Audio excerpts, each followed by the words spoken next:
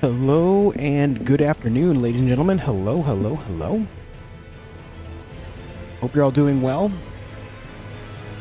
Today we're starting a new Elden Ring playthrough. Yes, I know, another one, but I've always wanted to make a build based around death in this game, like a death mage or a death knight. And someone left a comment recently on a video about wanting to see it. And you know what? I was like, I agree. I want to see it as well. And so here we are, starting a new build. We're going to make a Death Knight. Now keep in mind that this Death Knight is not going to be based around Death Blight at all. Death Blight is not, it has no effect in PvE at all. That is only for specifically the very few Tarnished in PvE, and then obviously in PvP it has more of an effect, much like Frenzy. So we're going to be going for the Ghost Flame stuff, which is actually the most ancient form of death in Elden Ring's universe. Basically, think along the lines of what the Tibia Mariners have, as well as the Deathrite birds. They are the true representation of ancient death in this universe, and so we're going to make a knight that has these capabilities. So the plan is, we're going to start a new playthrough. I'm going to make the character, I'm going to make him look kind of ghastly, and then we're going to go farm up a Grave Scythe, and the Grave Scythe is going to be our weapon until later on when I get the health and steeple. And of course, along the way, we'll be grabbing some death-based spells, like Rancor Call, Ancient Death Rancor, Tibia Summons, stuff like that. Sound good? I hope you're all down for that. Thank you for tuning in. Thank you for leaving a like on the video, on the stream. Let's begin, shall we? Hey Bailey, what up, dude? Based on the attributes, I think that Vagabond is likely the best start, so we'll start that.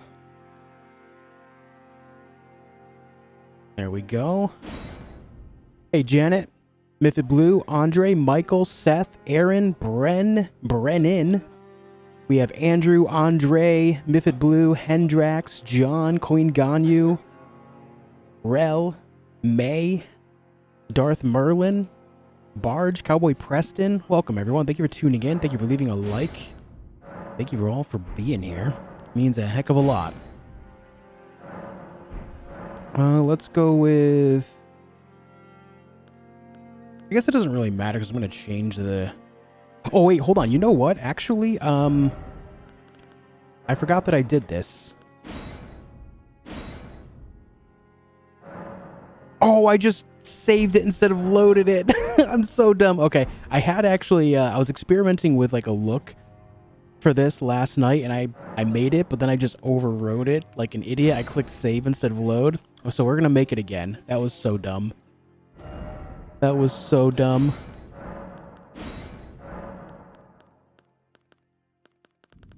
Let's see. Yeah, that was not exactly the biggest brain moment I've ever had in my life. Let's see. First things first, we gotta lose the hair. We gotta lose the hair all around. Facial hair, it's gotta go. We have no hair. Eyebrows, nope. We don't have those either. We don't have those either. That's not it, man. Eyes. We're gonna go with a nice crystal blue. Like that. Make the irises larger. There we go. Very good. What's up, Colton? This build would be super cool. Have you done a Death Blight build? No, Death Blight is pretty much only useful in PvP. Death Blight is near useless in PvE as nothing is affected by it except Tarnished, so no, I've never bothered. As someone that doesn't play the PvP, I've never found a point. It does not matter. You have to keep in mind that Death Blight and Frenzy are very much the same, where they only affect Tarnished. And there's very few Tarnished that you fight in an entire playthrough, so going that route would be... It would just be a bad build. It would be totally ineffective. Okay, let's see. How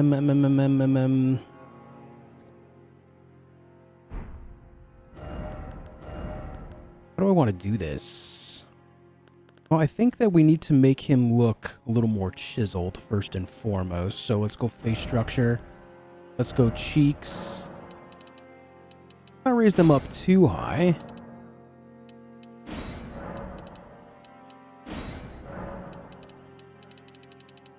Sunken in cheekbones. Oh, he's already angry. I want him to look and feel very skeletal. So then we need to hit the jaw.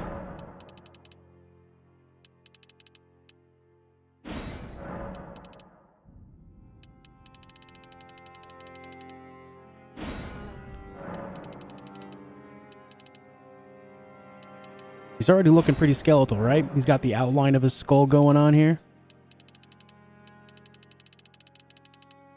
Yeah, look at this. Look at this. He still looks too happy. Make Arthas? Yeah, let's make Arthas, dude. Chin.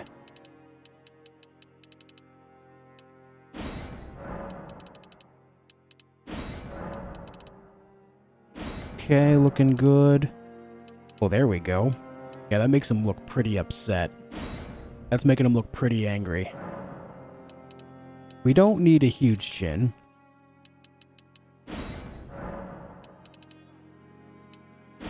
Right there, looking good. Chin width. Love that you can just flare it out, dude. Alright, we'll go right there. I need to hit next the forehead.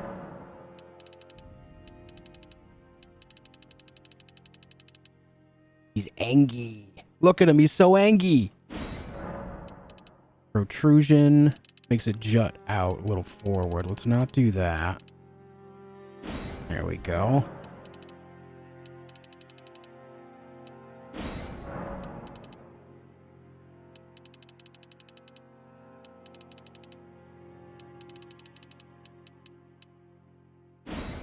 Okay, now how about the protrusion? We bring that back? There we go. Yeah. Yeah.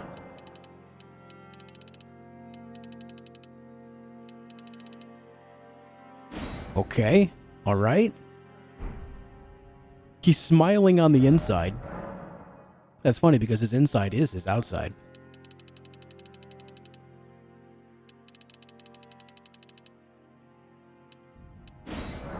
Inner brow ridge. Oh, we can make him super mad. Oh.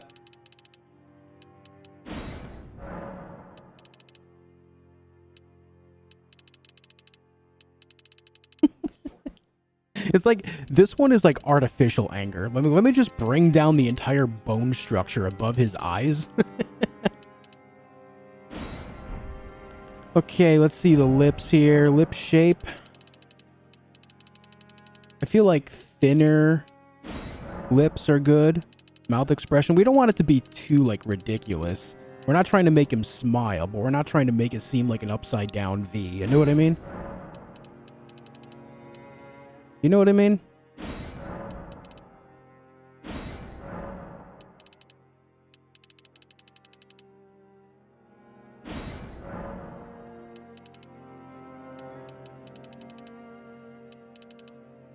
Okay. Now we can hit the expression again, bring it back down. Yeah, I think that's good. I like it. The Mew Master.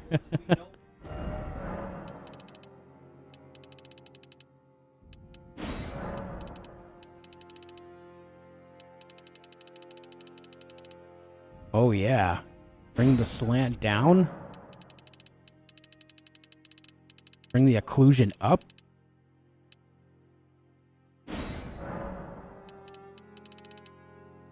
Oh yeah. Yeah, he just looks so mad.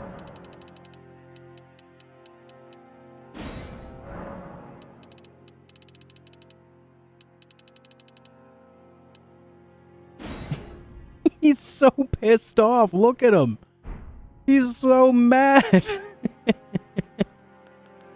Okay, let's mess with the nose now.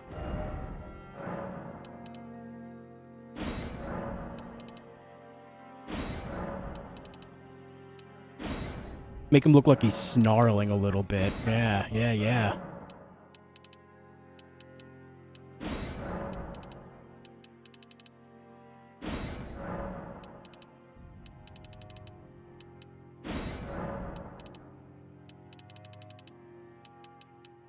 That's fine where it was. Yo, Gen X, thank you for 25 months of membership, dude. You tarnished, get off my damn lawn. That's exactly it, dude. That's exactly it. Thank you so much for keeping the membership going, dude. It means a lot. Okay, I think we need to make the nose ridge a little bit longer. There we go. There we go. That looks better. What's up, Blood and Bones? This character looks like he sees the future and doesn't like it at all. He is the future, for the future holds death. That's dark. That's dark, dude. Okay, I'm pretty happy with this character. I am pleased. Alter body. Oh my god, he's got a giant head. He's a knight, so he's gonna be a big man, alright? He's a knight. It makes sense. Just because he's death doesn't mean he's not ripped. Alright? Body hair color? Oh, hold on. We gotta get rid of this body hair. Death Knights don't have body hair, dude. There is no body hair here. What's up, Gerald? Do I make him even more pale? Yeah, I think we just go stark paleness and then save over this basic guy. There we go. All right, there's our Death Knight. There he is. Let's begin, shall we? What's up, Broxley? Hey, Degree, how you doing? Sorry for being so absent as of recently. I've had my hands full with work, and on top of that, something is happening with YouTube. I haven't been getting notifications from you. Yeah, the notifications on YouTube have been kind of rough as of the last few weeks. I really don't know why, but I appreciate you being here right now. It means a lot, man. Tell a story. Should have been Wretch. No, see, the thing about it is like I'm trying to make a specific build, and getting those extra little bits kind of helps feed into it. Getting certain stats just to kind of get feet off the ground. If I were doing some type of challenge run, then yeah, I would do Wretch, as I've done plenty of times, but...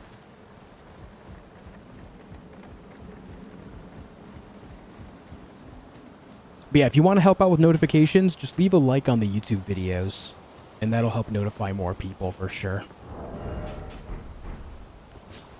What's the plan for this character? It's going to be a Death Knight. That means we're going to be using Ghost Flame-based spells alongside death-based weaponry. The first thing I'm going to do after we get out of here is we're going to go get the... We're going to go get around the backside of the Stormveil Castle and go farm a grave scythe.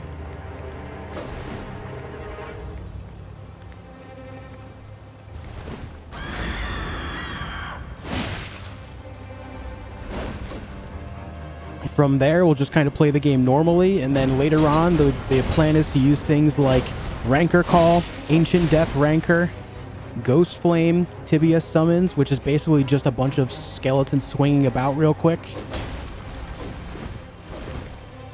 and then Ghost Flame Explosion.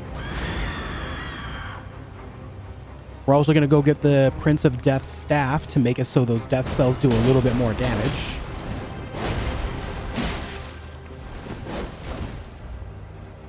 And go from there. For endgame, it'll be Health and Steeple.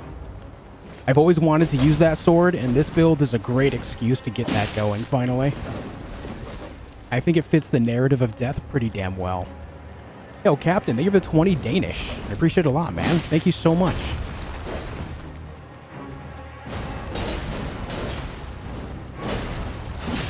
No, I'll be killing the Death Birds because I have to in order to get some of these spells, as well as the Tibia Mariners. Oh, damn. Thank you again, Captain.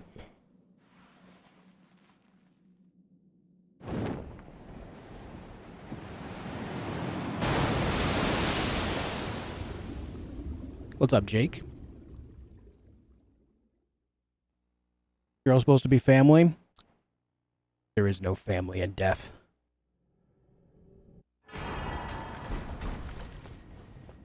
This character's lore is just super negative. He's super ominous, super negative. Everything he says is denying everything good in the name of death. There is no family in death. What's up, Julio? Does some family heads Ash use death magic? I think so, yeah. But as far as using a flail for this build, nah. Not really interested.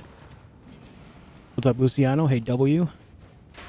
Thanks for 100 likes on the video already, guys. It means a hell of a lot.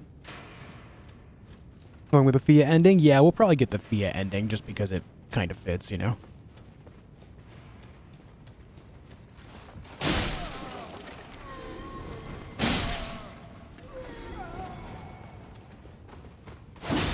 Going for a necro type build. As close as we can possibly get in this game for like traditional necromancy, yeah. Outside of just like having skeletons and zombies follow us around all the time.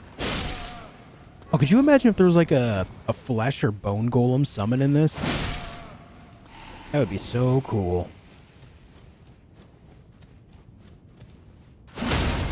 What's up, Raymond? Hey, Claire.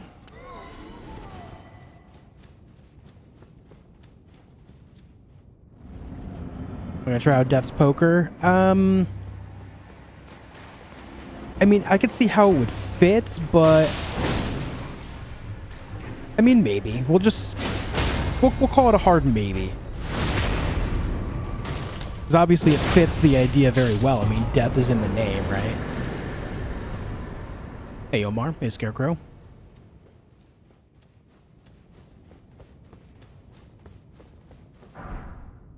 Strength. Brand new character, Obed. I just made it.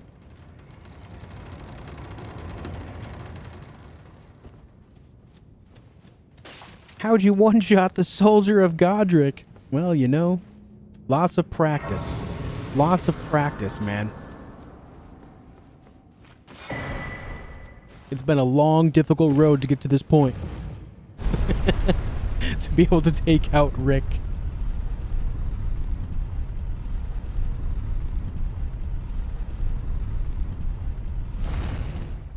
All right. Hey, Deuterino. I'm doing all right, Scarecrow. Hope you're using the Pyromancer for the DLC. Here's the thing about the DLC, Omar. I'm going to be playing through it several times.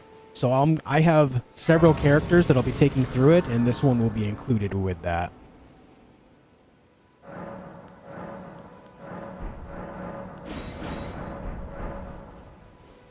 Join the Serpent King as family in death. What's up, Ina? Luckily, are you familiar? You may also that. It will leave even if it. Yeah, I plan on taking my Pyromancer, probably my Dragon Warrior. Is my Dragon Warrior even on PC? Ooh, guys. If my Dragon Warrior build is not on PC, I might have to actually go make that character again.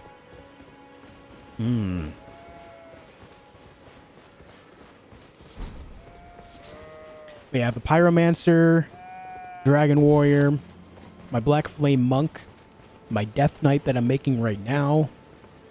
And I have a couple other characters that are, you know, out there that I would like to bring in as well.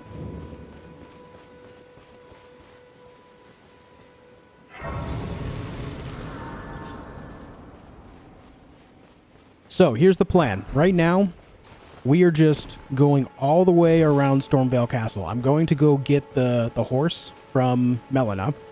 She has an accord she would like to offer us, right? So we're going to go talk to her about that. And then we're going to go farm a grave scythe, because that's the very first weapon that I can think of in the game that we have quick access to that represents death. And then from there, we'll go start killing bosses. Scarecrow, thank you for 2 years of membership here. If you get chocolate shake with fries, you dip the fries into the shake. It is a very common thing. Nothing that I do, as I'm not really I'm not fond of shakes. You know me, I don't like dairy. I'm not a dairy guy at all. but I can see the value. It's much like pineapple on pizza. The whole idea is salty and sweet together, right? That's the entire premise. In fact, I would say if you do dip your fries in a chocolate shake, then consider giving pineapple on pizza a go, because it is very much so the same premise, salty and sweet.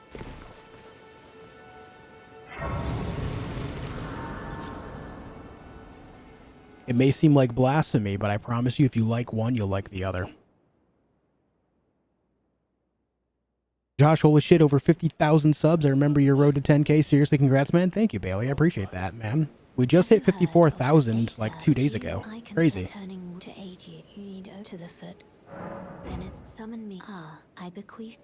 Oh yeah, there's also the poison build that I left open as well before the sacrifice. Yep, I will be using that character as well.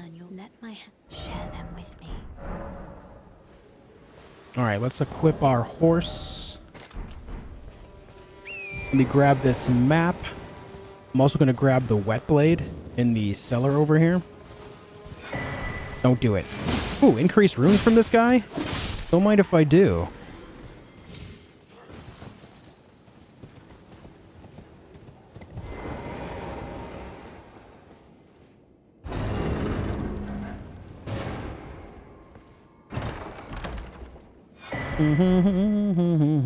Okay, we got that. Let's go. Totally different chat. Yesterday was trying to tell me the DLC is only 10 hours long. I'm sure for those that play the main content only, it could very well be. I mean, you can play the main game in Elden Ring and complete it in under 10 hours too. I mean, shit, if you only focus on the main story elements of Elden Ring and you really just beeline it, you can complete the story in just a few hours. Speedrunners do that all the time. It happens all the time.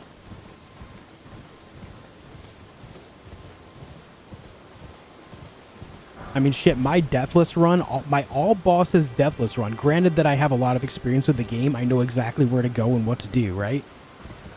My all bosses run took 13 and a half, 14 hours. So what do you think the DLC will be for me after I do a few runs and really learn how to optimize it, right? Yeah, all 165 bosses in just like 14-ish hours, so add the DLC on there, it'll probably end up like 17, maybe 18 hours once I learn how to really optimize it. And that's without speedrunning. A speedrunner, I guarantee you, will, including DLC, will complete the game in under 4 hours. I guarantee it.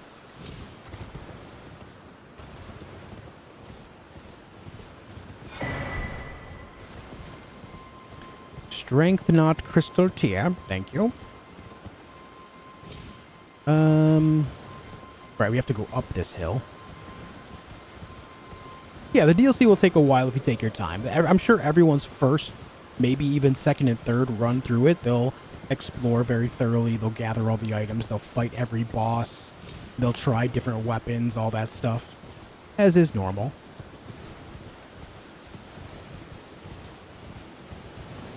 Hey, right on, Rel.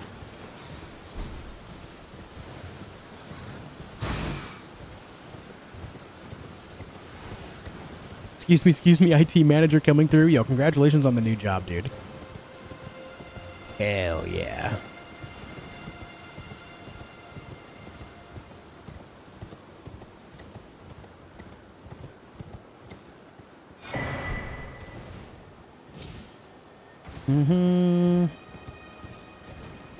Alright, we go up this way.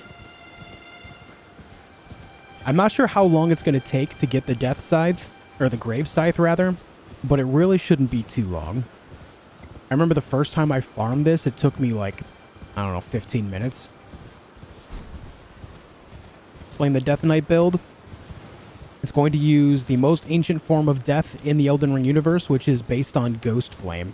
And think of what the Tibia Mariners and Deathrite birds have. It's going to be their stuff.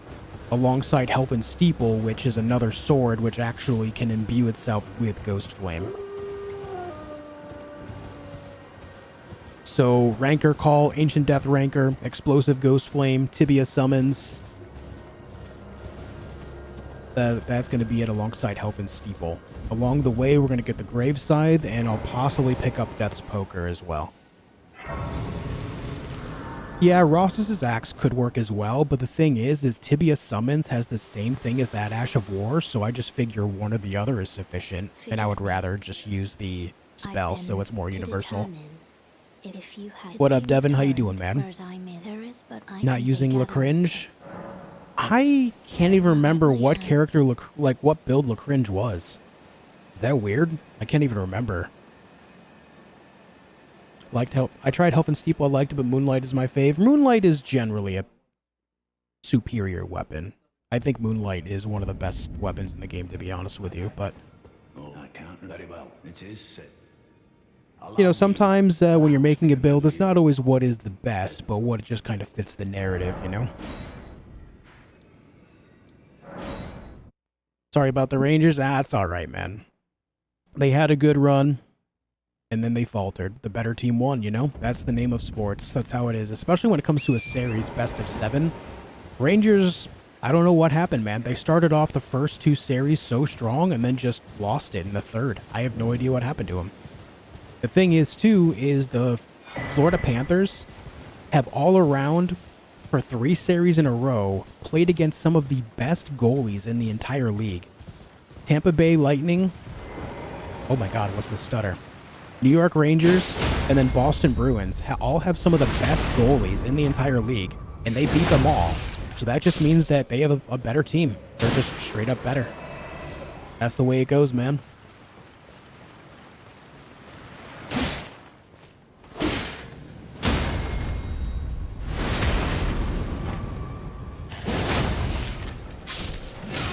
Ow. Oh, Jesus. Yeah, so that guy just had a Ghost Flame Skull explode.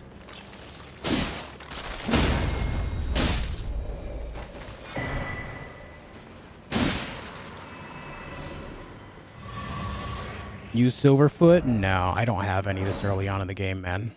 This character is like 10 minutes old. Trying a dagger only playthrough, I hate it. Dagger only playthrough taught me a lot, man. That shit was hard. That was hard. What's up, Inikel?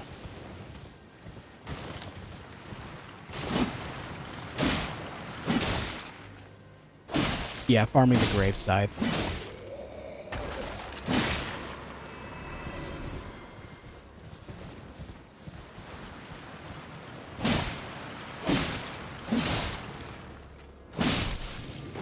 Don't do it.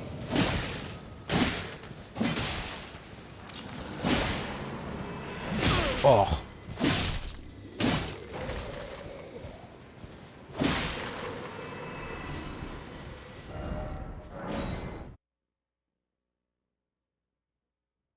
Gonna kill Moog before we're done and see if there's an error message. Interesting.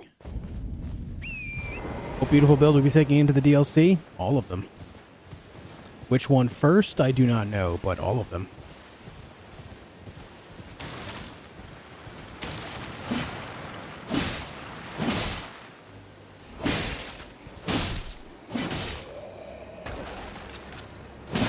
Yeah, Mausoleum set would go well with this. Also the Night Cavalry set. You should name the horse. Horse already has a name. It's Torrent.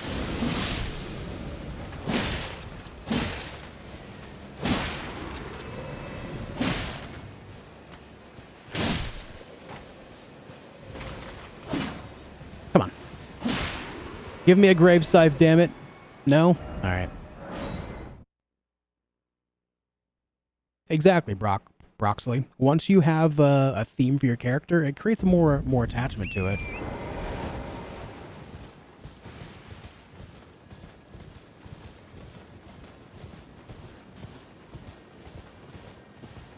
Phoenix, I just haven't gone over there to pick it up, man. Again, this is the very first thing I'm doing on this character. I'm just farming the Grave Scythe. It's not a big deal to give them one extra smack to kill them off.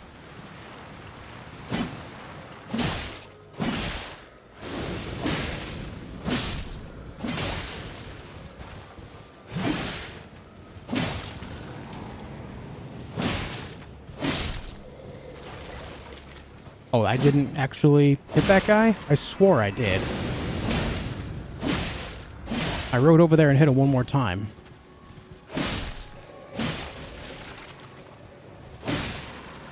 Yeah, this character is just a few minutes old, so we don't have a whole lot going on right now. Papa Smurf is still your favorite? That was a good character.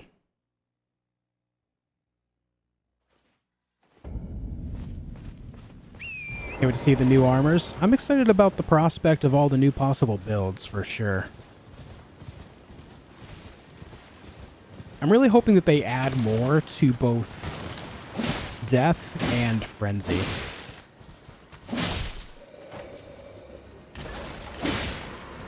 Not so much Death Blight, but definitely the Ghost Flame type stuff could use more. I mean, shit, the Glintstone stuff goes crazy, right? There's tons of Glintstone stuff.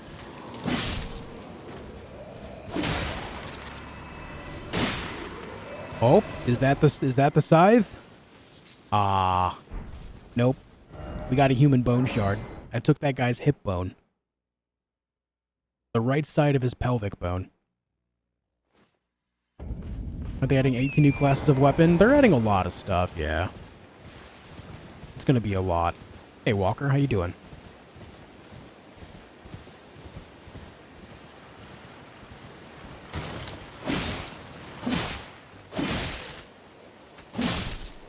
Was connected to the leg bone? Of course.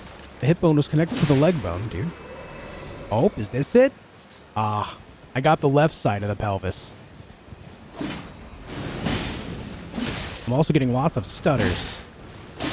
Why?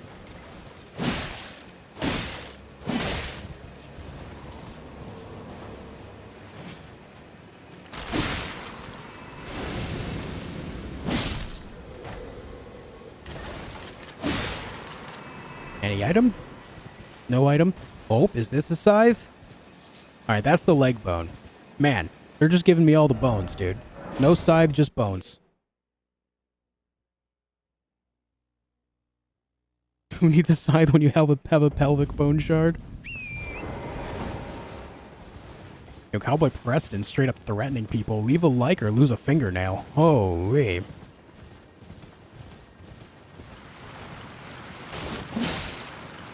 About to make another friend with these bones, right? At this point, I can just make another skeleton. Building a skeleton stream, let's go. Oh, happy birthday, Fighting Spirit. Ouch.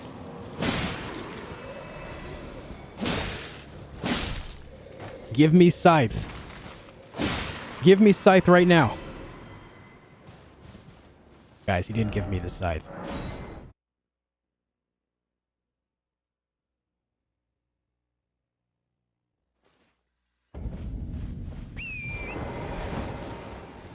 If you're getting stutters, try removing the CPU, blowing on it, and sticking it back in with a tablespoon of thermal paste. Nice, dude. Nice, dude. That's gotta be it.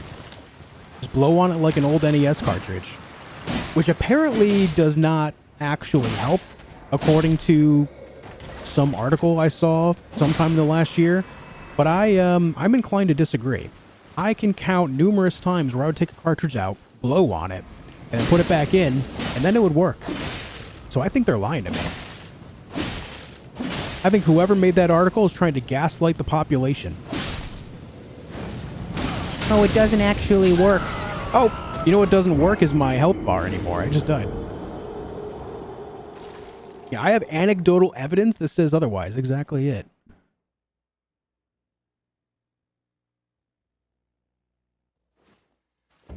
I was there, in the trenches, blowing on NES cartridges since the age of 2.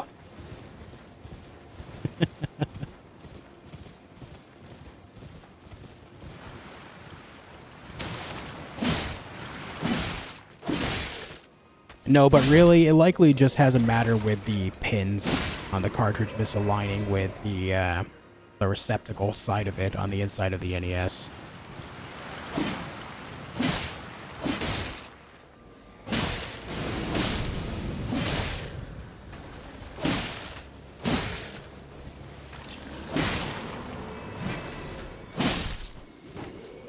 Give me Grave Scythe.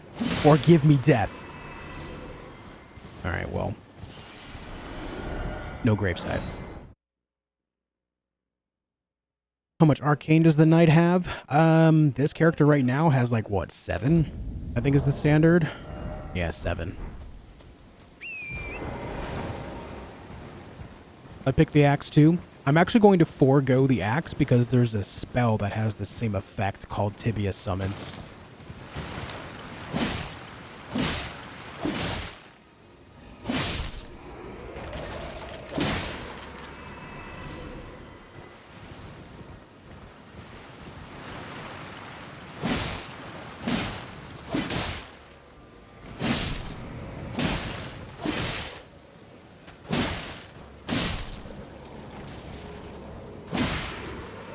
Stop the stutters, dude. Damn, no scythe.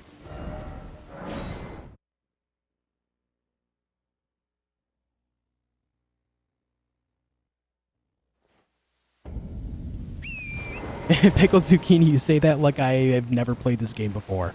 But it's faster to just get to farming and trying to get it rather than going around getting some silver pickled foulfoots and then manually walking back to that site of grace every time that it doesn't happen to show up. The silver foulfoot does not add nearly as much percentage in discovery as you think it does. It's not going to be that big of a boost at this point in the game. What's up, Kimberly? How have you been? Hey, Sven.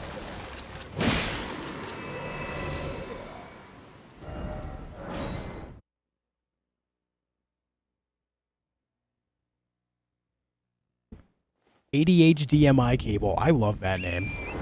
ADHDMI cable. Hello. What's better, Dex or Strength in PvE?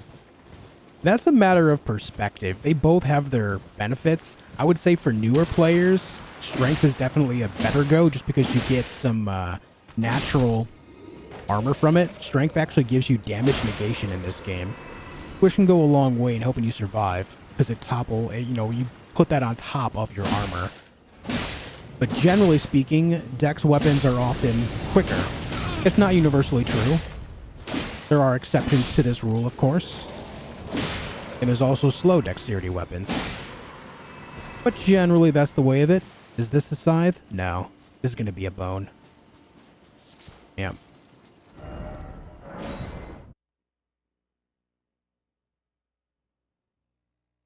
I will say, if you're trying to do like some type of battle mage type build, though, dexterity is definitely the way to go over strength. Like, say if you're trying to make like a Carian knight type build, you definitely want to go dexterity because dexterity actually helps with spellcasting speed as well.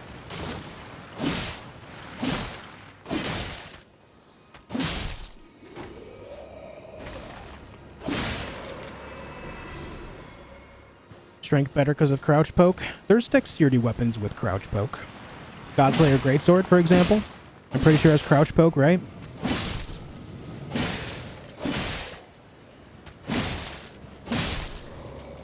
Or am I misremembering that?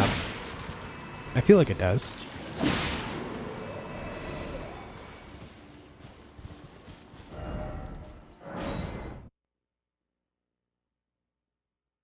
What's up, Jojo? Hey, Laura. Yeah, strength does have the advantage as well where you can stop at 54 and two-hand for an effective 80 strength. Yeah, that is true.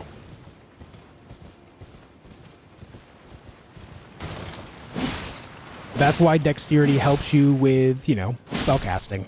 It has its own benefit. What's up, yes?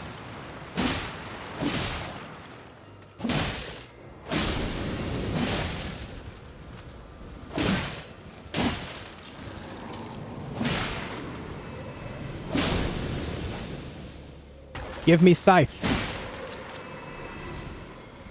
You son of a bitch.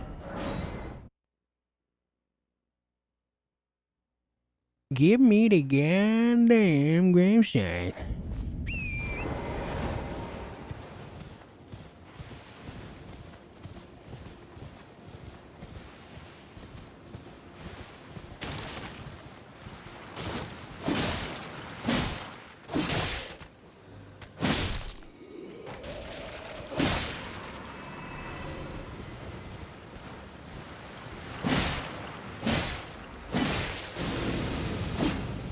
No, Andrew, that's not true at all.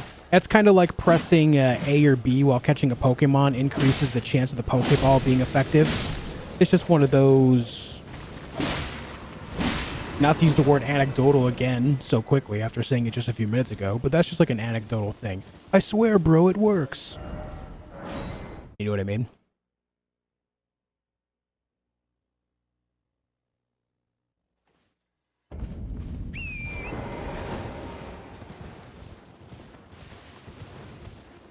I miss you, wasn't here for the rebrand, went looking for Necro. What up, Ethan? Okay, so if you're looking for Necro, that means you were watching me back on the old Twitch days. That's a couple years ago now. What was your name in Twitch chat?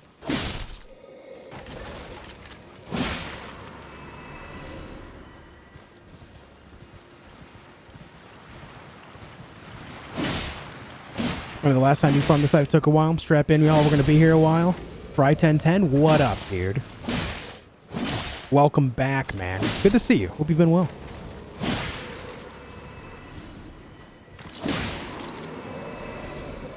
Any scythe? No scythe.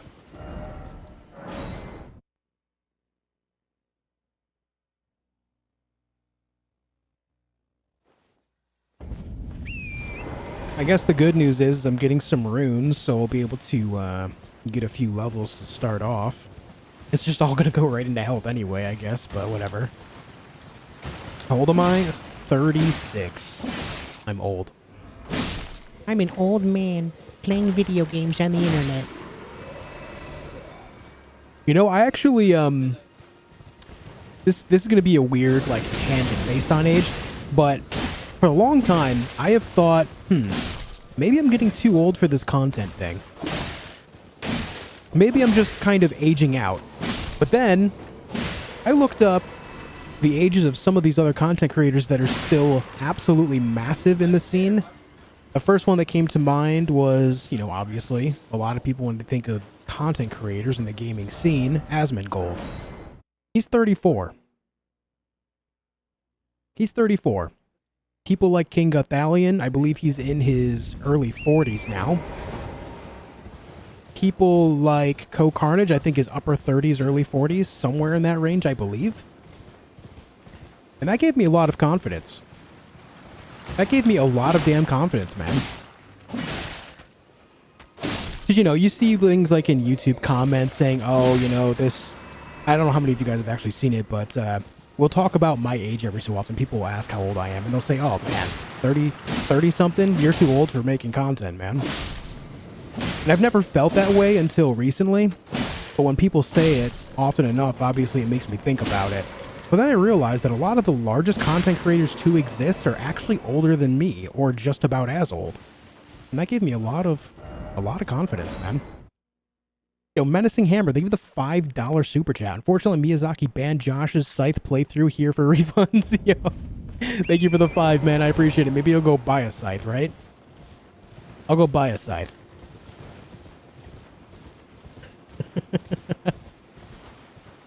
Think it matters more for competitive gaming than content creation?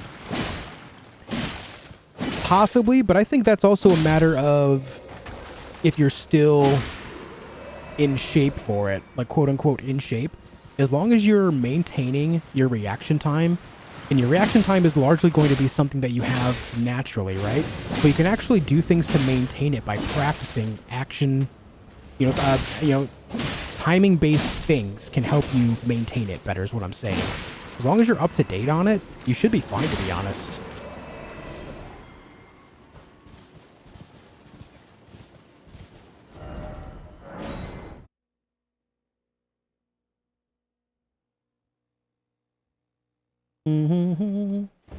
Yeah, Dr. Disrespect is in his 40s. Yep. Why aren't you getting the Winged Scythe? Because the Winged Scythe seems a little bit too angelic for death.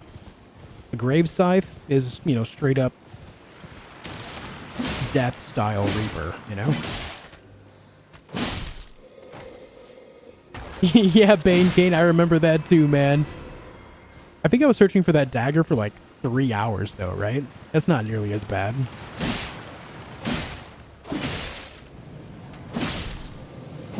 Back in my day, we practiced our reaction times. So what I'm saying is, like, you can do things to help maintain it by, you know, staying vigilant, right? Oh, we got double drops. Will either one of them be the scythe? That's one bone shard. We now have the knee. Oh man, it's another bone shard. We have a tibia. Next up, the fibula. Hey, Nimrod. Maybe, Blue, maybe. Wouldn't be better to use skeleton armor for Death Knight style. There's the armor from Ensha, but also there's the Nightcav armor, which can fit with the idea of it very well. And then the Mausoleum Knight set that works very well with it too. Yeah, we're building a whole skeleton, man.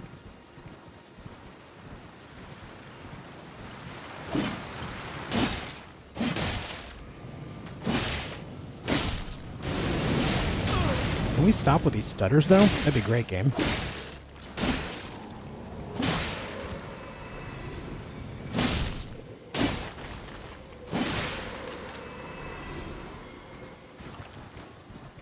After I get this scythe, I think I'm going to restart the PC as well. Apparently it needs it.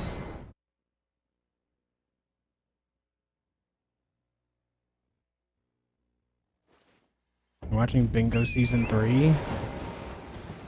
Bingo Season 3? Is there a television show for Bingo?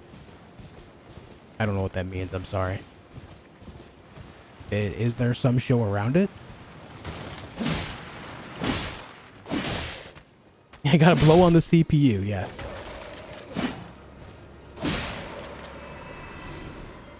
Yeah, Laura, exactly, yep.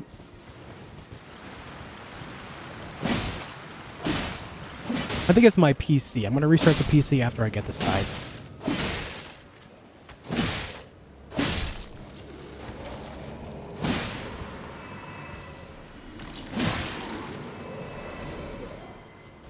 If I ever get it at this point.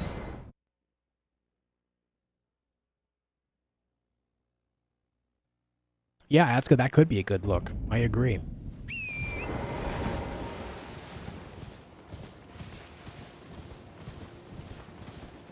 You're right, BD. Oh. What up, Pantafels?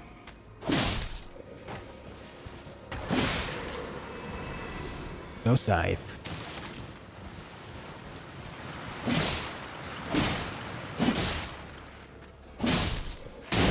Ow.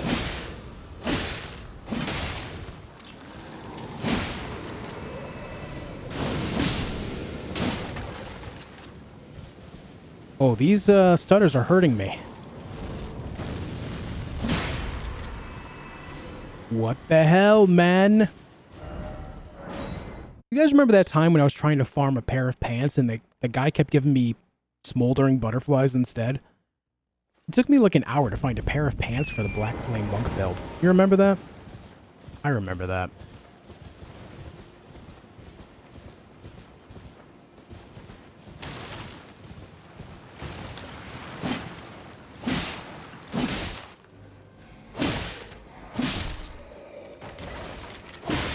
So, in homage to this moment, you know what? You guys remember what worked to actually make it work?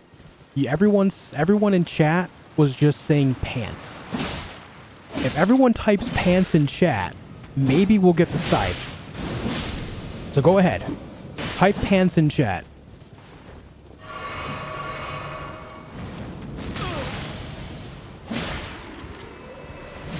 I need pants.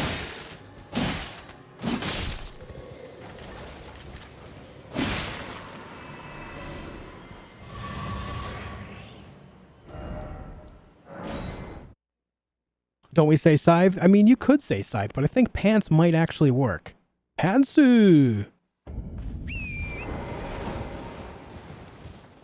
Pantalones. ¿Dónde están mis pantalones?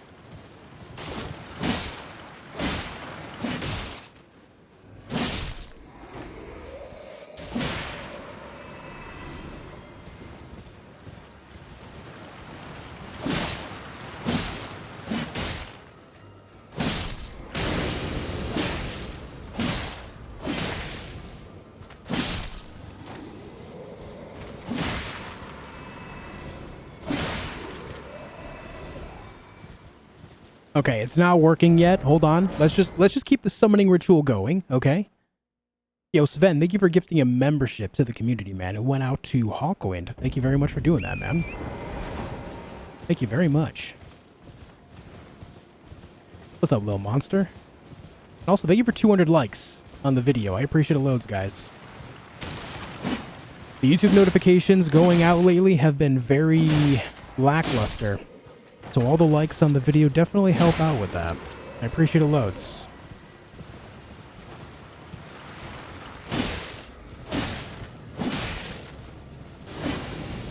Oh my god, that stutter's gonna get me killed.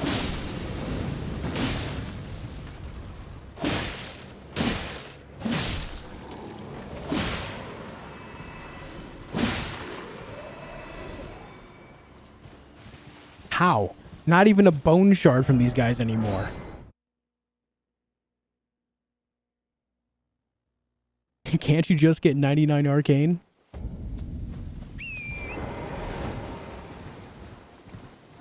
Thanks again, Sven. I greatly appreciate that, dude. Now, doing it from horseback is faster because the damage is just more even, while also keeping my stamina at a pretty good rate.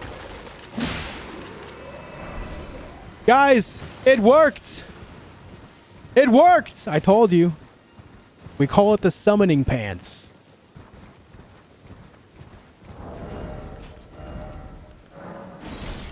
I told you.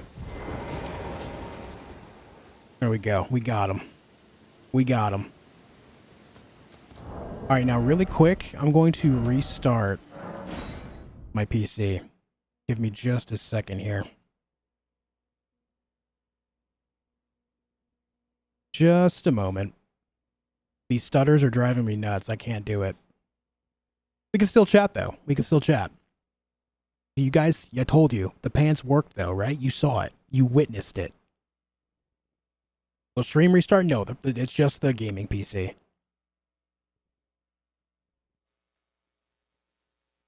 My PC does this every so often where sometimes like on a startup, it just kind of stutters about.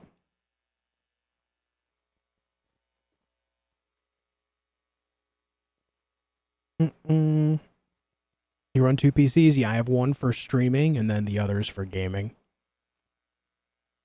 What's so special about these pants that others don't have? These pants specifically have a grave scythe in the pocket. That's pretty cool, right?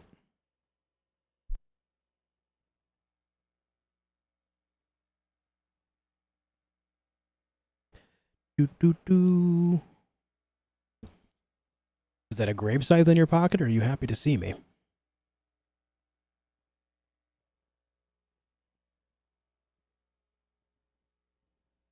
Degree, you were on the same line of thought, dude. I've learned that this particular pair of pants is a scythe. Apparently MSI Afterburner has an update, but we'll take care of that later. We'll take care of that one later.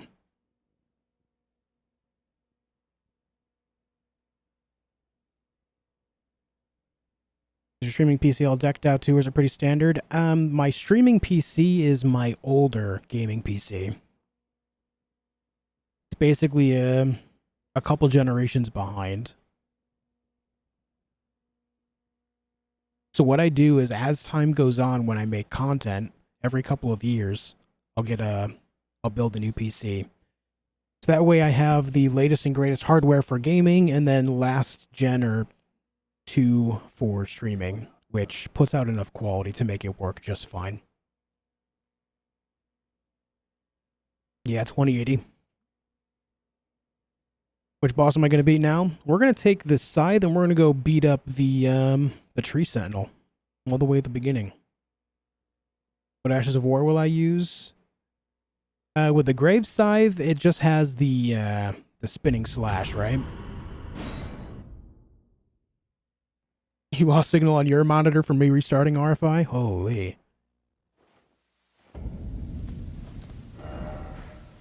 But alright, let's go back here.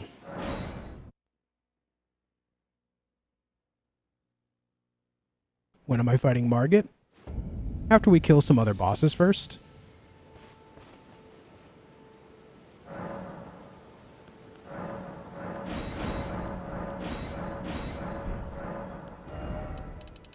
Hold on. What strength is actually needed for one-handing? I think 18. Not that I want to one-hand it, but... Oh, it's 17. It's fine. Alright, it's time. Come here.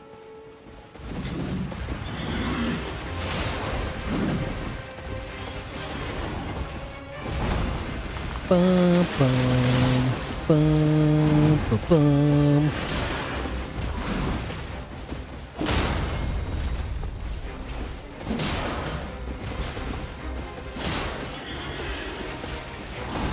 Hey, can you get out of the bushes?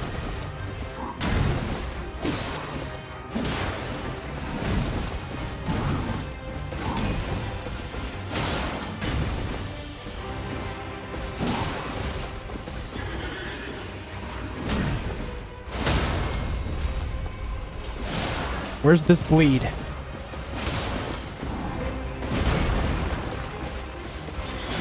I found the bleed. I found it.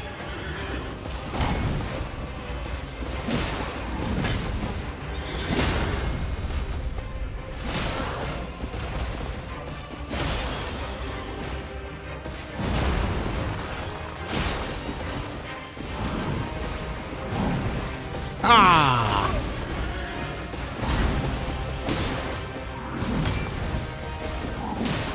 Ooh, okay, brother. All right, dude. Relax.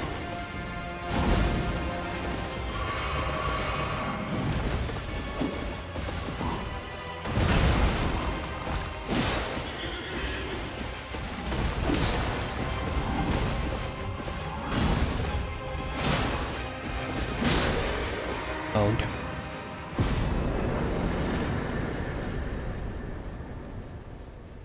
Absolutely owned. All right, the Death Knight claims his first life.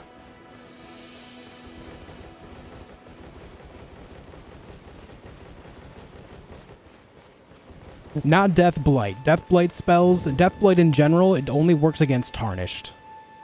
We're using the most ancient form of death that exists in this universe, which is the Ghost Flame version of it. It's what the Deathrite birds have.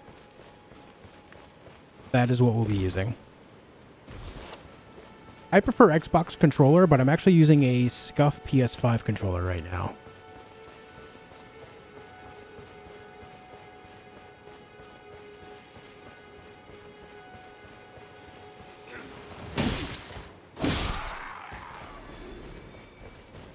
Actually, I want to show you guys something before I take on another boss. Something that's really interesting about scythes. This is something very unique to scythes in this game. They don't have the sweet spot mechanic like they do in Dark Souls 3, I believe it's in. However, because of the positioning of the blade, it actually gets around shields extremely easily. Watch. This guy's going to put up his shield. I'm still going to do full damage. Put up your shield. Or not full damage, but it's still a lot. I think if you hit it in just the right spot, it'll go all the way around. Try to grab the map here. Let's go kill some bosses. You want to make a deal for Margit? Sure, what's the deal?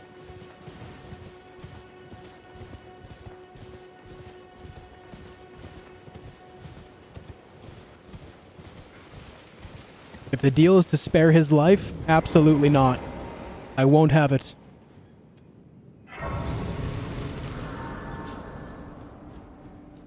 First try him right now and I'll dono another member. Alright. I'll go to him right after this boss. You sure there are no sweet spots in the game? Yeah, I tested it pretty extensively. There isn't.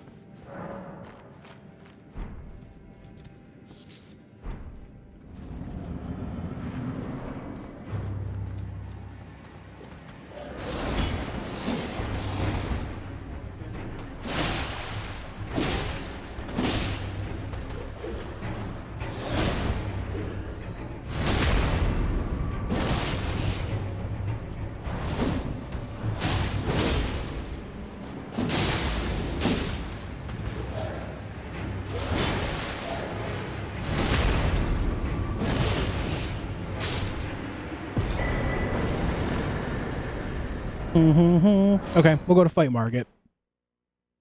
We'll go fight Margit.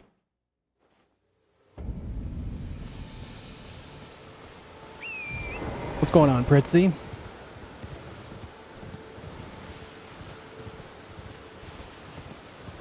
Okay, Pen Shark. Has to be first try, though. Them's the deals. First try, Margit.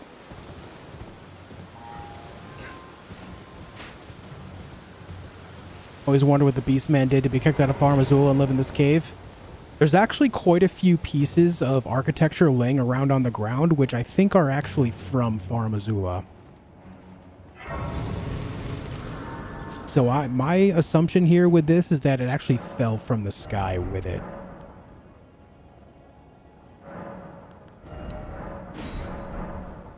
Yo, Pritzy, thank you for gifting a membership going out to Lucid. I appreciate that a lot, dude. Thank you so much. Thank you very much, man.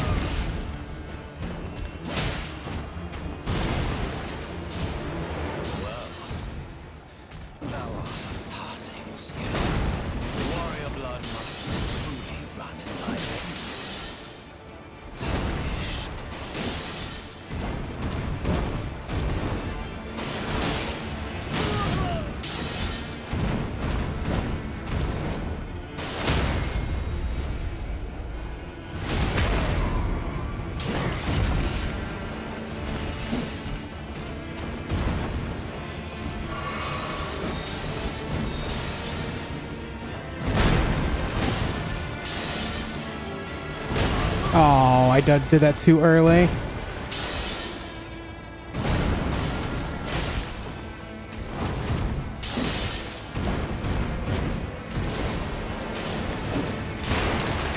Had no stamina to hit them.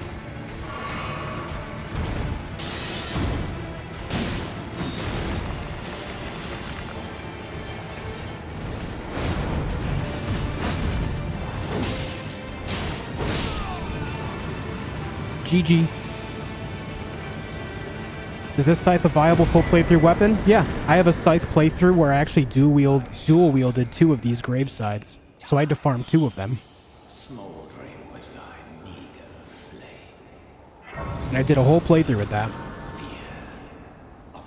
Of the night. Oh, Punk Metal, thank you for 14 months of membership. One of my favorite streamers spilled dye on himself. Now he's orange juice. Okay, dude. Orange juice. Thank you for 14 months, Punk Metal. And Sven, thank you for gifting a membership, a man of your word, going out to John Cornford. Thank you very much for that, dude. Thank you very, very much. But yeah, a good example of what I mean by some architecture bits. All these things, like right here, here, all this stuff here, all of these are actually pieces of architecture that if you look at them, match the architecture of things that you see in Farum Azula. All of these little bits are things from Farum Azula. So Farum Azula has just, they call it a crumbling Farum Azula for a reason, right? It is literally crumbling and pieces of it are just flying all over the world.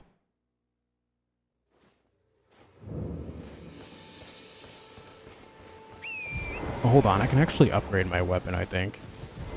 What's up, Joe Blow?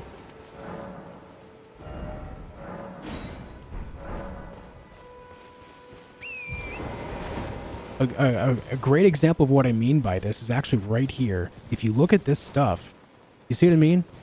You see the ornate stuff going on? It's very clearly from Farum Azula. This is the same architecture that you see there. And then there's these little bits right here, which are ruin fragments. Crumbling Farum Azula ruin fragments. They're little, like, pieces of ruins.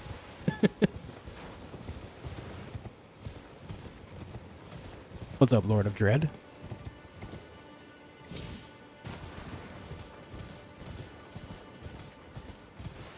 Yeah, the scythe crit animation is pretty dope.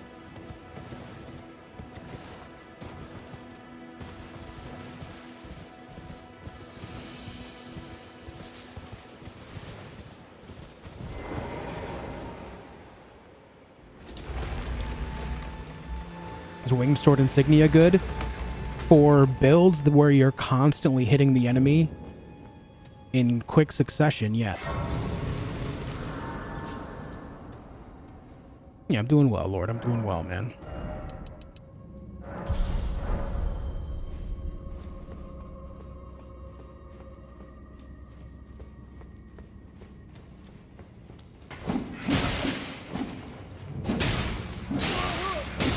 Okay, you little shit.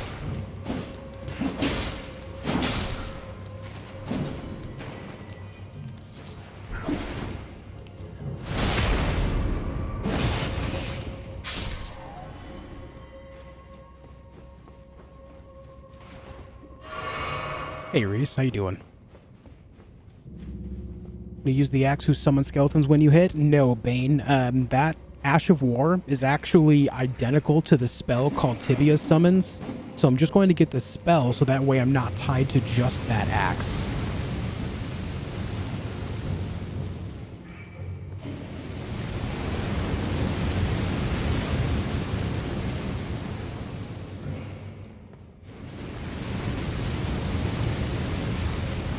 If imps had a real job, what would they work at? I almost said Willy Wonka's chocolate factory, but like, that's not a real job either, so. Okay, see you later, dude.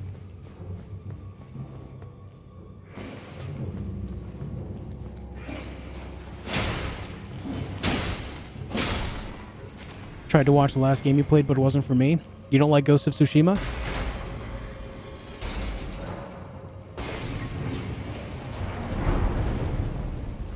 That's alright, man. Not every game is for everyone.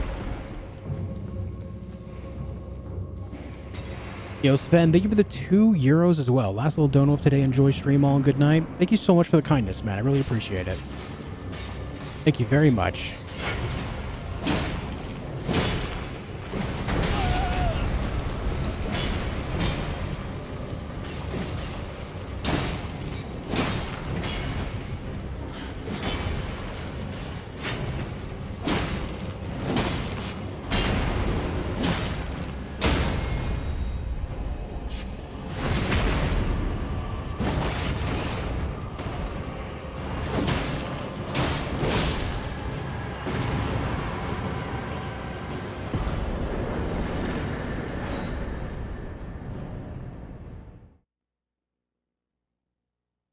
For me, Pebbleson, it's new bosses. I'm very much looking forward to new bosses to fight.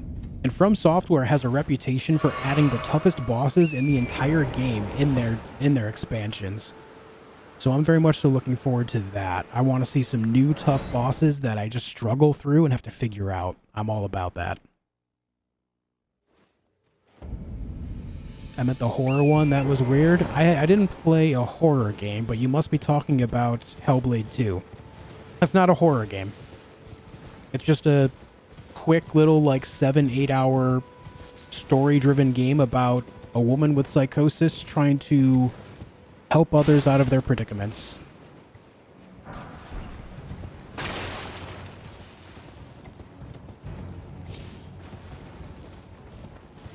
Should I do Jar Quest for Shard of Alexander? If you're in a build that could make use of it, absolutely. It's actually a really great talisman. No, Yasin, I don't really use summons. The closest I'll be getting to summons is Tibia Summons, which actually isn't summons so much as it is a spell where a bunch of skeletons come out of the ground, they all attack really quick, and then leave.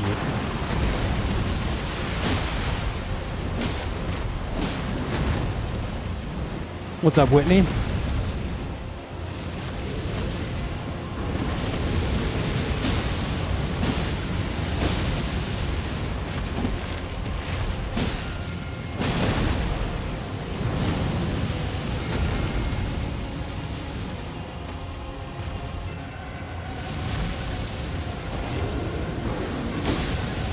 Here comes the bleed.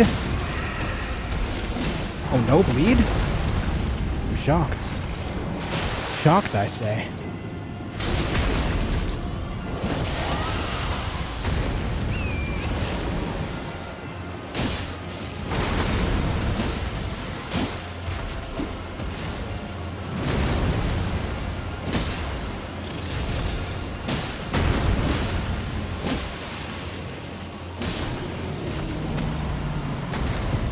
Did I get a single bleed proc on that guy? I don't recall seeing one. I don't recall seeing one, dude. You like the Icky Island DLC more than the main game? I thought Icky Island was alright. I'll be honest, I was kind of checked out of it by the end. What I probably should have done is done more exploring before taking on the final boss of it. That probably would have made it more interesting. But once I defeated the final boss, it was like, alright, well, I'm moving on now. Oh, I did get one? No, I didn't. You got one? No, you didn't.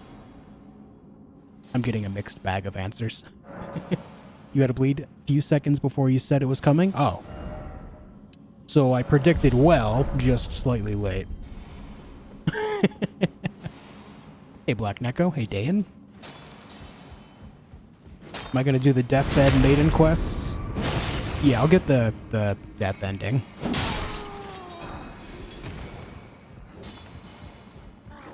You might have got one. Maybe.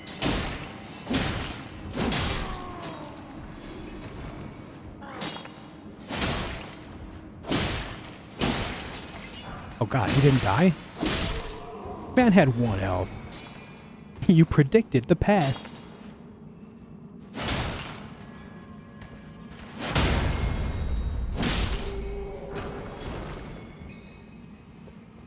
What's up, Ann? How you doing?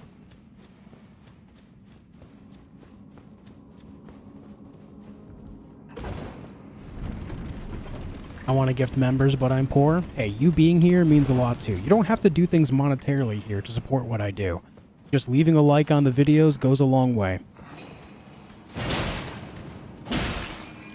I appreciate that a lot as well. Or do you think Mesmer will be? I don't think Mesmer is going to be the hardest boss of the expansion. I think it's going to be the main boss, but not the hardest.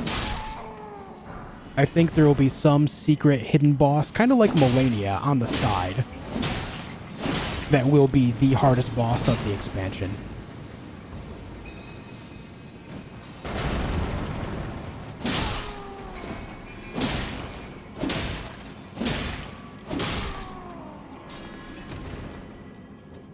We get to fight Mikola in the DLC.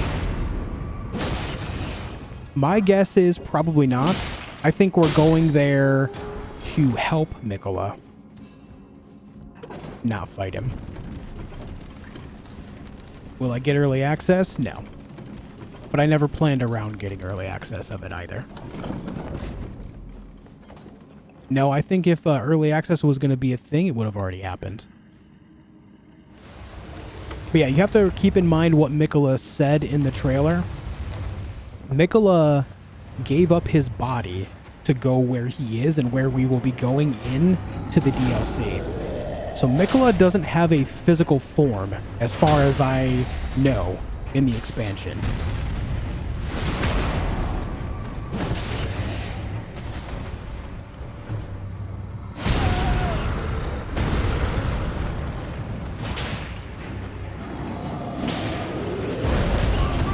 That still hit me.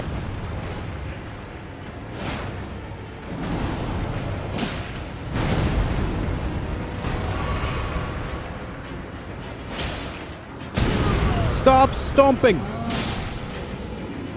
And bleed! Yo, Gen X Monk, thank you for the 5 gifted members to the community, dude. What a guy. Thank you, man. I appreciate that a lot. Thank you so much. Thank you so much. Means a hell of a lot. Safe to assume we need to defeat Moog in order to access the DLC? Yes. And according to what Miyazaki said, also Radon. I don't know how that would fit into things, but apparently it is. I wonder if that was... if he just misspoke, because I don't see how Radon would fit into it, but, you know, he is the lead dev of the game, so... I'll trust what he says, you know? But the access point for the DLC is going to be where Mikola is in his arena. At his blood palace. Okay, up next, let's go down here. Yo, Dane, thank you for a gifted member as well. That means a lot, dude. Thank you very much. You and Gen X both. Thank you guys. Typically, you need to defeat Radahn to get access to Mohg's Palace. For the fast method through Vare's quest, no. You don't need to do it at all. For the longer method,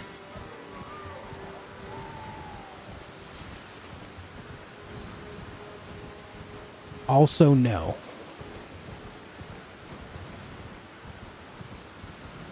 No, you don't have to defeat Radahn to get up to the Altus Plateau.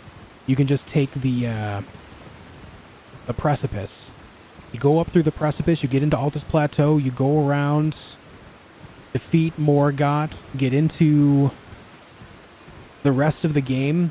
You get the 2 halves of the Hayleague Tree Medallion to get the Consecrated Snowfields. No, you don't have to defeat Radahn at all to get to Mohg. Not at all. For both methods to approach his palace, you don't need to. No. Yo, Yasin, gifting 5 memberships. And somehow gifted himself a membership in that. What the? How the hell did you manage that, Yasin? Let's go. Thank you for 5 gifted members, man. It means a hell of a lot, dude. Greatly appreciate it. Thank you. What's up, Jen? Hey, Winter. Think you have to defeat Radahn because of the storyline? For the main storyline, no. You don't have to defeat Radahn at all. In order to gain access to Leyndell, you're required to get 2 great runes, which you can get from Godrick and Rennala. You don't have to defeat Radahn in order to do that whatsoever. You could also go get Rykard if you'd rather.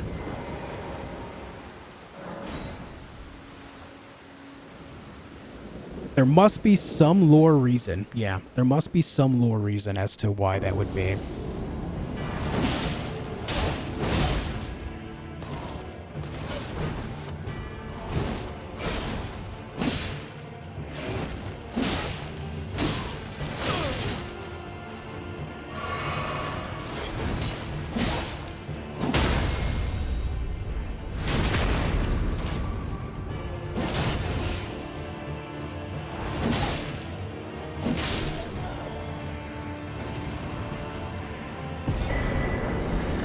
Hey, Poochu, what's up, man? How have you been? Yeah, for the lore of the DLC, yes, that does make more sense. For the main game, no. For the DLC, yeah, that's what they're implying. The main idea is just why, right?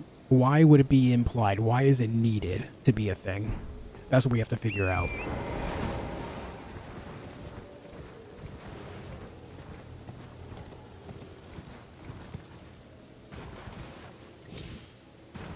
Doesn't he hold the fate of the demigods by holding back the stars?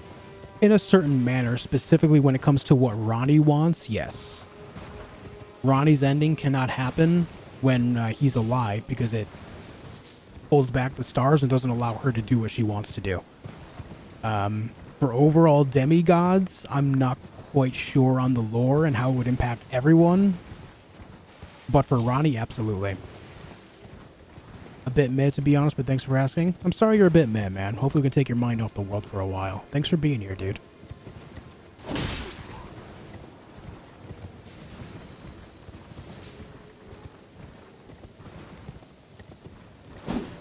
I don't think you realize this, but you've really mastered Elden Ring at this point, for real. I certainly haven't done anything like hitless, but I would say that I have done a lot of what this game has to offer many times over, yeah. That's actually not Shabriri yet, Pickled Zucchini. That's Yura. Shabriri ends up taking over Yura's body at some points later on in the game, but it is not Shabriri yet. My name is the servant's light, but I swear my good father decided to... What's up, Achilles? Yeah, there will absolutely be new weapons than DLC. Would you mind in my soul, please? As far as what I would like to see, Then please. I really hope that they add more stuff around death and frenzy. I would love to see more around that. I know that in general they're not very good for PvE, like Deathblight specifically, and Madness or Frenzy. But I would still like to see them expanded in some way to make them even more valuable to PvPers. I think the limited options that exist right now are not nearly enough. Especially considering that there's a lot of weapons in the game that exist that shouldn't. Like, how many straight swords do we actually need, right? How many of these very vanilla weapons do we actually need when there's openings for more interesting things? But overall, like, I'll be happy with whatever they add, truly. I am a FromSoft fanboy, that's for damn sure. Yes, I'm multi-streaming. I stream on YouTube and Twitch.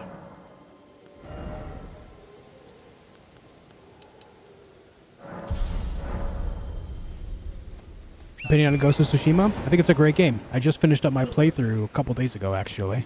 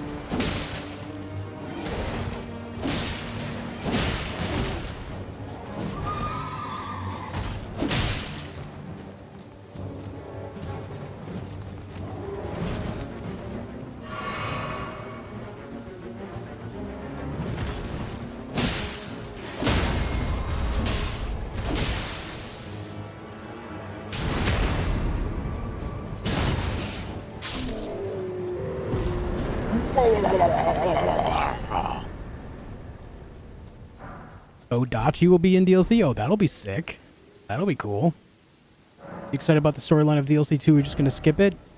Okay, so how story generally works in these games is it's more figured out by reading item lore and listening to NPCs speak. I will listen to every word the NPCs have to say, and I will read every little bit of lore off of every item that I can find.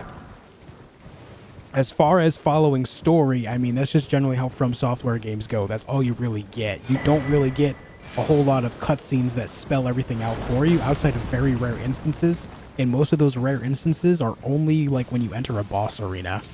So more it's just listening to what NPCs have to say about any one situation, whether it's fighting them directly or the world around them and how they pertain to it. So I will definitely be involved with that. But as far as, like, making theories and everything, like, I'm no Vati Vidya, right? I'm not very good at piecing all this stuff together in such a way like he is. But I'll do my best.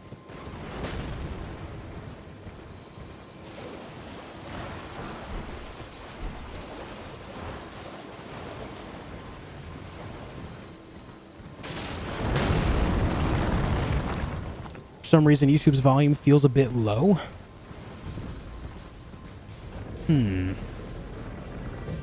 Well, it's the same volume setting as Twitch, so I don't know.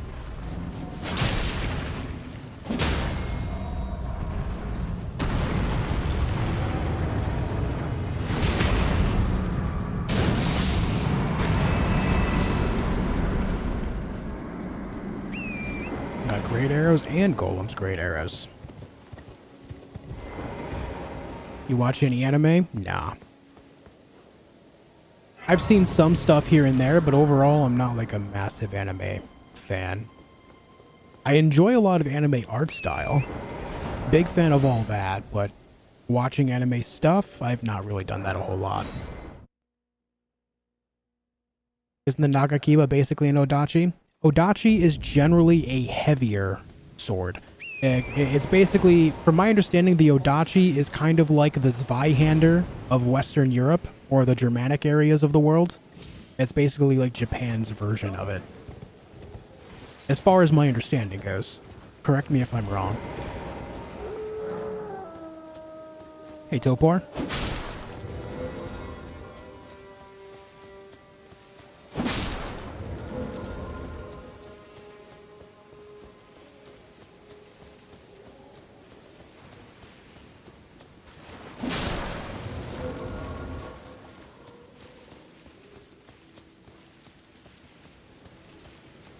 I turned the game volume up ever so slightly, but hopefully it doesn't drown out my voice. The Naga Kiba Puchu is basically a katana that's meant to be used from horseback. That's essentially the idea of that. Whereas Odachi is still, you know, from foot, but using 2 hands instead of 1. Or, you know, a lot of stances require 2 hands on a katana as well, but the Odachi requires it even more.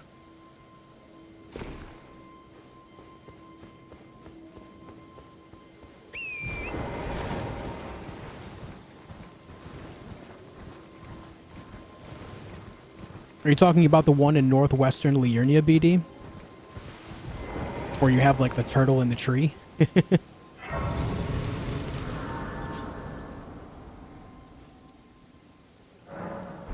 don't know why I sat there. There was no need.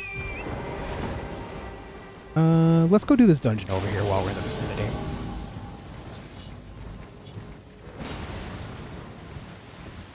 Yeah, from my understanding, the Odachi specifically was just meant for taking out, like, basically just having added weight and power behind a swing so it could take out heavier things.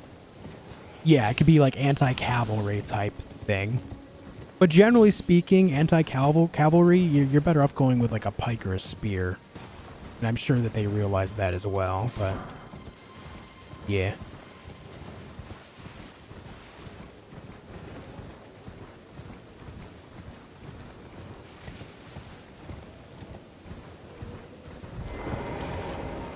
What's up, Scared Lawcat? This is a Death Knight build.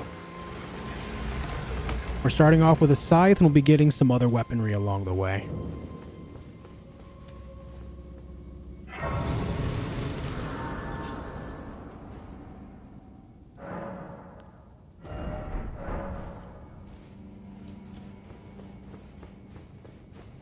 Isn't there a turtle above a spirit well? Oh, that's in the plateau. Yeah. That's in the area where you fight shoot, what's her name? The ringleader of the Black Knives. Electo.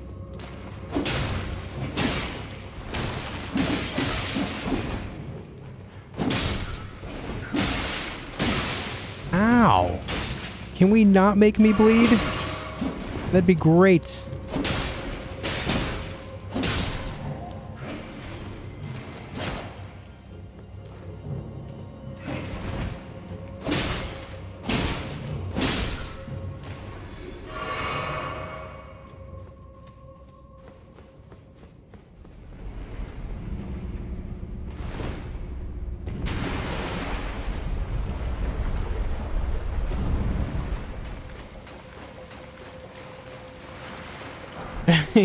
Yeah, Yasin, that certainly slows things down, right?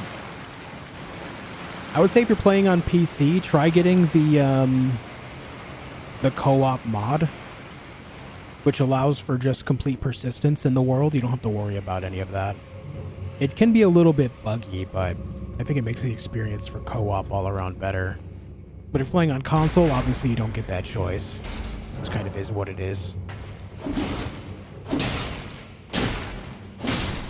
She was elected to be the leader. Now, see, that's the kind of joke I appreciate right there. I love that. Yo, Dayan, thank you for 5 months of Twitch Prime. I just need to figure out which stream I focus on. I appreciate it a lot, dude. Thank you so much.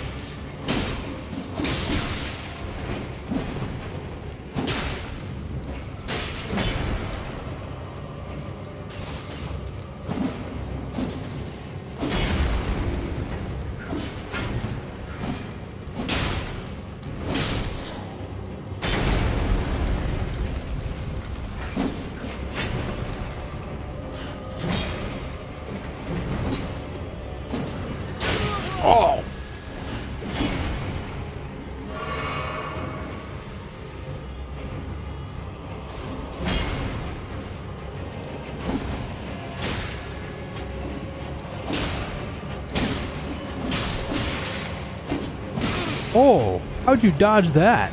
This imp is an absolute gamer.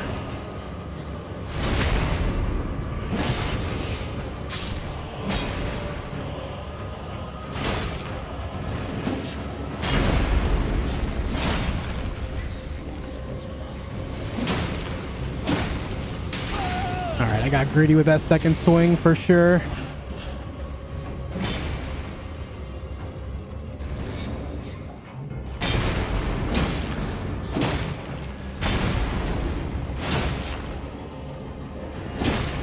You're so close to a stagger. Will you stagger, please?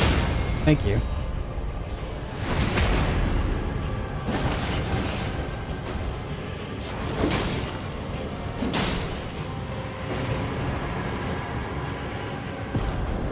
Yo, Broku with a Twitch Prime, 5 months as well. Welcome back, dude. Thanks for keeping it rolling. Appreciate it a lot, man. Thank you. You gonna play the Killer Clowns from Outer Space game? Nah. No, I'm not very interested.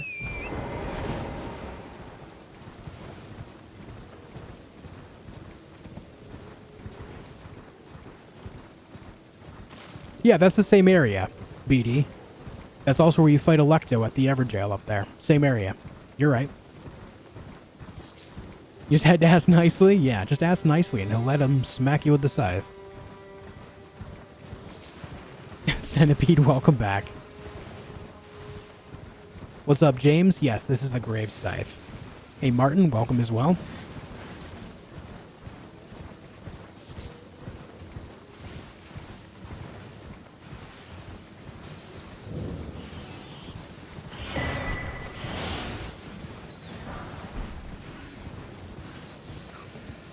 Interested in any kind of PvP? No, I'm really just completely uninterested in PvP when it comes to this type of game. I'll be honest, I would probably have a little more interest if it were not peer-to-peer connections, because it would get rid of all that weird delay nonsense that happens, but even then, I think it would get stale quick. I just don't find it very interesting. Bartek, 2 years of membership, welcome back. It's 2 years of great time, thanks for everything. Hey, thank you for everything. Thank you for supporting what I do for 2 years. Thank you so much.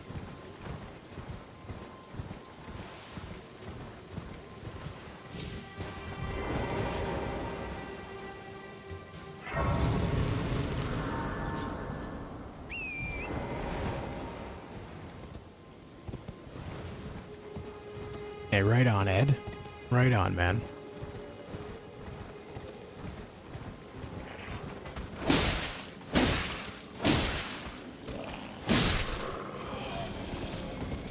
No, Pickled, we're going for the Prince of Death ending.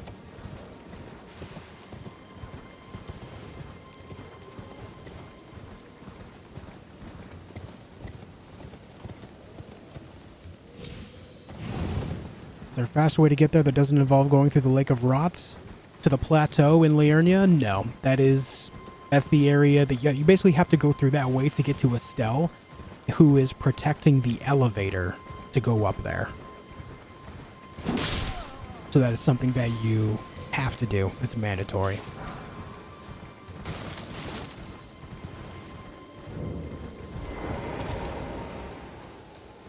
Hey, Adam. I tried Wuthering Waves.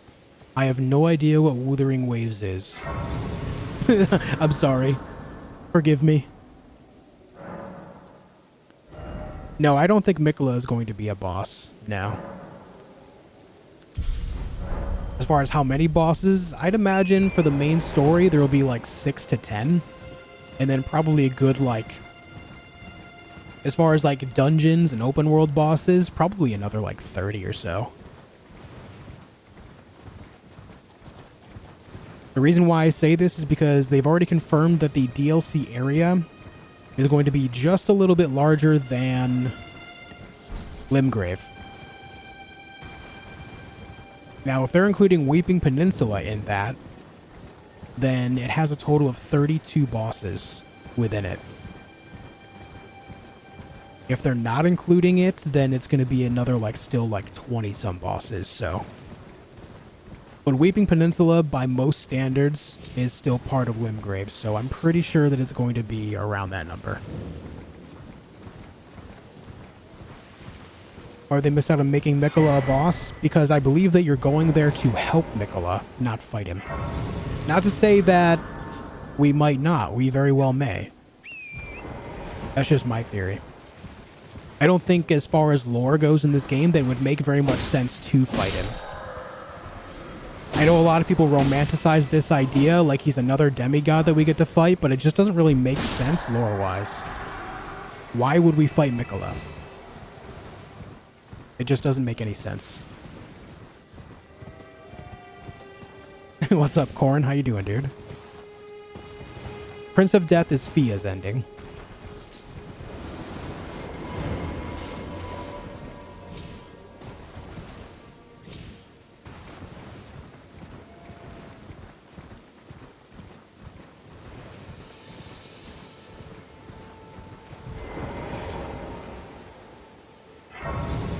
He knew we killed his or her sister.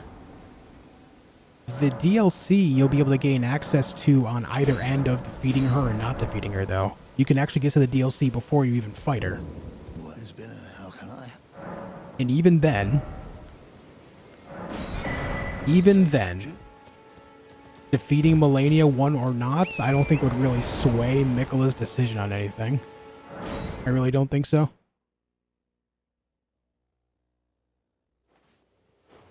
It just doesn't make any sense to me based on what I know on the lore. Again, that's not to say that it won't happen. I really, really, really doubt it.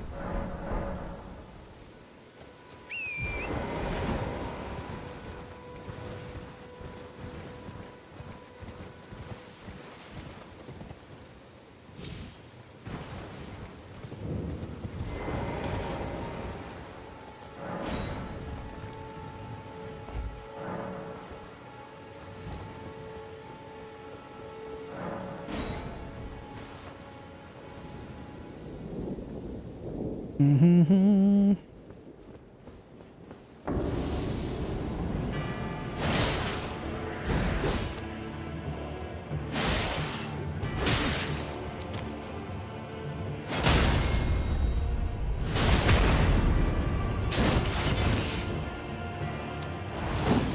Ah. Oh, you know, we still got the hit. That's fine.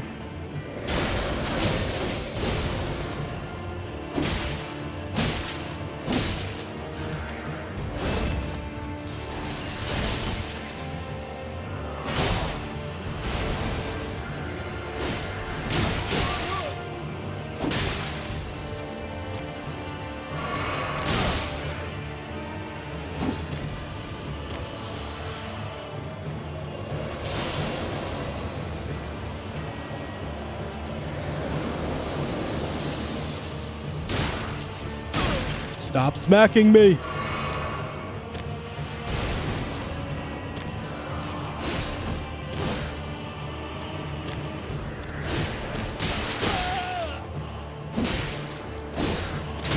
Oh my god, how did I not dodge that? I'm so bad at fighting these guys.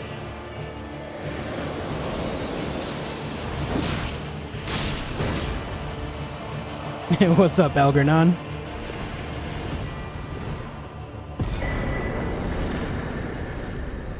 I started with Vagabond Turdburger.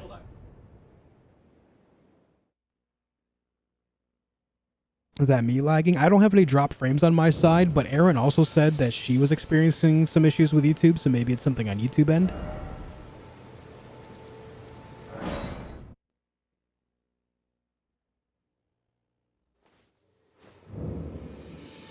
Alright, guys.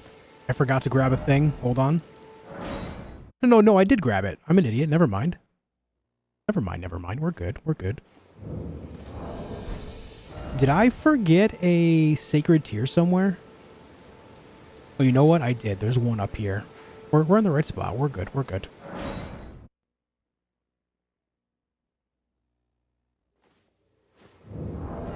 I need to put on the nightlight, though. Alright, before this next little part of the adventure, guys, I have to pee. I'm going to do that real quick. If you haven't already left a like on the video, make sure you do. We're already at 335, which is highly impressive. Thank you guys for being here today. I'll be right back.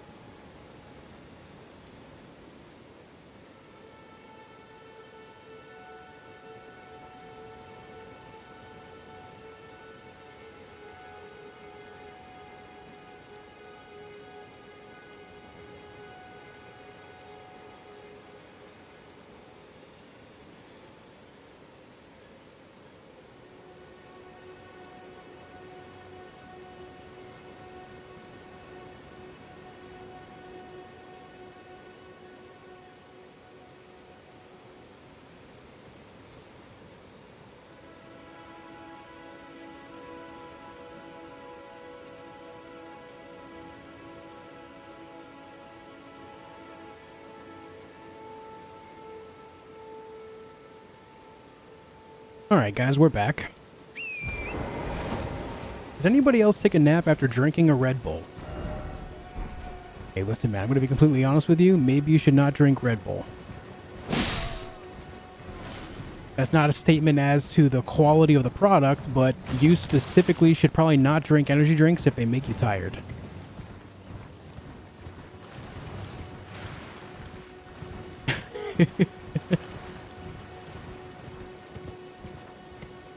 Hey, Kaner.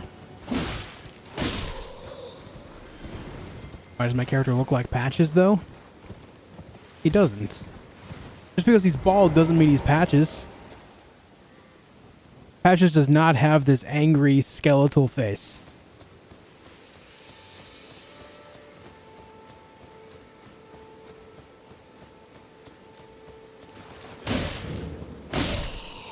Hey, do I have, no? Say, maybe I have a fire grease. I know you can get a few fire greases pretty early, but I don't think I grabbed them.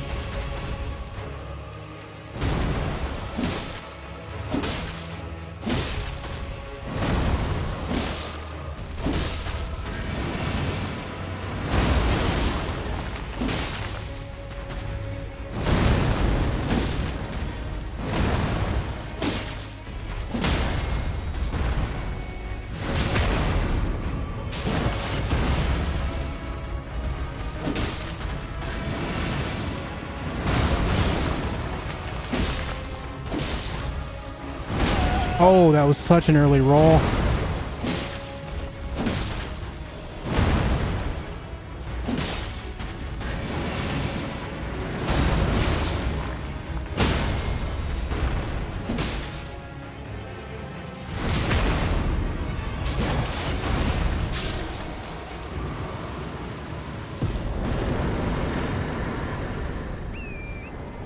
Okie dokie.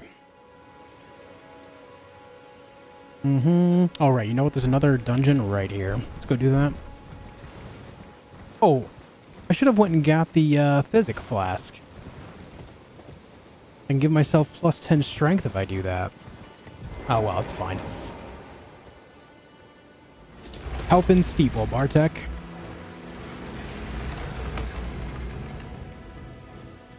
Yeah, if you have, like, ADD or ADHD, yeah. Caffeine can generally make you more tired. For some, it helps increase focus, but it's pretty common for it to make you more tired.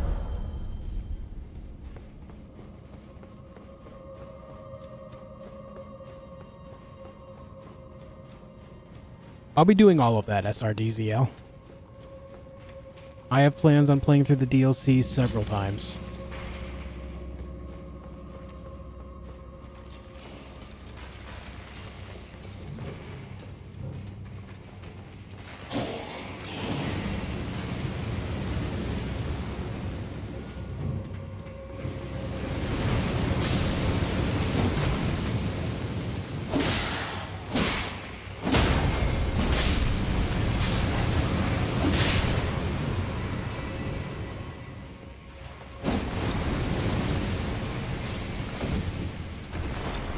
We all have plans to watch you play the DLC several times? Yo, let's go.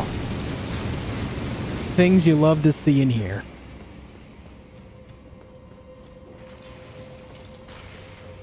Will you ever play Sekiro? Man! Probably not. I've played Sekiro a couple times before. I'll admit that I'm not very good at it, but that's not why I don't like to play it. I think that as far as replayability goes, it just doesn't really exist so well with that game. Who knows though, maybe we'll do something around it at some point. Maybe we'll set up some crazy like membership goal that if we hit it, we'll play it on stream or something. I don't know.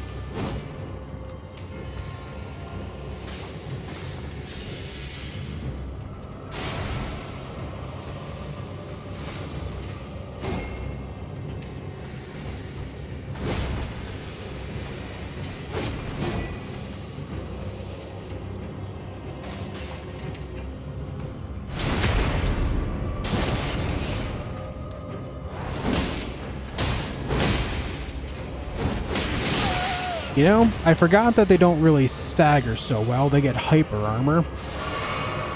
Forgot about that.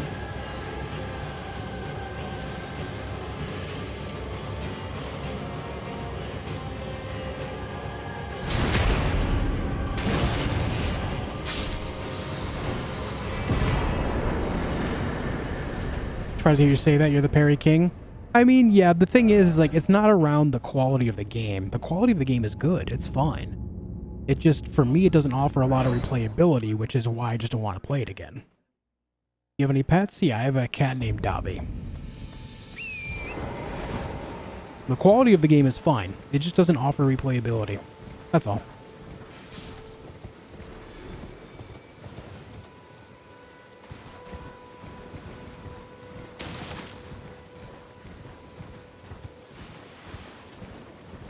Elden Beast's Remembrance, good. You can get a couple of cool weapons out of it. Like Marika's hammer.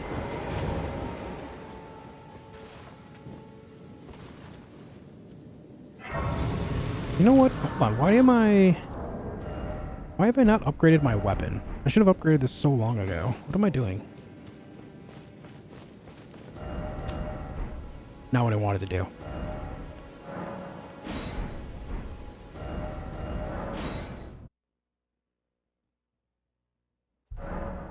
What's up, Lewis? He's telling me Dobby has a pet sock. So when we got Dobby, we could tell that he was going to be a large cat because his ears were much larger than really fit his head. And even now, he has pretty large ears for a cat, even his size. But also, one of the first toys he ever played with wasn't even one of his toys. It was a sock. When we brought him home, I think he was 8 weeks old. You guys know Daz. Me and wife drove out to New York City to see him and Abby, his now wife, and because one of their cats had a cat they adopted had kittens, and me and wife wanted a cat, so we went out to New York City, drove a few hours to go see him, had dinner, hung out for a while, and then brought home a cat. And they gave us pick of the litter because, we were already at that point pretty close friends. And the one that gravitated towards both of us the most was Dobby because he was like the most social. He just kind of jumped right out at us. Dobby kind of chose us. When we got there and we were looking at all the cats, almost all of them pretty much just ignored us, except for Dobby. So it just kind of made sense. I think Dobby chose us. And then we chose his name. We didn't know what we were going to name him until after we brought him home and he started playing with a sock. So, you know what? This kind of works. Op! I didn't mean to attack there.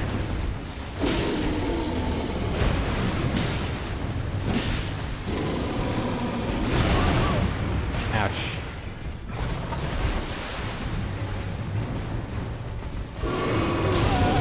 God damn it, dude.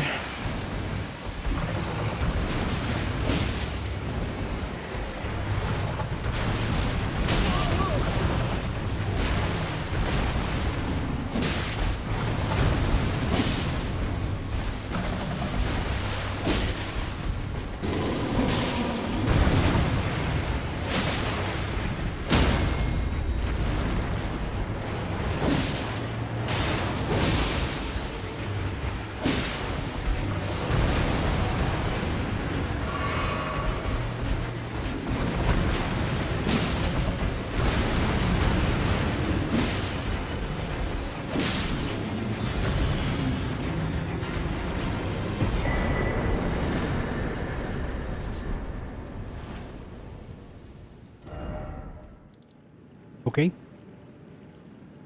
Very good. That did not go so well. That bear had my number for a minute.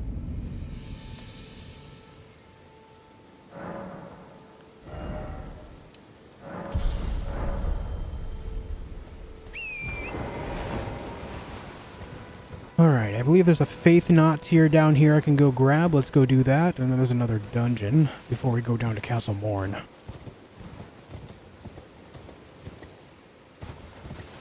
Played Sekiro and I agree with you regarding its replay value. Incredible game, one of a kind, but it didn't find intriguing to replay it even for platinum. Yeah. I just think like a lot of people take it like I don't like the game when I say that I have no plans to play it again. There's just some games that are just like a one and done game. Like I just played Ghost of Tsushima and I loved it. I played Hellblade 2 and I loved it. But I don't really picture myself playing either of those games again because there is no way to change the experience. There's no replayability value there for me because of that.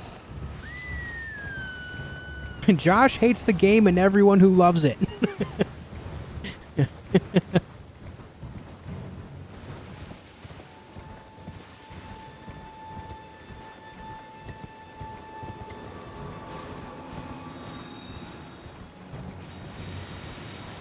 There are no different builds, yeah. What's up, Night Hunter?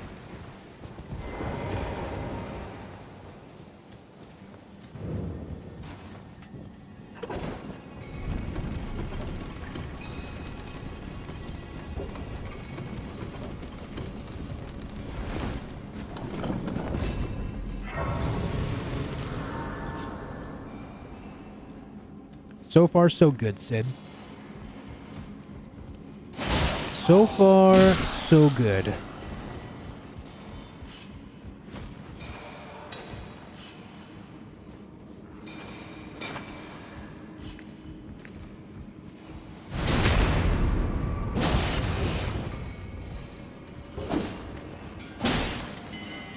Same with Stellar Blade, they got combat right, it looks good and it's different, and playing it a second time does not feel right. Yeah, it just seems like you're just repeating everything that you just did in a non-unique way. Which, you know, it doesn't make it a bad game. It's just why I like things like the Dark Souls games, Elden Ring, and Bloodborne more. It just has more variety.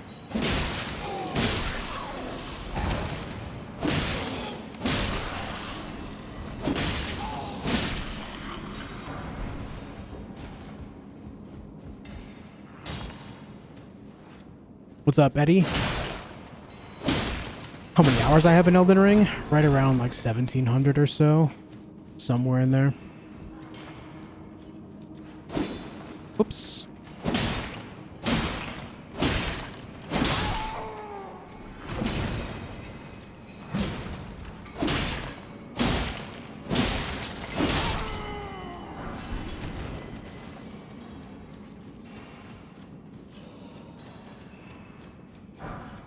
What's going on, Clyde?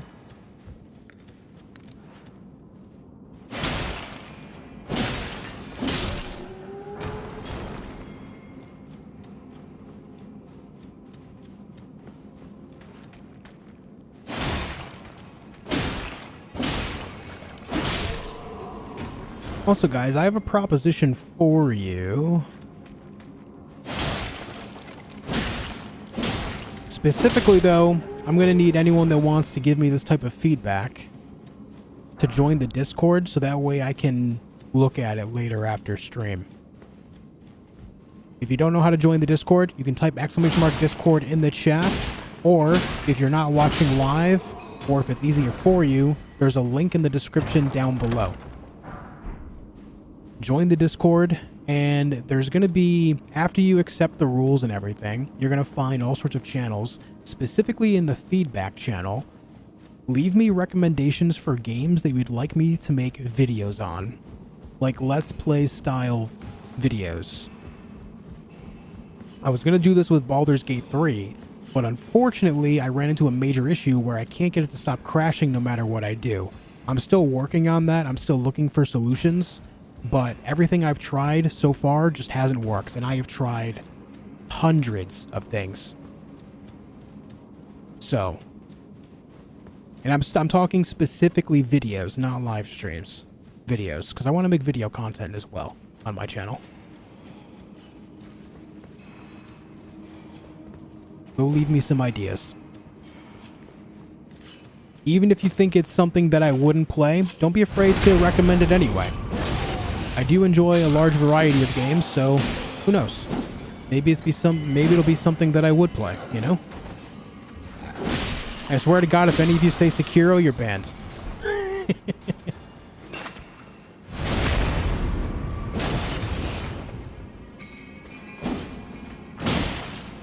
Can I recommend hentai games? I can't make videos on those, so probably not. Unless I start uploading to other sites, I guess. Dark Souls 2, no ADP run. Do you hate fun? Do you just hate fun or what? That sounds like you hate fun.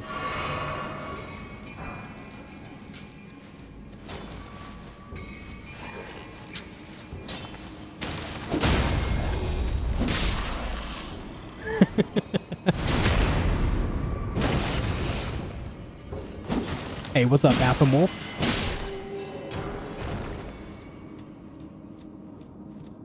Or enjoy pain? Yeah, one of the two.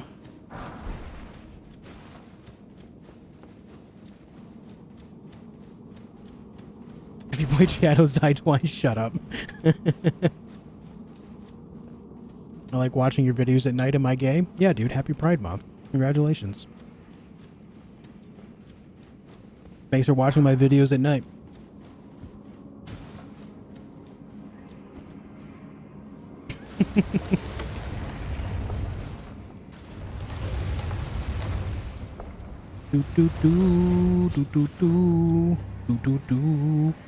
Again, Orthonis, like I said, leave it in the feedback section of Discord and we'll see. There is no guarantee that I'll play everything that's left there, but it'll give me ideas for things to do.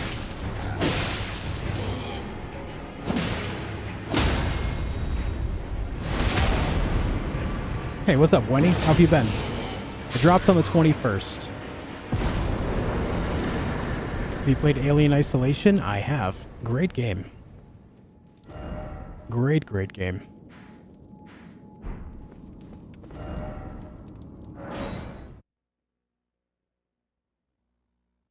Oh god, Jen.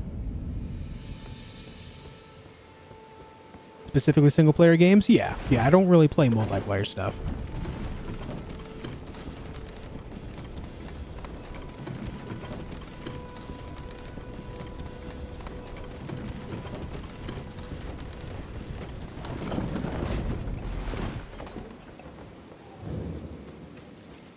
Hey, benchmark.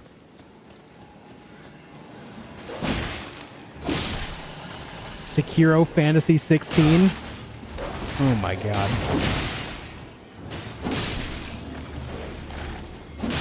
Why do the people that watch my content hate me? What's up, Escape? How you doing?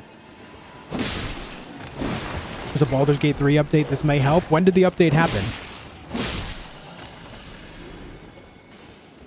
Did the update happen in the past 24 hours? Because if so, then I don't have it.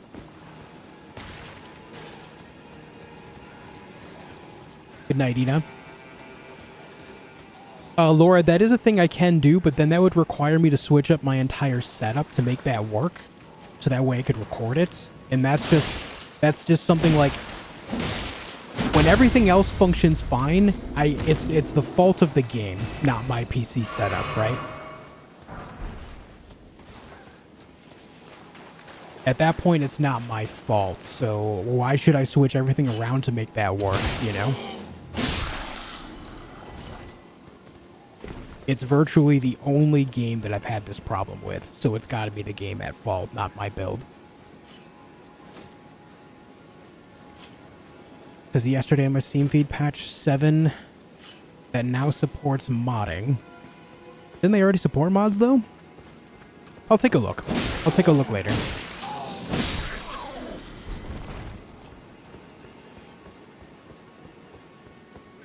What's the problem exactly? Baldur's Gate 3 just non-stop crashes no matter what I do. In both DirectX and Vulkan, at all possible settings of quality, resolution, as well as, oh, come on, come here. As well as frame rate limits. Specifically, once I try to get beyond the intro of the game, once I hit the module that ends the fight it just instantly just crashes. It didn't release yet. It won't drop till September. Ah. All right. Thank you. The notice on Steam is just telling us about it. Gotcha. Thank you. I'm still working on seeing if I can fix it, but everything I have seen, it just...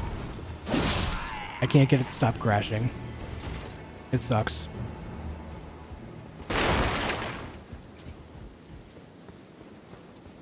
Hello there. I'm Edgar. You can see menial. They gave me good foul cream. Sorry, but whatever. Take this. You can come over to my place and play it if you want. You have to sleep on the couch, though. I see. Thank you. But I can't, even if they can ensure that if you far. As long as this couch is comfortable, I'm fine with that. Let's go. Yeah, Ken, I'll be here on release day to play. Look at this guy. He has so many arrows in him, he may as well become a misbegotten himself.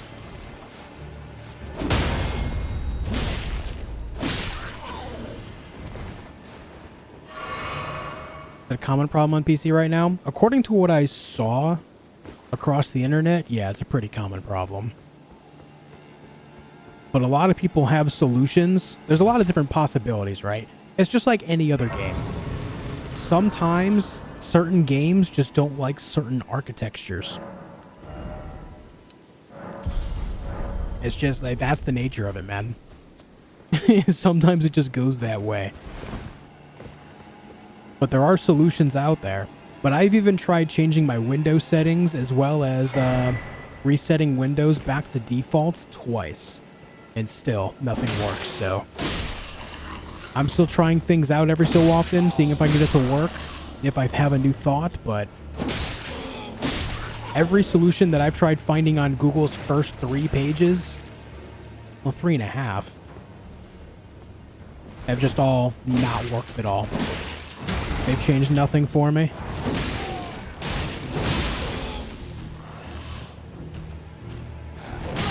Ah, too early.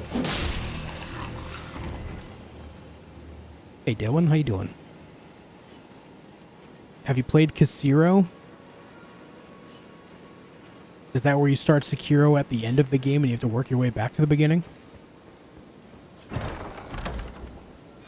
Have you tried typing pants? You know what? That's a great thought. Maybe I should do that. We just gotta type pants.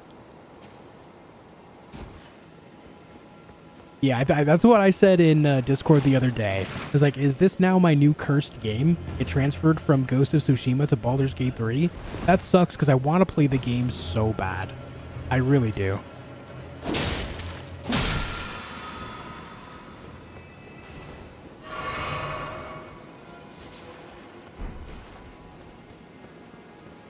Just tuned in. What can you not get working? Baldur's Gate 3. That is true, BD, yeah.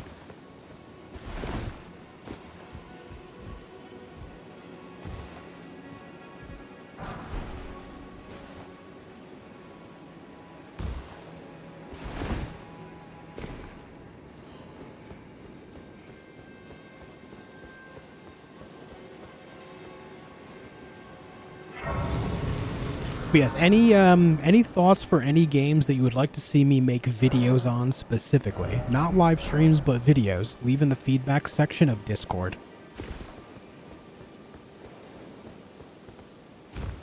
Welcome back, Degree.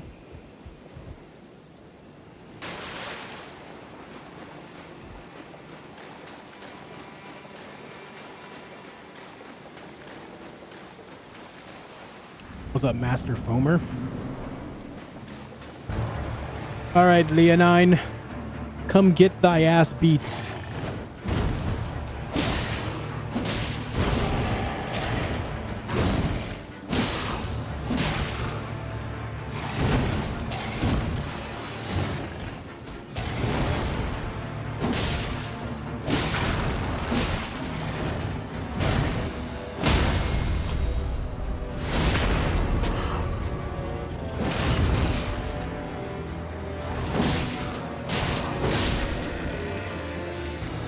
Hold on, did I just do that hitless? Let's go, dude. Hitless Leonine Misbegotten? Man, have we come a long way. Man, have we come a long way.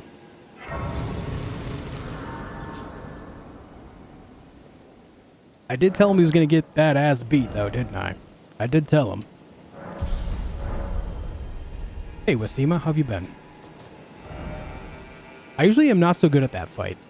I usually get my ass handed to me. I'm glad that I did that. All right, let's go here.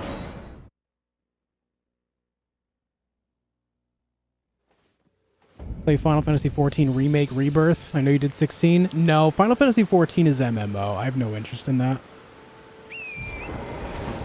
Just watch your first Elden Ring playthrough. You def have come a long way, and it feels good. Feels amazing. Not trying to like toot my own horn here. I'm just... It is a night and day difference, and I'm very pleased with it. That's all. I'll forever remember Melania being in that arena during the randomizer. Yeah, that was a nightmare too. That was an absolute nightmare. Every time she waterfouled, I ran into one of those damn grave stones, those headstones. Final Fantasy VII? No, I'll be honest, I'm not really... I don't think I... Man, I cannot speak English. I don't see myself playing anything Final Fantasy for a very long time.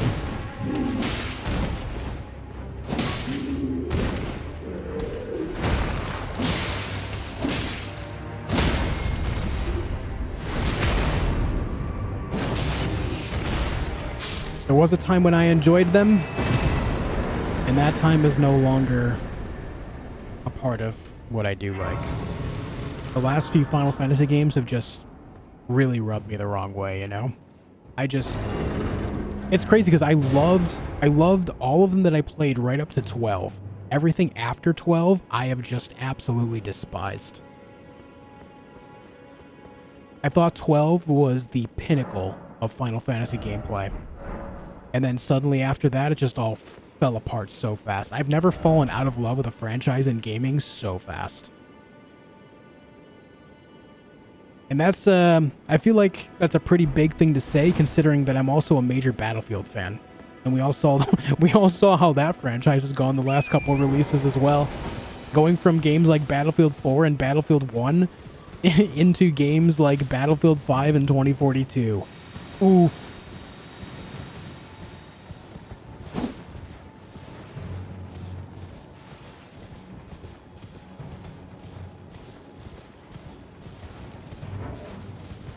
We're gonna go this way.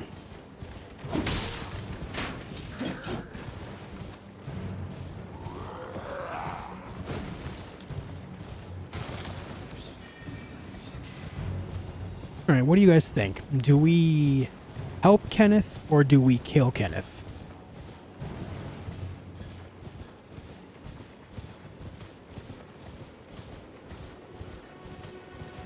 If you think so, Jack, that's cool, man.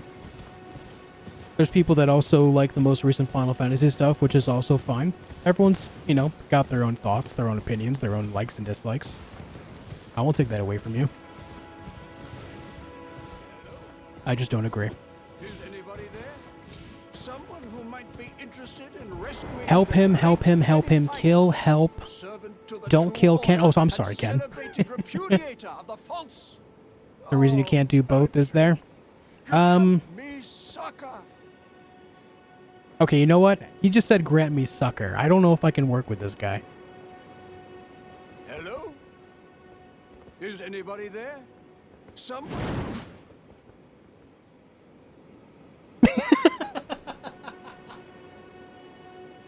He just looks over at me like, you motherfucker. You did not just kick me.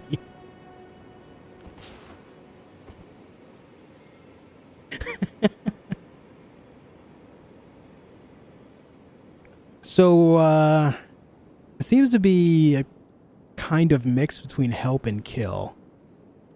No reason you can't do both. The thing is like,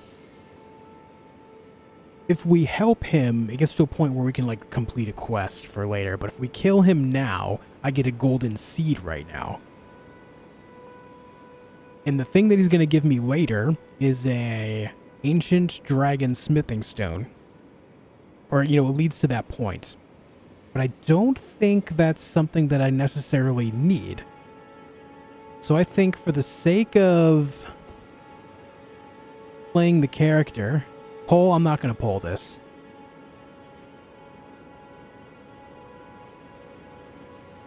I am become death. Seed is better.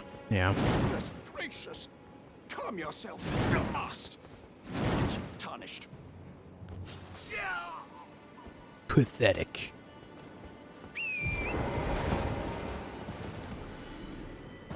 It basically is just a matter of weighing what is more useful. The golden seed now or the ancient dragon smithing stone later. And for me, 99% of the time, the golden seed is more important. Because I can get ancient dragon smithing stones later on in the game from tons of sources.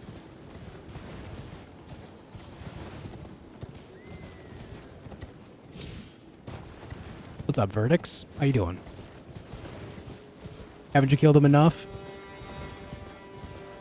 He says, "Grant me succor," dude. I don't think there is enough. I don't think I could kick him off enough.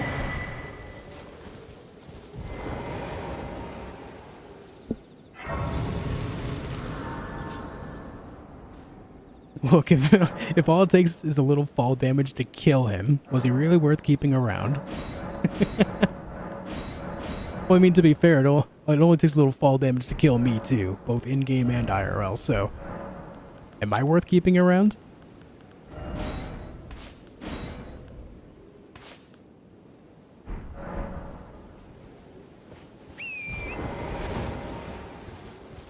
Yes, I know the definition of sucker. I just don't like the word. To me, it sounds pretentious.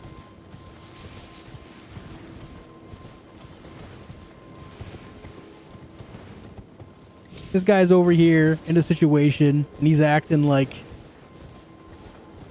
Mr. High and Mighty, you know? Let's not split hairs about fall damage and what it means. That's fair.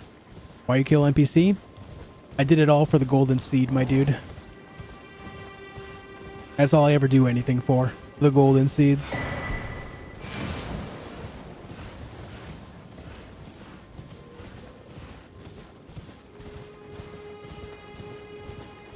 You don't like the sucker? Like when people say moist to describe a cake? I mean, sure. How else would you describe a cake, though? You can't call it damp. It's not quite damp, right? It's somewhere between damp and dry. What other words exist in this instance that would make sense for a cake, right? Besides, there's some people that it's kind of fun to drive nuts by saying the word, you know? Hey guys, I need you to listen to me really quick, okay? I need you to listen. Just hold on. Are you listening? Are you listening? Moist.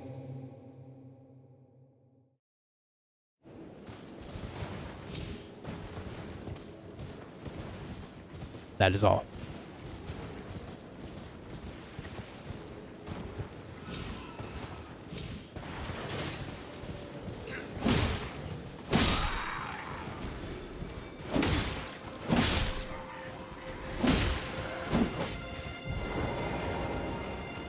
And where'd you go? There you are.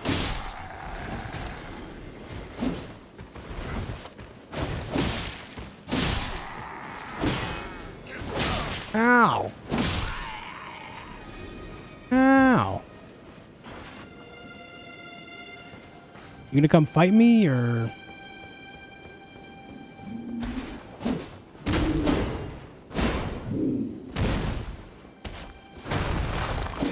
Oh. Ah, this guy's strategy is interesting. He uses the castle wall as part of his defense.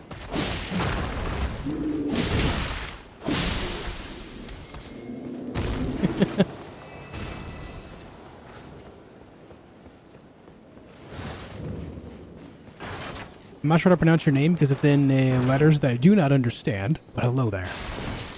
Thank you for joining me. Nice, Jay. Thanks for joining us, man.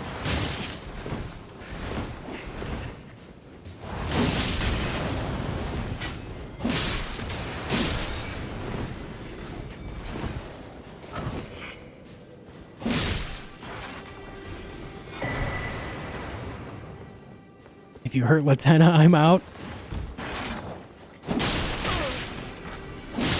It is I, Cortana.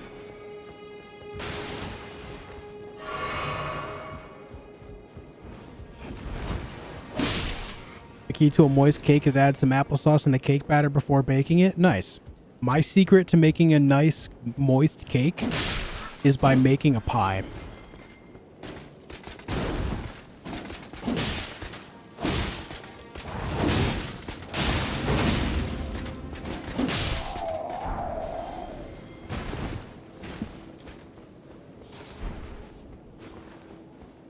What's up, Shark? How you doing, man? And then putting pie in the cake. Yes, exactly.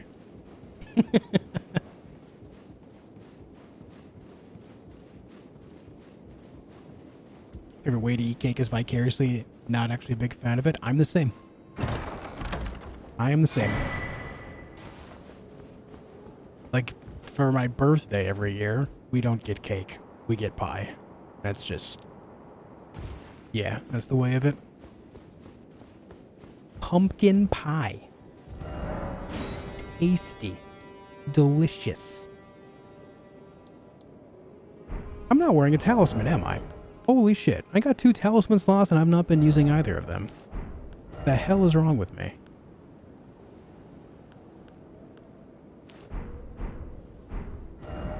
Favorite pie? Pumpkin. I am a pumpkin enjoyer.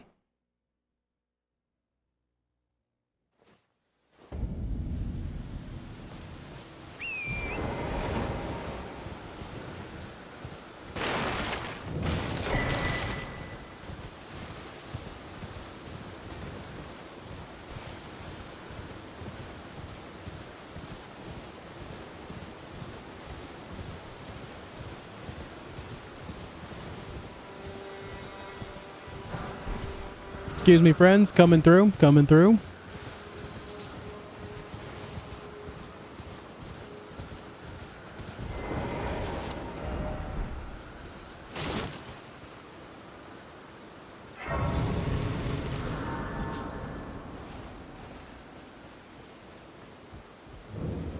Name's but let me ask, are you here? Does your despite My faith holds firm. me any intro all I know? Is that your faith in your pocket, or are you happy to see me?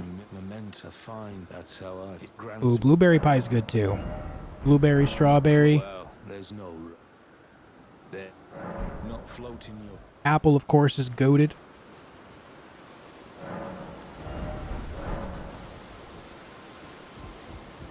there not floating your Kick him? Nah. Bernie's a bro.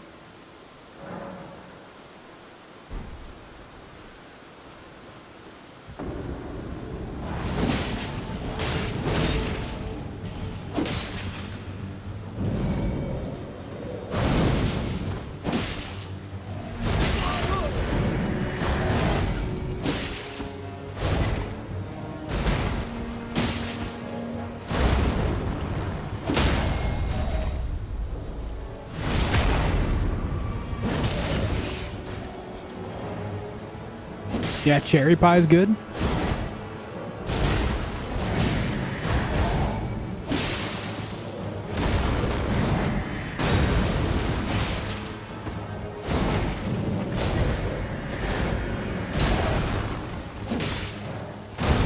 Yeah, peach cobbler's excellent too. I can do with some peach cobbler. That is very good.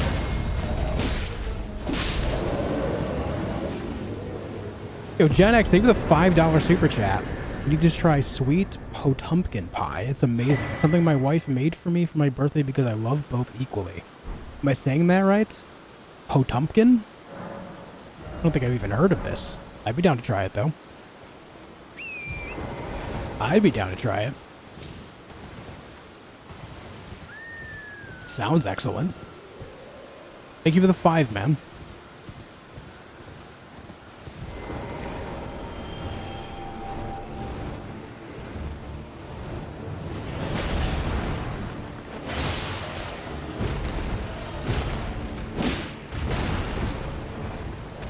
Ah.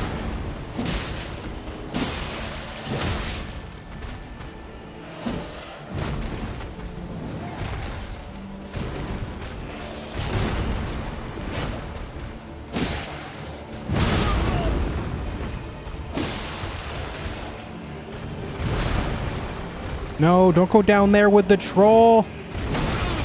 Oh.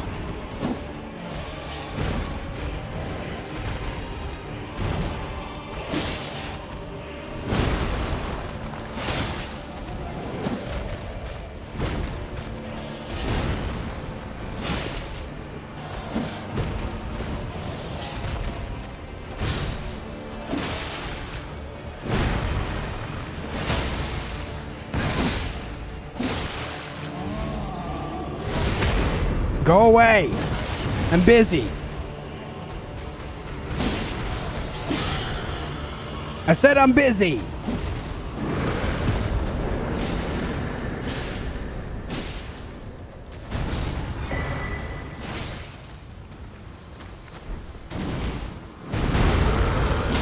This guy. Harry Potter and the audacity of this bitch.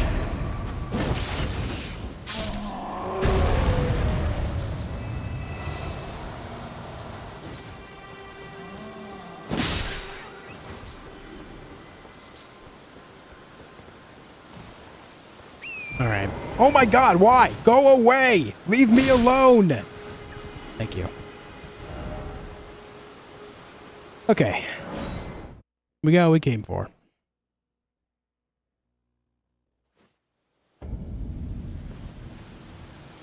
The Lion, the Witch, and the Audacity of this bitch. Yes. Also a good read.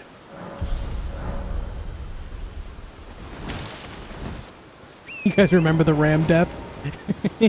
Yeah, I freaking remember.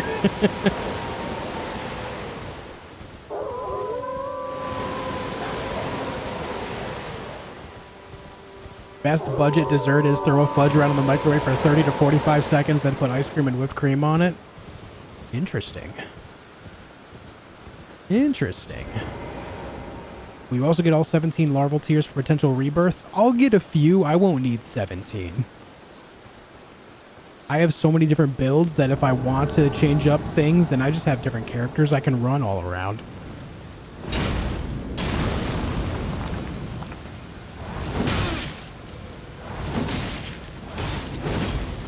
How'd he die to a sheep? Sheep staggered me right into a hit from the death bird.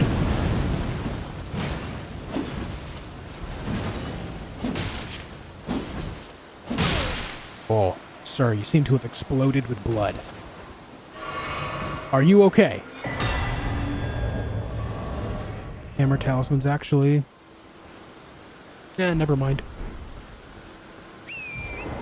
Oh, the one I'm thinking of is the axe talisman, actually. For charged attacks. Gen X, thank you for another $5. I appreciate it. Sweet pumpkin is when sweet potato pie and pumpkin pie make a sweet, sweet love and have a beautiful pie baby. Alright, alright. So you're telling me when a sweet potato makes love to a pumpkin. When a sweet potato loves a pumpkin. It doesn't seem to flow very well.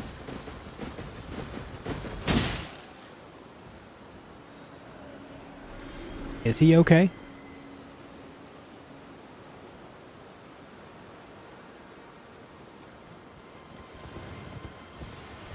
I don't think he's okay.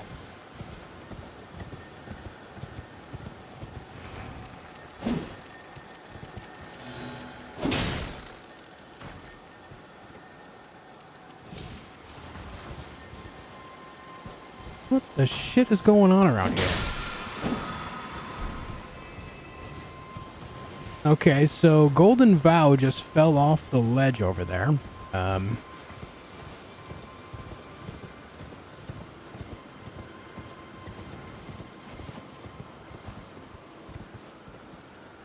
There it is right there.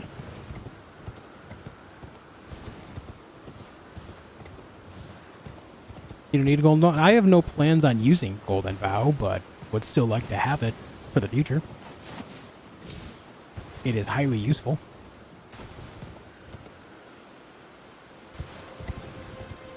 My current build does not call for it, but I think it's better to pick it up now while it's in the vicinity than to not have it at all. Right?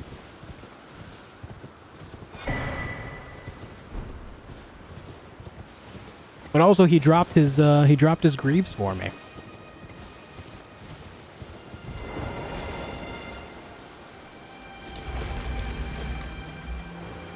Phrasing. Looking for pecan pie? Yeah, pecan pie is good too. What's up, Exhausted? Yeah, guy gave me his shoes. What a guy. What a guy.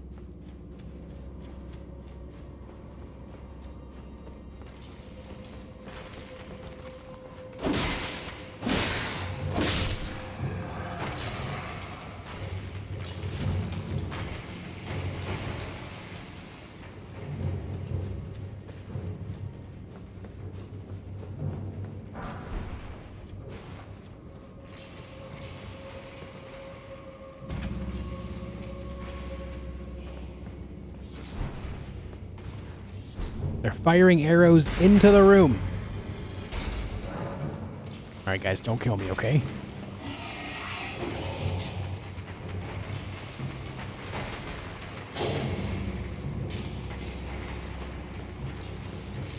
How many skeletons in total are there? There's got to be at least, like, 15 of them, right? I swear.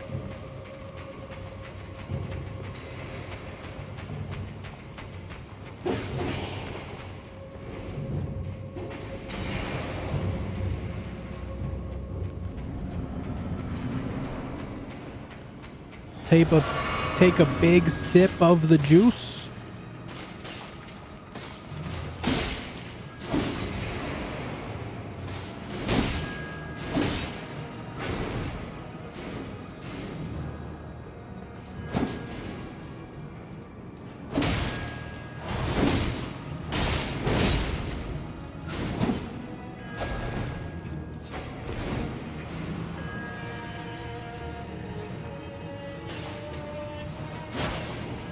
Why are you running?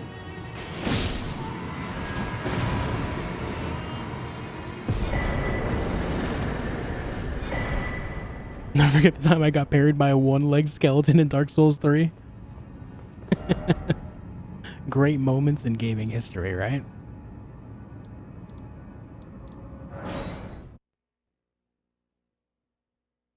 What's up, none?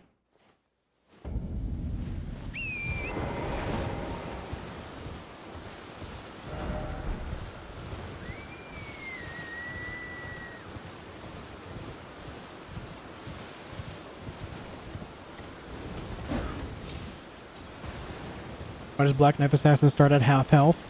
It's a lore thing. Just outside of that dungeon is a spirit that talks about something that is, what's the word? Disgracing? No, disgracing, cursing? Hold on. I can't remember the specific word he uses.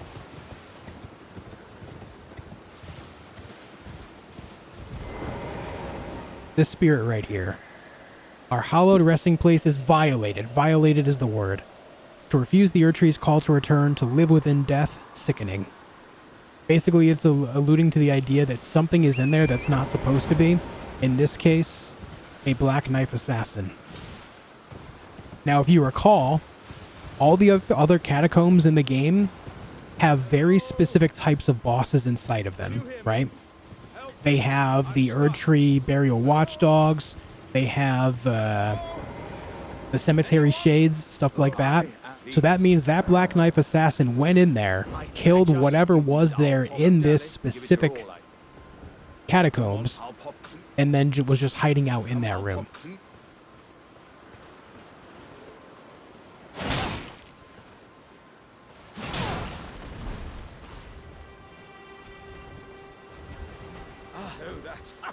Well,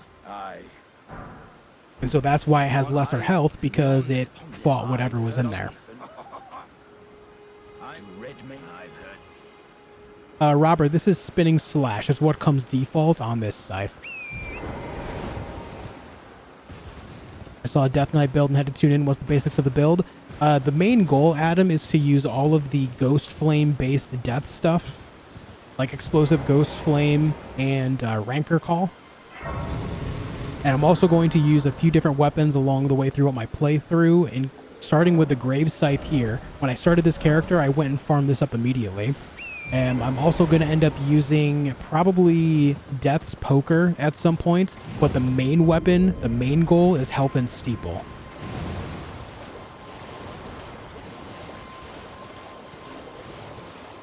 So we're going to be using death sorceries along death-themed weaponry.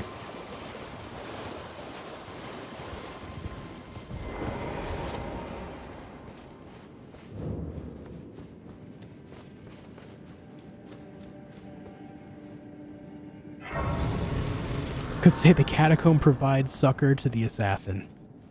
Damn it, dude. Why do you gotta say that?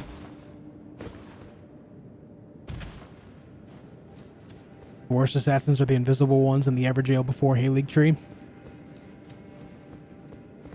Everjail? There is no Black Knife assassin in an Everjail that's invisible. The only Everjail Black Knife assassin is Electo. But there, oh, actually, you know what? The overall A-League, yeah, I know what you're talking about. You're right. There is more in the Everjail there. The one just before you actually access that way gate. You're right. Yes. Yes, you're right. I never think of that as an Everjail, but it actually technically is.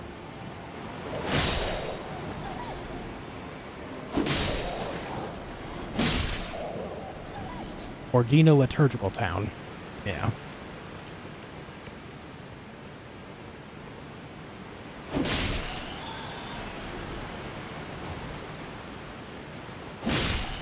They're easy to counteract if you just go get the torch, though.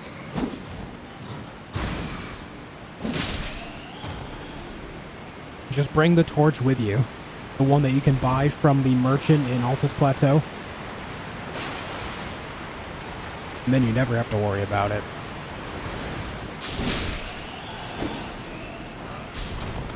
I still have that character, Pondo. I plan on doing several playthroughs of the DLC, so I'm just going to have a whole bunch of characters ready to go for it.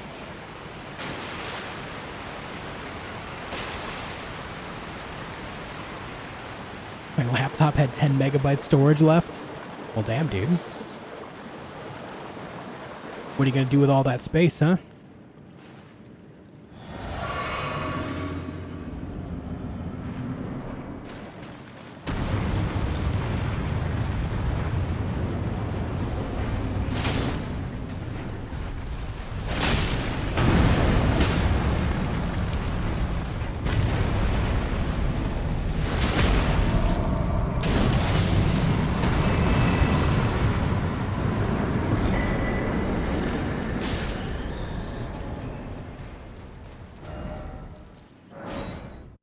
What armor set are you going for in this run? I'm going to get Ensha's armor, just to kind of start off with. But I think my main goal is to get the Knight Cavalry armor sets, and then take off that helmet, and then put some type of hood on. Either Fia's robes, the hood that goes with that, or the Black Knife Assassin hood could go well with it too.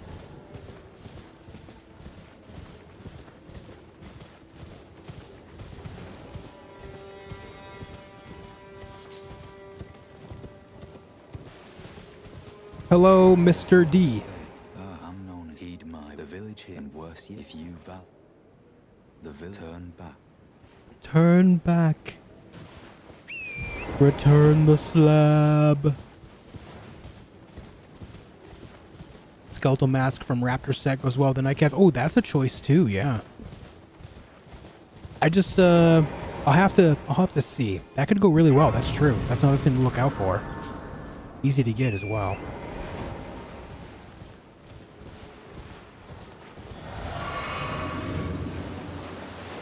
What's up, Kevin?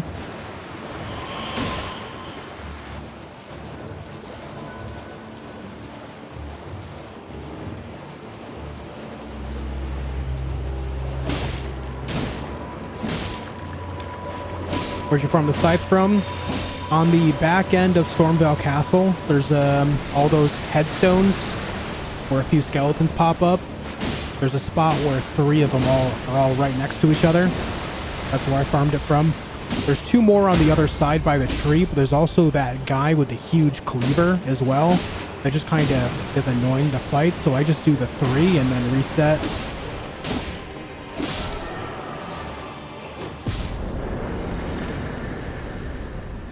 Took us like, what, 20 minutes to get this or so?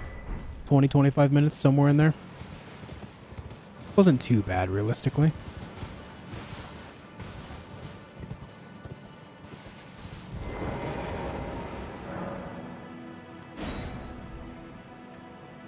Confessor Hood. Possibly. In fact, can I just go buy the Confessor Hood right now from Roundtable Hold? Maybe I go grab that.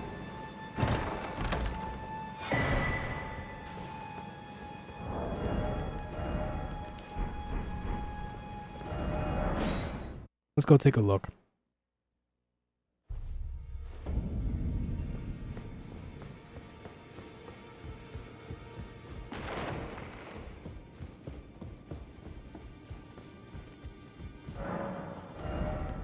Oh no, she has the knight set. The Confessor Hood, I think, is yeah, it's the Gelmir merchant. You're right. That's in Gelmir. Well, if I don't have anything going by then, we'll take a look at it. I guess we can go speak with Bach really quick. Just get that going, and then go down there on the beach, do that boss. Oh, I haven't even done this river yet. There's 2 bosses right here I didn't do. Patches and Grave Warden Duelist. Right.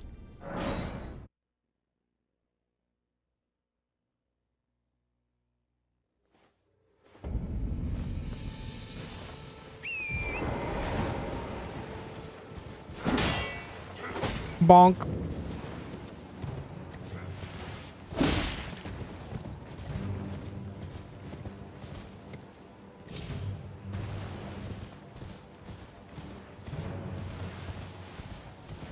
We were just talking about that, AJ Rainey.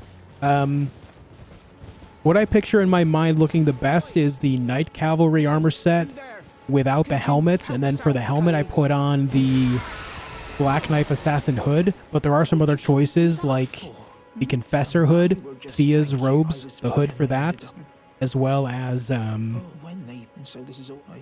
skeletal mask.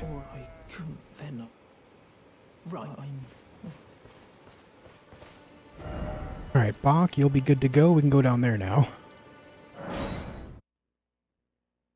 Yeah, no name user. I've got several DLC characters. This is just another one to go on top of it all. What's up, Greg?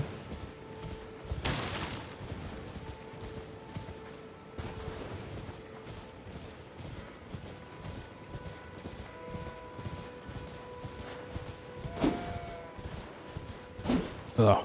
Swinging this weapon from horseback is not great.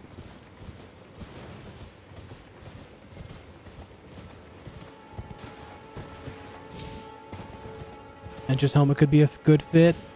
Yeah, and I'm sure it will be for a while, but the fact that it doesn't have a hood kind of takes away from it for me a little bit.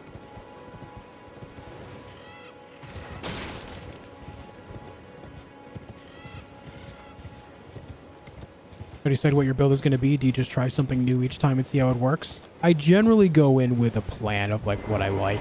I know of pretty much everything in the game, so I just kind of throw things together in my mind and see what intrigues me. I've always liked the idea of like a death mage or a death sorcerer, but death magic by itself is not very good. So combining the death stuff, the death magics, with the idea of melee in some fashion could support the idea a lot better. And so I just kind of, you know, I'm going for it. No, this isn't region locked. I just generally kill all the early game bosses just because they give a good amount of experience in total, which helps out with a good amount of levels.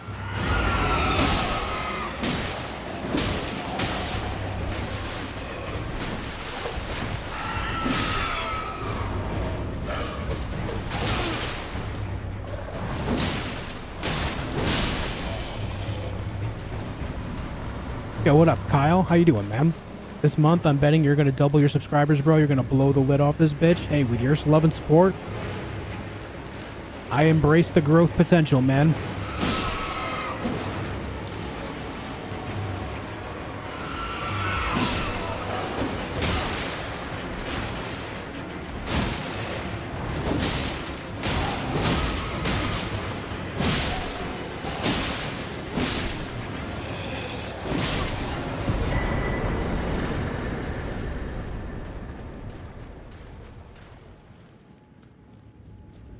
I don't know. I don't have any expectations. I hope it goes well for, you know, both the expansions gameplay as well as my channel, but, you know, I just kind of take things as they come and try to do my best with it all.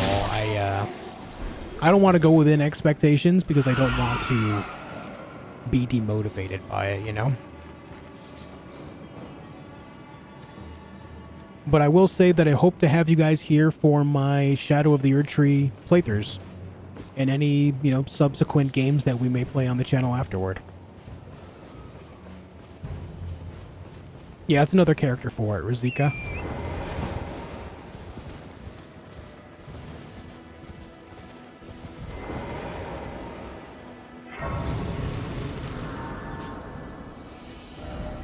Okay, we've already killed Margit. It's time to do Stormveil things. Hey, Laksha, how you doing? Sounds good, Yori.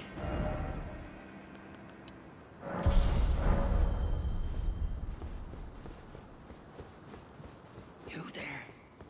Come on. It's tightly go. We've already killed Kenny, so we may as well kill this guy too.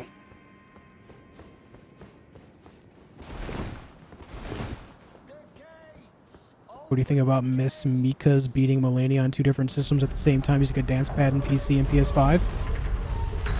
I mean, that's cool.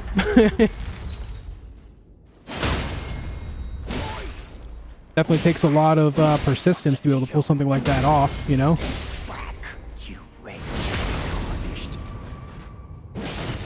Is it true this guy steals your runes? Yeah, if you die, he takes 10% off the top.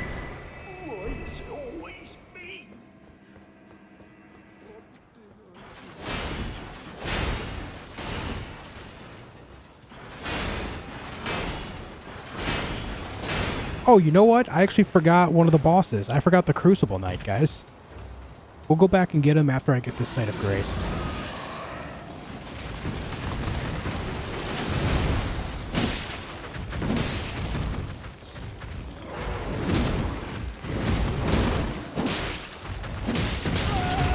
Ow. Ow.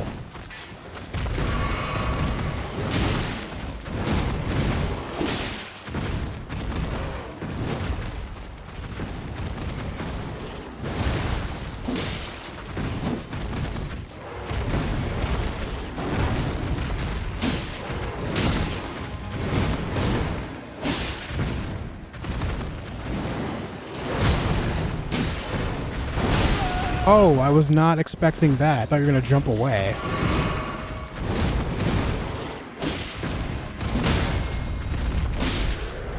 There you go. That guy is so jumpy. So jumpy.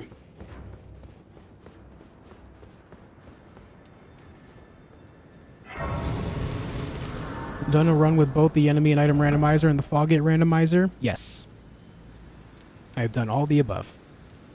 Indeed. Fun runs, too.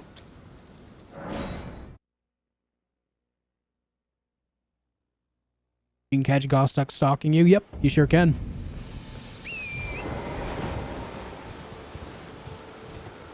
There's actually, to my knowledge, there's a couple locations in which you can catch him. The first time I ever caught him, he was on the rooftop by where that banished knight is being followed by the guy with the torch pole. He'll actually stand on that rooftop and watch you, and you're in that area. That's where I caught him the first time. And then he's also somewhere before the Rusty Key.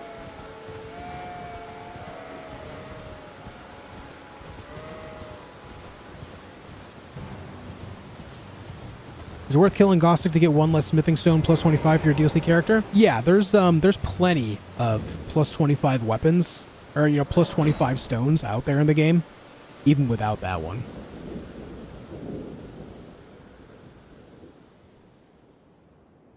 Ooh.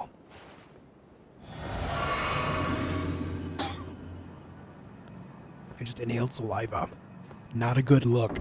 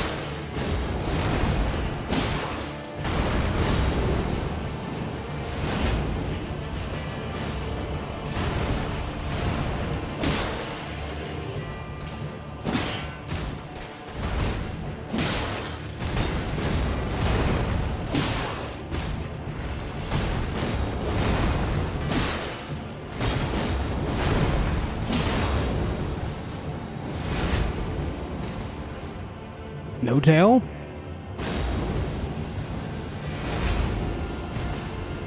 No tail again? Oh my god, stop flying, buddy. Just let me kill you. What is this guy? There you go.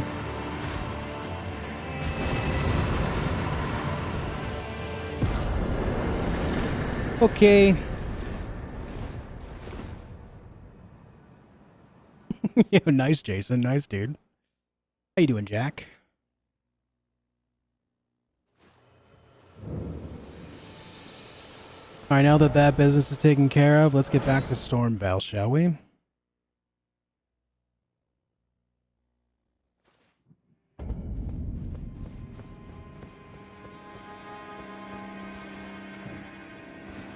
Yo, what up, Joey? How have you been, dude? Been a while. How's it going? Clean phase 2? Yeah, I find myself to be better at phase 2 than phase 1. I don't know why. I think just because I pay so much more attention to it. You know? Yeah, Kira, it is an exhilarating moment, right? Crucible Knight Duo can be one of the toughest fights in the whole game. What's up first, Stinkin'?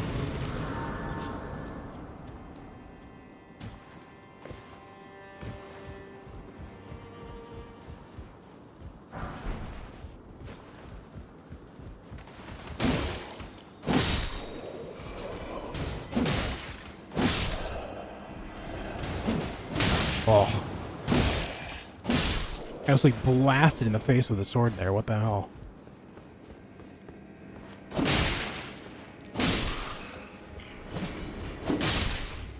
Look, guys, Godrick still lives. He's fine. He's fine, dude.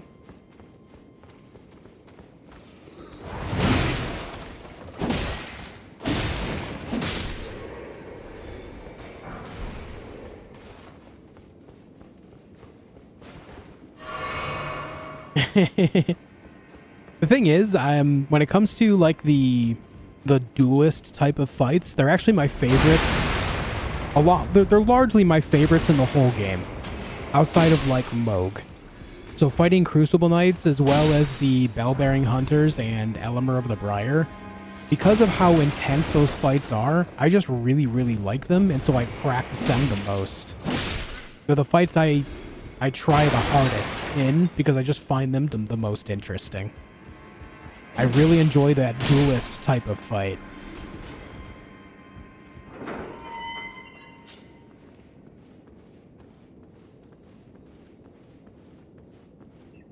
Yeah, like 20 minutes, Salty Doggo.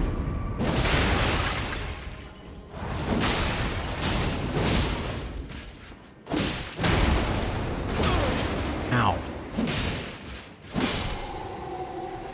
Yeah, your shield's kind of useless against the scythe, buddy. I'm sorry about that.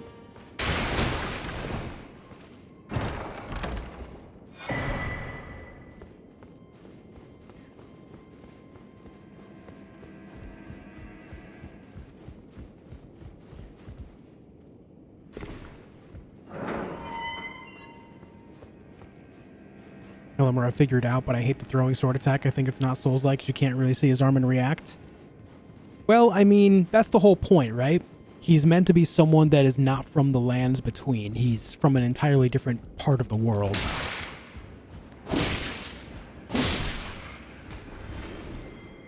But the secret to getting him to not use that attack specifically, or any of his other arcane attacks, really, is just staying close to him. As long as you stay close, he won't use them. He'll still do the drill attack sometimes, but even then, most of the time, that one happens from like a lower mid-range. So in order to get him to just not do those, just stay right next to him, you know? Obviously, staying right next to him presents its own danger because his moves are crazy, but yeah. Yeah, Kyle, I actually referenced that earlier when we were farming. Because we were having trouble getting the scythe, so I told everyone in chat to spam pants, because last time they spammed pants, it worked out.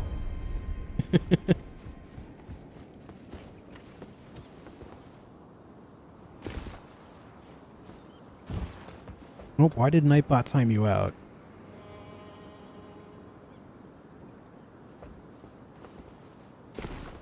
Oop.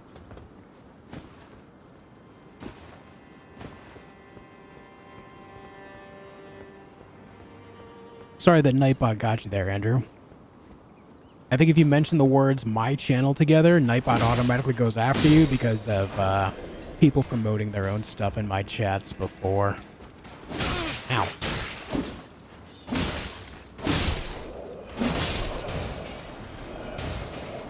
Ow.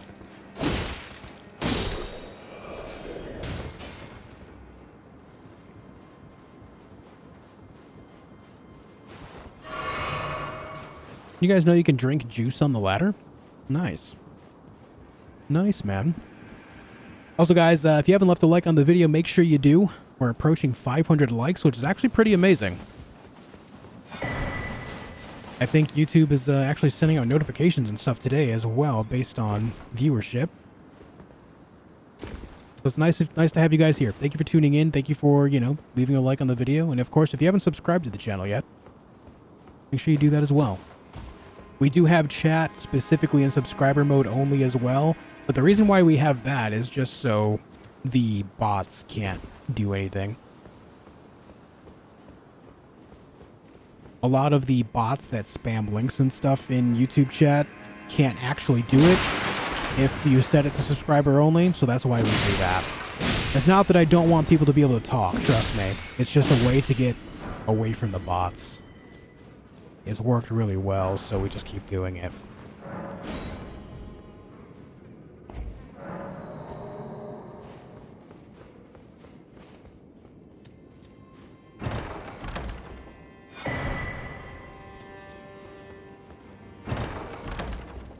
Yeah, that's standard Nightbot protocol, Andrew.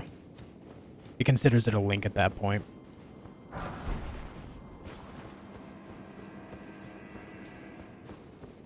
Didn't receive any notifications for today's stream. I'm sorry about that, Phantom.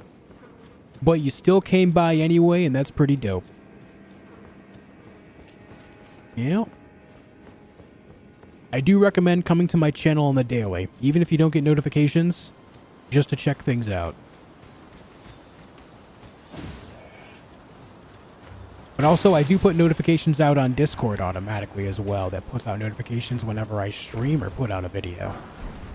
Definitely a good place to keep in contact with everyone from our community as well, so definitely consider joining. how often are you going to be streaming this playthrough? I'll be streaming this playthrough every day until it's complete, Jack. Generally, for the most part, when I start a playthrough of something, I keep streaming every day until it's done, and then I'll take a couple days off. Well, that's a way to do it, Laura. Hell yeah.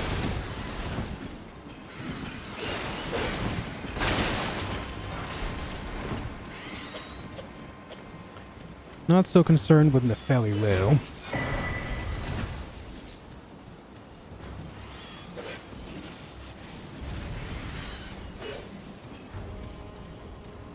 And also, guys, like I mentioned earlier, if you have any ideas for games for me to play in specifically video content on my channel, you know, because you guys know I live stream a lot as is, right? I live stream all the time.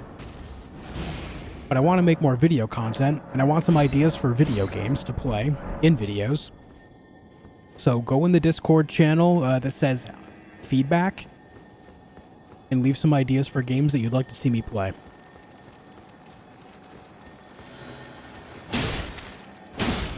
Hope you're doing well, Miss Bradica. How about Hades 2? Hades 2 I'll be playing as soon as it is no longer in early access. I generally do not play a lot of early access games unless I'm not sure whether or not I'll like it. I know I'm going to like Hades 2 because I enjoyed the first one so much. So I'm waiting until that's just a complete game. Once it's finished development, I'll be playing it.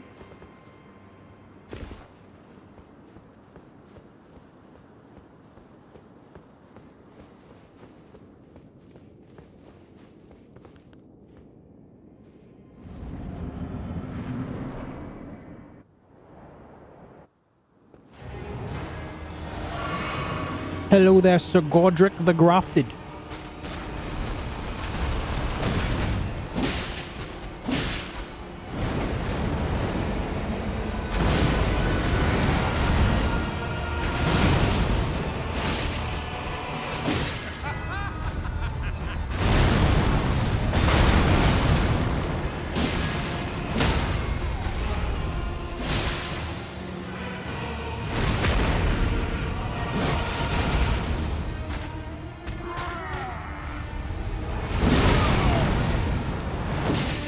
What the shit?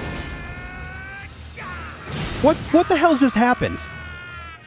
How did he earthquake at the same time that he was doing the transition animation? What?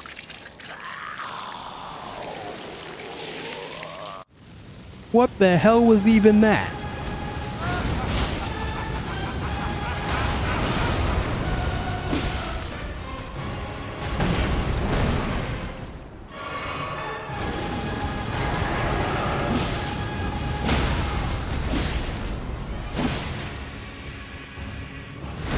Oh well, it's fine. Bye-bye. I am the Lord of Level all ADP? that is Truly. golden. And Truly. one day, we'll return together to our home, bathed in rays of gold.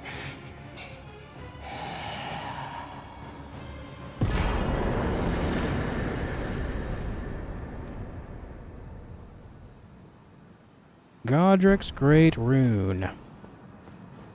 Bathed in rays of gold.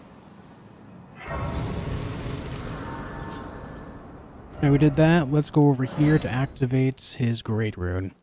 So do you have a plan for this build? Is it going to be Dex/Faith? And are you going to change the weapon later on? Just curious. Yes, I'll be using a few different weapons. The main goal is to get health in Steeple. As far as stuff goes, as far as like attributes, it'll be Strength, Intelligence.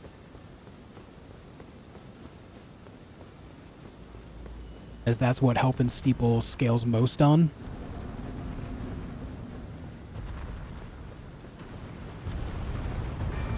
There will be some faith involved as well, specifically so I can cast some of these death sorceries as well. Ow.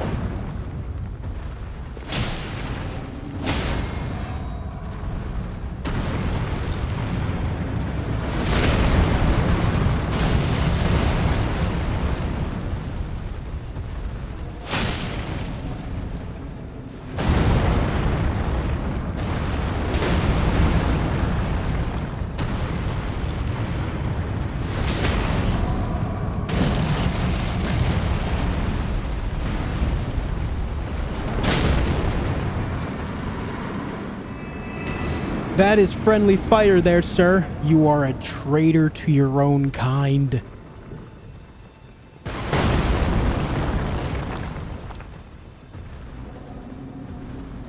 No, I won't be playing Killer Clowns from Outer Space. No.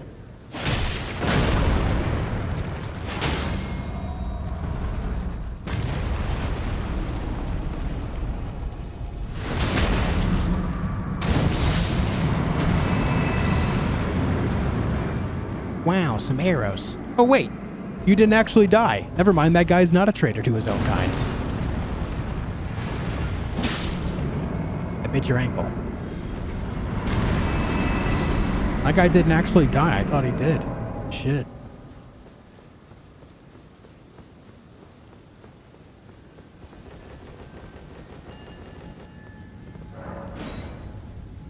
What's up, Feels? How you doing, dude?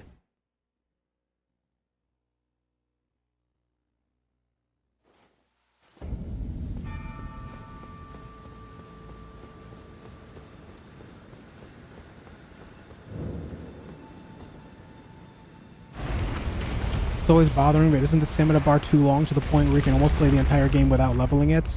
The reason why I have extra stamina right now is because of this.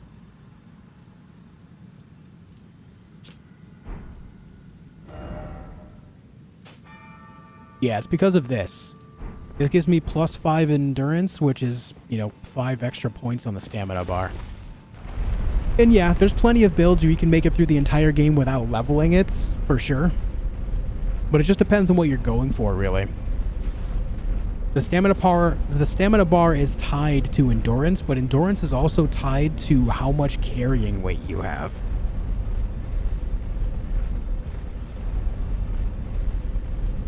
So while you don't need to level it, you can complete the entire game without ever touching it, surely.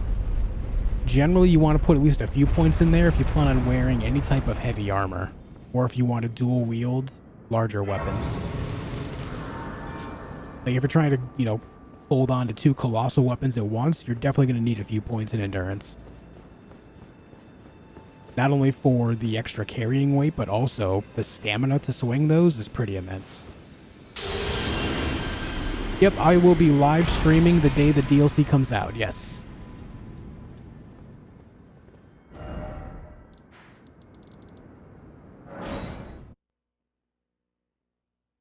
Secretly terrified of clowns. Yep.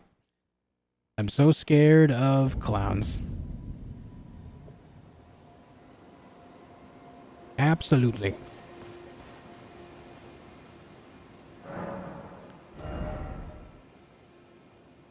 I remember that stuff. Real Men of Genius. Real Men of Genius. Oh, you know what I need to do? So I need to stop putting points in strength. I need to start getting intelligence and faith ready. I also need to go back to Stormveil to grab a thing that I forgot to grab. Scared of clowns since Lies of P. Yeah, dude. The clown skin noble, dude. Never forget.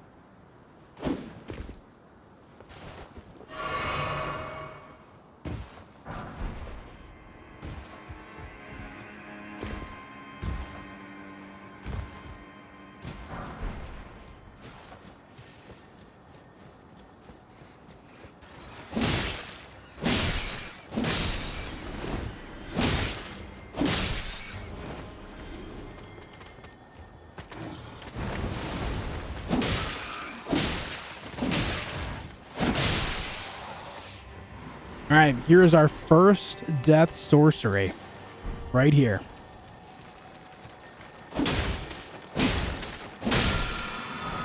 Rancor Call. The very first death sorcery.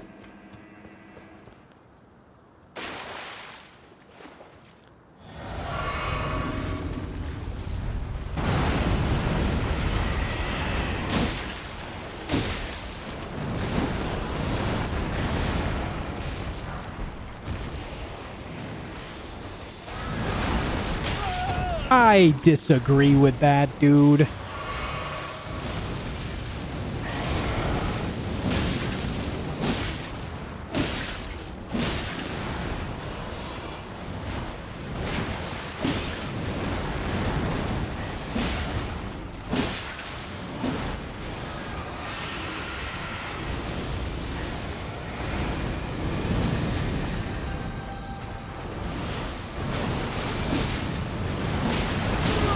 Yeah, that was greedy. I should get a stagger here in the next couple of hits. There it is.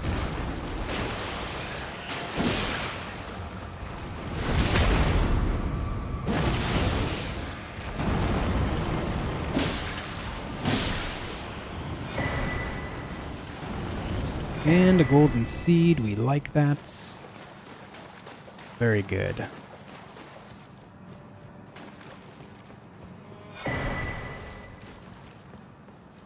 Oh no, Rajier, what's happening? That's Rajier getting death blighted, by the way, if you didn't know. That's Rajier getting death blighted. Feels bad.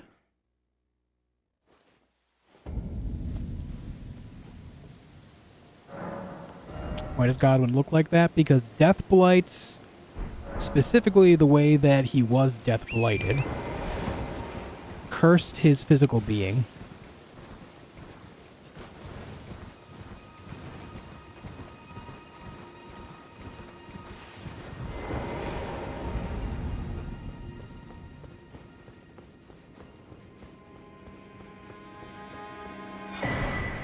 That one is actually not a boss. That one down there is not a boss.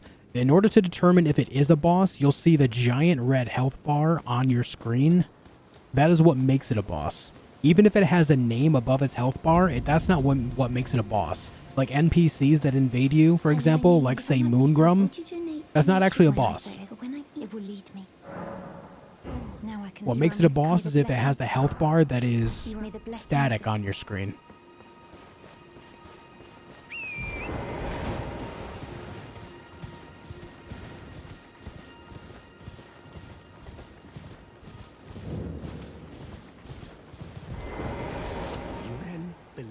For a... Well, you're a true... My name, presuming you're only... Apology. I'm afraid... Oh, right. I can tell you've seen that... I don't need to talk to you, but I just like talking to him. He's a nice guy. Don't need to be here. I choose to be here. This is where I farmed the graveside, by the way. These 3 skeletons right here. There's 1, and here's 2 and 3. They all have the graveside in their hands, as you can see. That is, my opinion, the best single spot to farm them. You just kill them, and then you can just fast travel back to the site of grace right next to them to reset them. Easy peasy.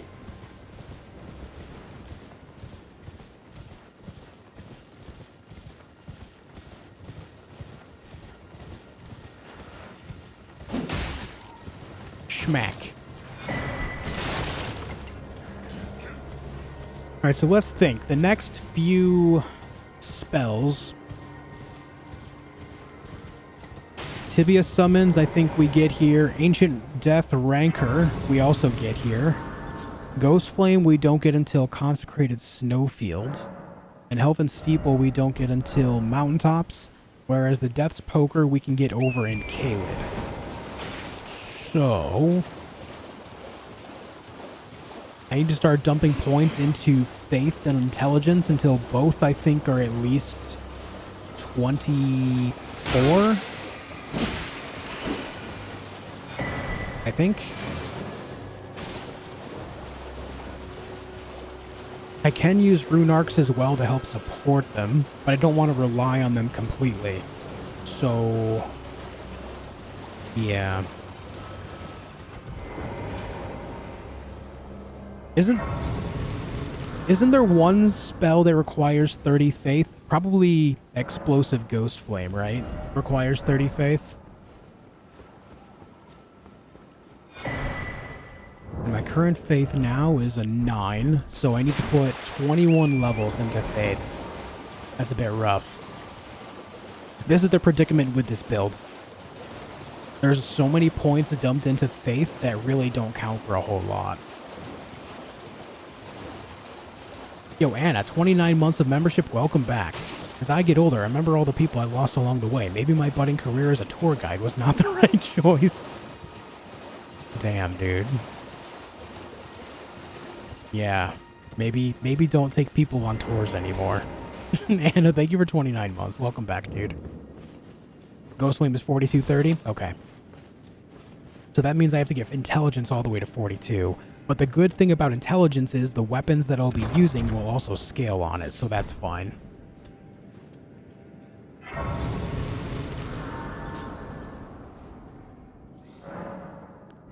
You actually know the formula to one-shot, or you're not there yet? I know how to one-shot things if I want to, yeah. The secret to one-shotting things is mostly just buffing.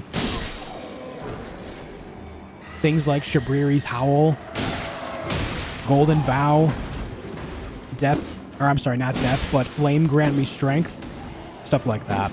It's just stacking a lot of that.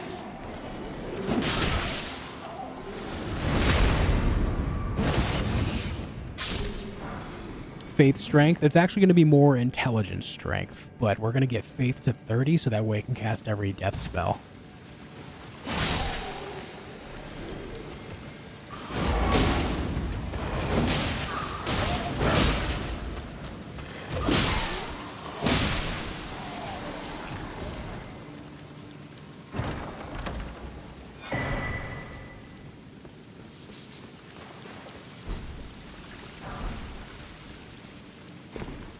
Is there a specific seal that'll be best for your death incantations? They're actually death sorceries.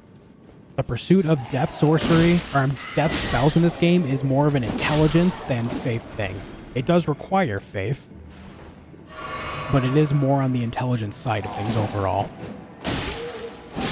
And therefore we need a staff, not a seal. In this case, there's actually a very specific staff that helps their damage more, the Prince of Death staff, that we find in the deeper depths. So that'll be the goal for that.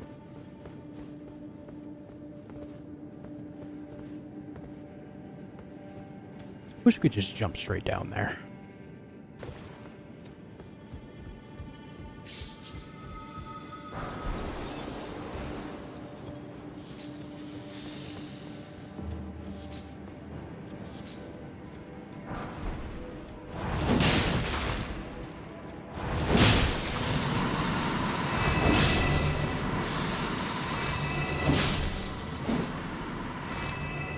It's so free.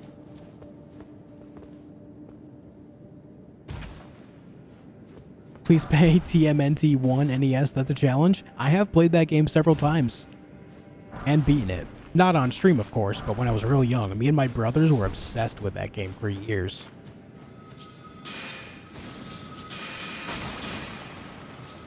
Oops.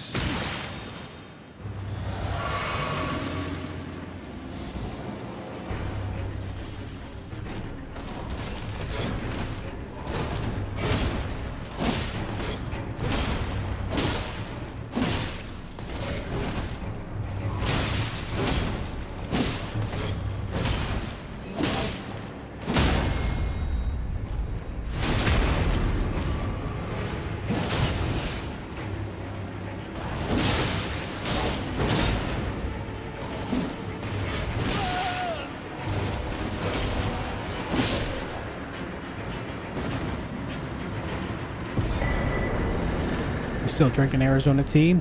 Not so often anymore. I have one occasionally, an Arizona green tea.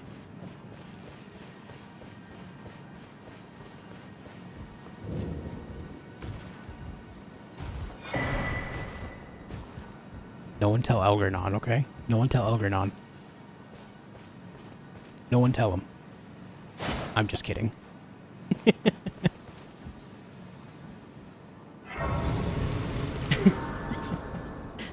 Keep on walking, he says.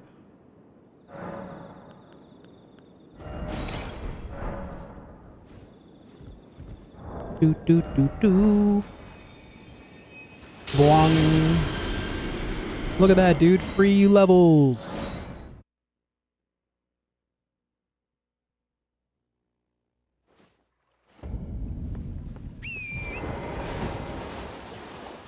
Can I pet that dog?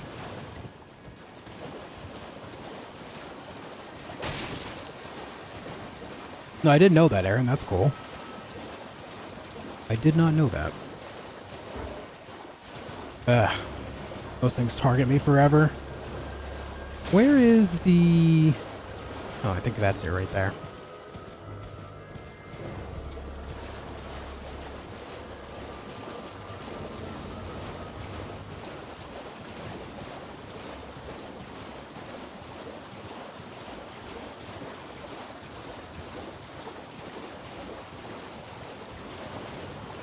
Maybe Orthanos. I do believe with the armor I'm going to be wearing, I'm going to need to put some points into endurance as well. But this build is going to end up pretty high level before it is completed. But it will be completed long before the DLC comes out and be ready to go, so it'll be fine.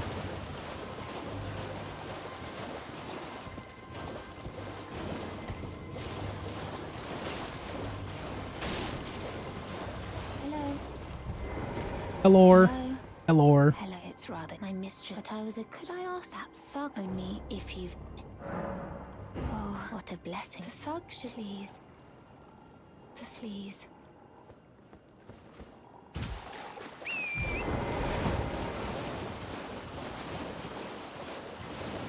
Also, I think this build is going to be in a situation where it feels pretty weak for a little while, but it will pick up strength.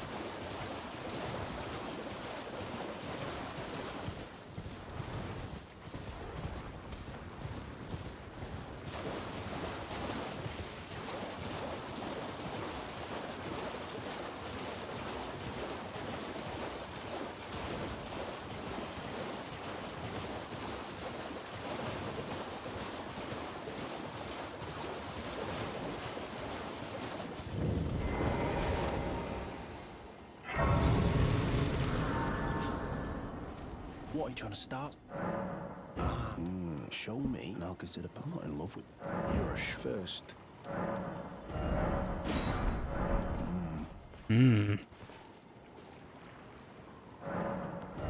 This guy's just making grunting noises at me. I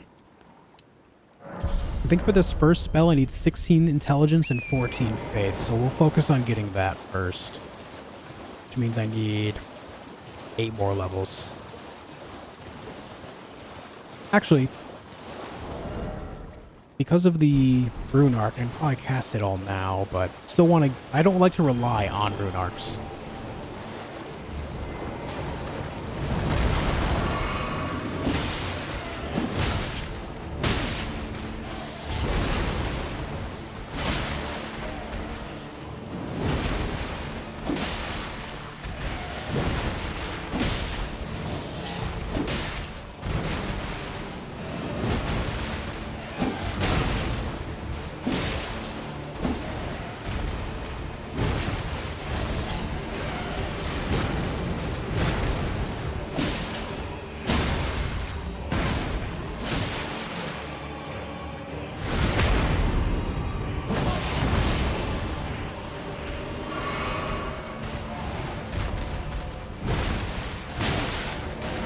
I always think I'm out of the way of that attack, and then I end up getting hit by it.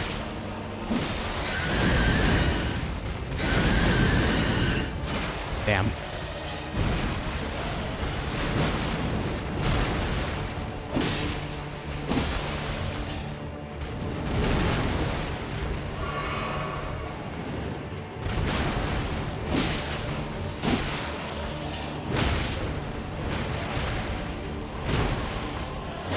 Oh, you went for the full combo there. All right, dude. Bum, bum, bum.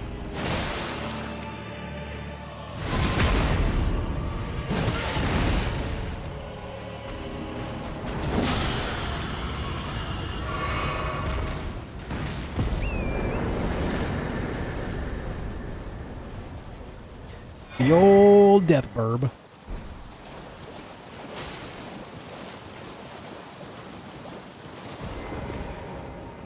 Allergies are killing me. What should I do? Do you have access to antihistamines? I see you are very to study such. Please. Bring most time. You on a volcano. Oh, this land, but the live instead. If so, take some of those. I have faith. I do hope. Allergy medications are lifesavers, man. Okay, we got that taken care of. Let's go up here.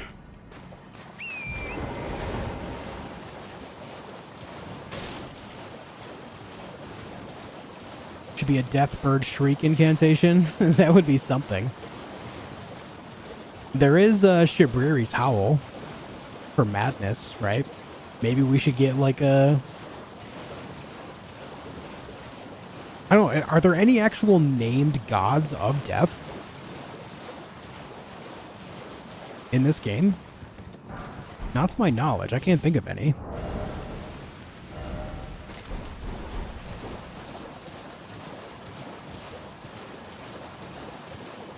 But howl of whatever death god, right?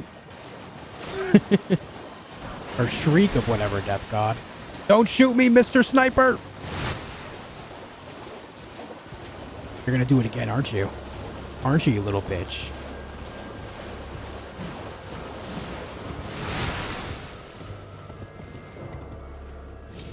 We're in the clear. Yes, one, his name is Juice. I am death. Envoys to an outer god unnamed? Yeah, possibly.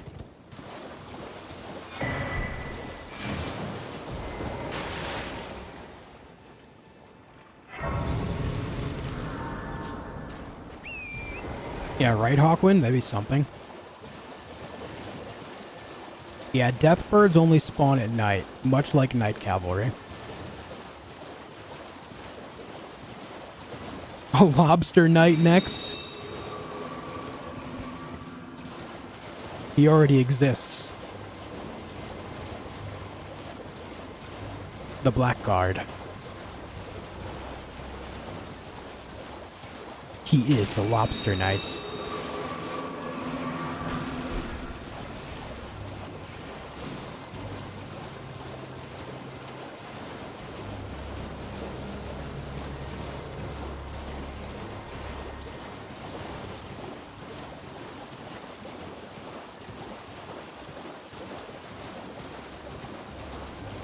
Yeah, Godwin the Golden becomes Prince of Death. Yeah. But, like, Godwin the Golden is not full god as well, right? He's demigod. Why am I writing up this way? There's no point in that right now.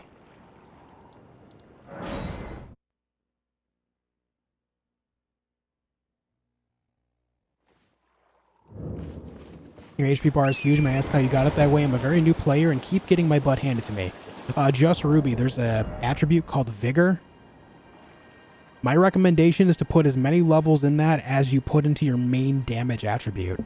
So say if Strength or Dexterity is your main damage attribute, you need to be alternating levels with that and Vigor, I would say all the way to 60.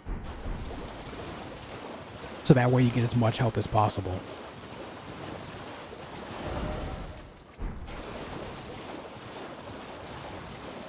Yeah, the mountaintop bird is the only exception. That's the only one that does spawn during the day. That's true.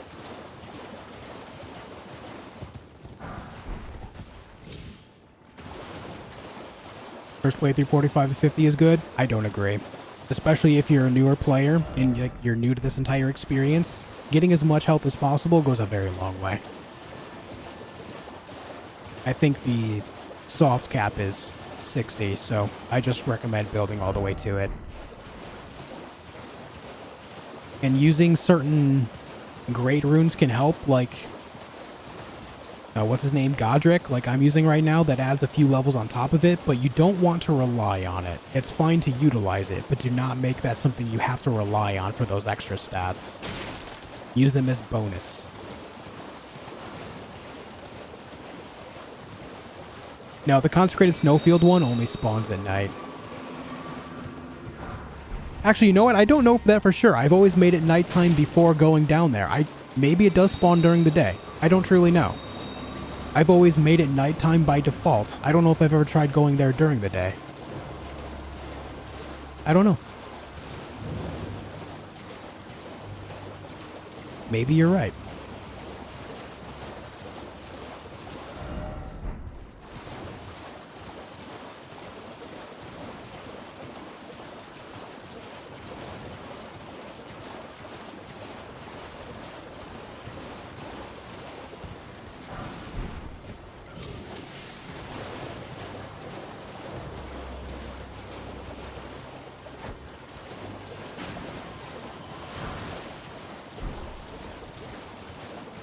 Okay.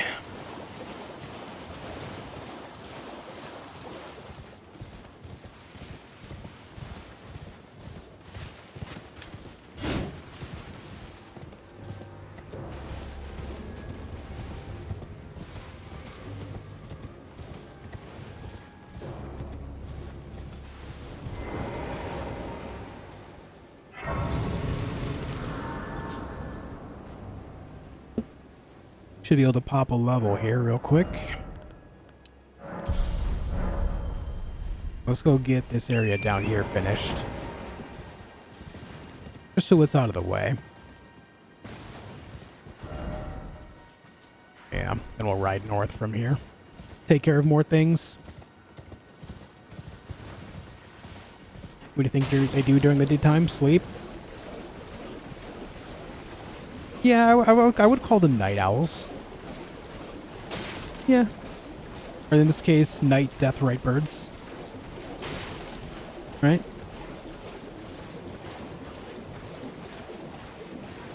They work their day jobs, gotta do the 9 to 5.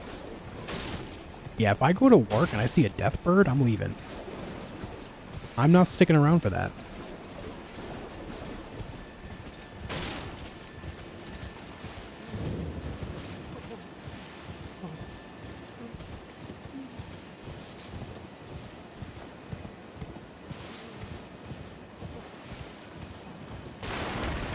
Hold on. Grab this while we're here. You won't see the death bird, but it'll be too late. Technically you do. You know what? You're right. Technically I do. I guess I meant, you know, IRL.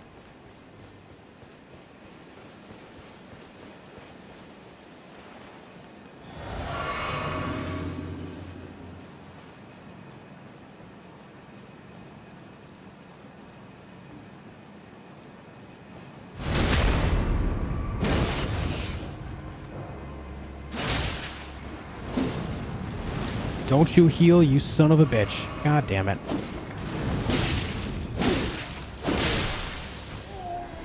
Everything's fine. Don't worry, ladies and gentlemen, we got him. Please, no. Dear me. I haven't a clue. No secrets lie with me, not a one. Okay. Oh, please leave me be. Wait, well. Listen, man, I'm on a clock. Oh, aye, we're finished. The curse, my beg you. You must keep... And then please...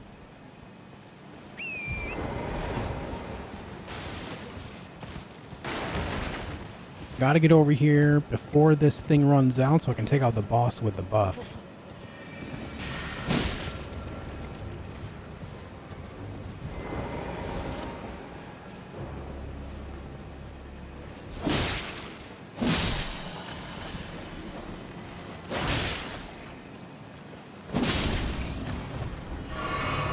There we go.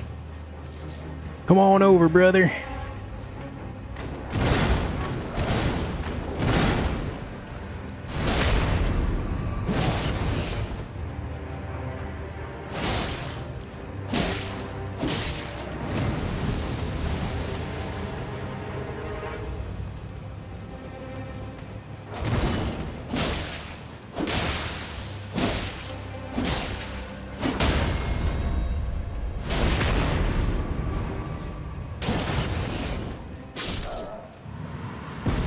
Alright, good talk.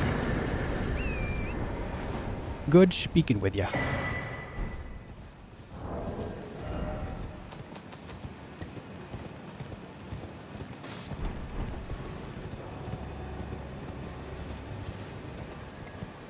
I'm expecting straight up peak, Kyle.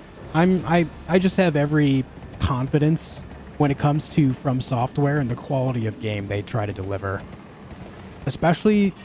Specifically, I would say, since they stopped working on Armored Core after 5, it seems like that game was like a wake-up call for them. After Armored Core 5, they just really turned everything about everything they've done around in such a huge way. Everything they've put out since then has been absolute gold. especially when it comes to their expansions. Their expansions have always just hit really hard.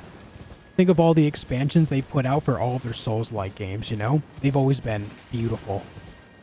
Great experiences across the board. So I have every confidence that this next one, even though it's going to be a different experience for them, considering that Elden Ring is their first, you know, open world game, like true open world game.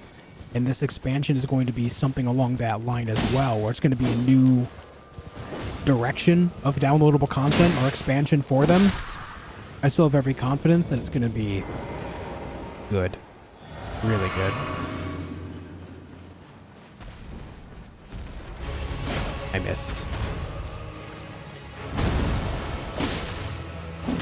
Except DS2. Well, think about it like this. DS2, sure, isn't like their best work, but I wouldn't call it bad either. I would say DS2 is still better than a lot of action-adventure games from other studios that have been considered like amongst their greatest hits, right? Sure, it doesn't make the best Dark Souls game, but does it make it a bad Souls-like or action-adventure game all around? Nah, it's still good. I would say it's a little bit less than Dark Souls 1 and 3, but as far as action-adventure or action RPG games go, it is still very, very good.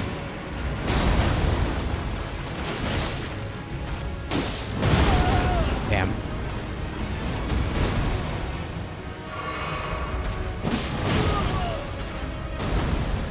Made a lot of mistakes on this fight.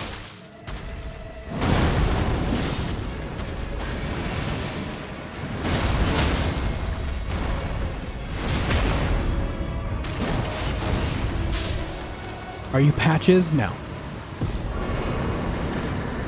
Too many people see a bald head and assume Patches, man.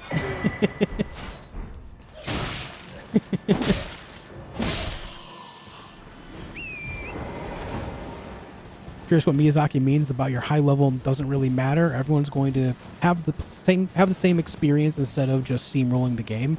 They're adding something that is going to be limiting as far as your power in that part of the world. I talked about this actually a couple days ago. If I had to venture a guess, they're going to have some type of item that you gather after defeating certain bosses that'll increase your power against more bosses in that region of the game. That is my guess. That is probably one of the simpler ways to do it. But they could also add just a completely new attribute that only requires like certain a certain currency that only exists in that part of the game as well. They could very easily do that.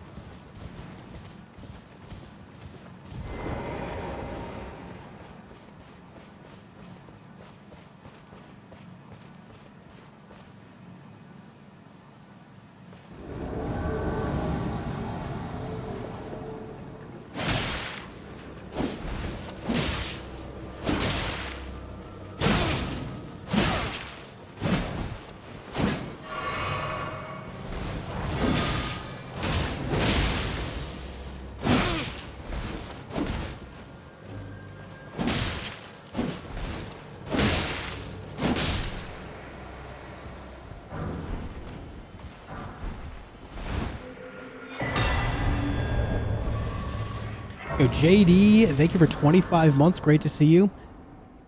Death the Bad Guys Harder, Josh. Personally, I'm very excited for the expansion. Going to take some time off work. Very nice, man. I'm excited too. Thank you for 25 months of continued membership. It means a lot. Punk Metal Towel, thank you for the $2 super chat. Is the Death Knight run after this Patches run? Yep, right after this one, dude.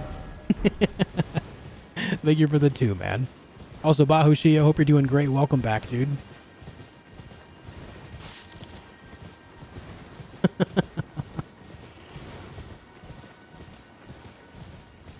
Guys, I'm bald IRL. Am I Patches? Am I Patches? This whole time? I'm doing well, Alex. Andrew, how are you?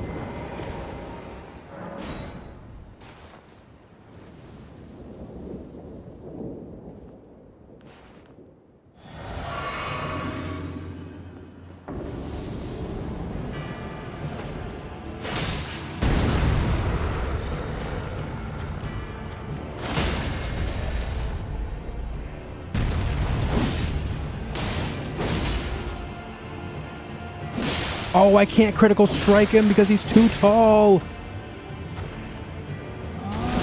He was raised up on something that I couldn't actually hit that spot. Ow.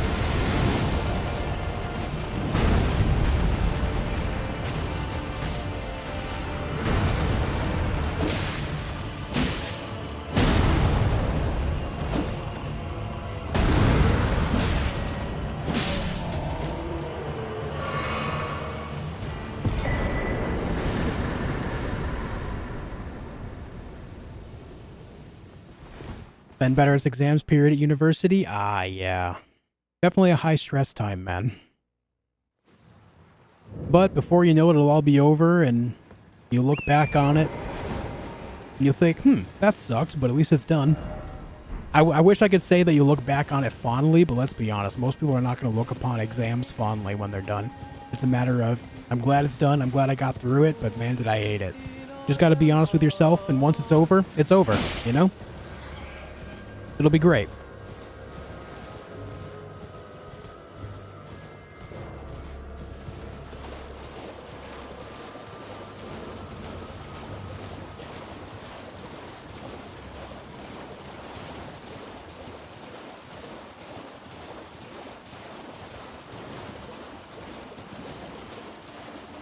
Oh yeah, I mean, university and college days can be some of the best days of your life, but specifically the exam periods, probably some of the most high stress days of your lives too.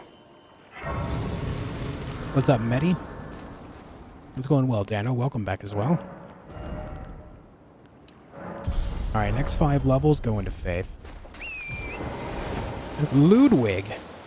What's up, dude? Thank you for the 5 pounds. Fun fact, blasphemous blade. True.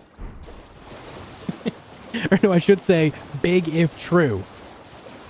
Thank you for the 5 pounds, man. I appreciate it loads. Thank you so much.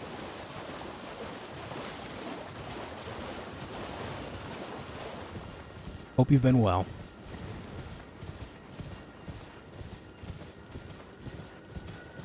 What if Patch is secretly the outer god and that's how he's in all the Soulsborne universes? Actually, did you know that Patches was first a character in Armored Core? I believe it was Armored Core 4. He was in Armored Core 4 before he made any appearance in any Souls game from Software.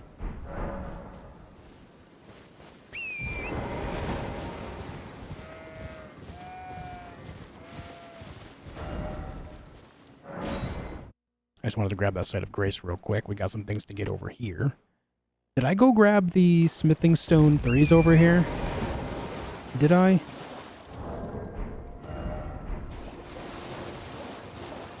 If I did, it was very absent-minded. Oh, I didn't do it.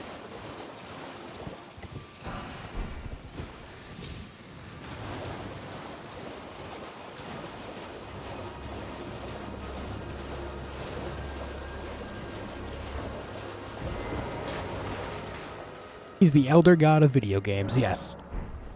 FromSoft Universe God. Tried moving Baldur's Gate game folder into your drive like C or E instead of under your other folders? Yeah, Scope, I did. I tried moving the location. I actually have a few different drives that I tried moving it to. Nothing seemed to work, unfortunately.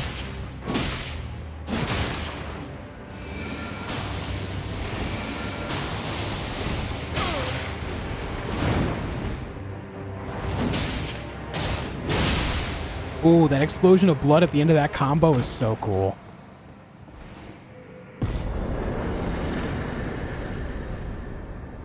I tried moving it from one drive to another and then seeing if it would work. And then I've also tried completely uninstalling it, removing even the document folder for it, and then fresh installing it on different drives.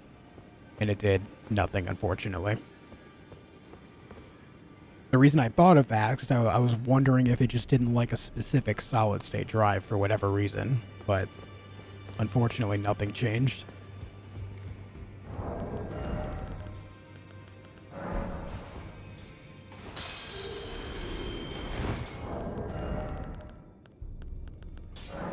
You wouldn't play BG3 on console? I mean, I prefer keyboard and mouse, and I'm not completely against using a controller on console for it. I just don't want to buy the game again.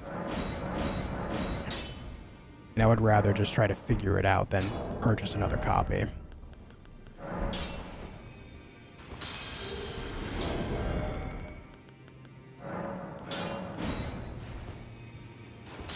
Have a good night, Gizmo. Take it easy.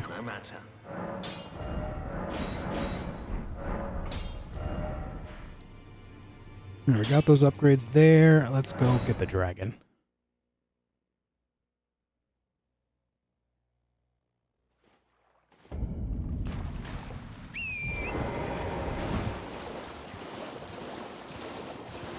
Yeah, scope. Yeah, that's what I do. When it comes to my extra drives, I don't have any other folders. It's directly on the drive itself, not under any other category. Yeah.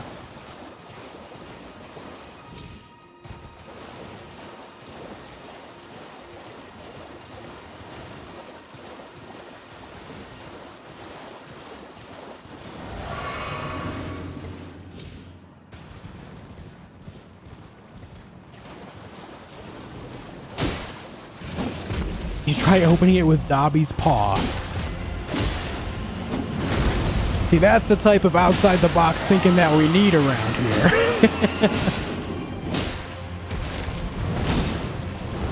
Maybe I just gotta open it with Dobby's little paw.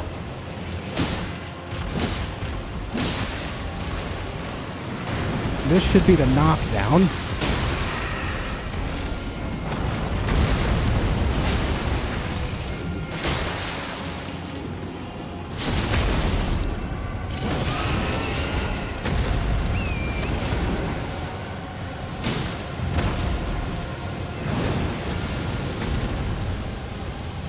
Sometime in the next couple hits should be a bleed as long as he doesn't fly away.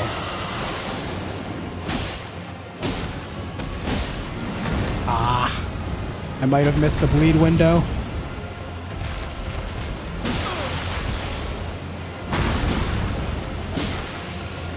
Yeah, he got too much cooldown from flying. Ouch.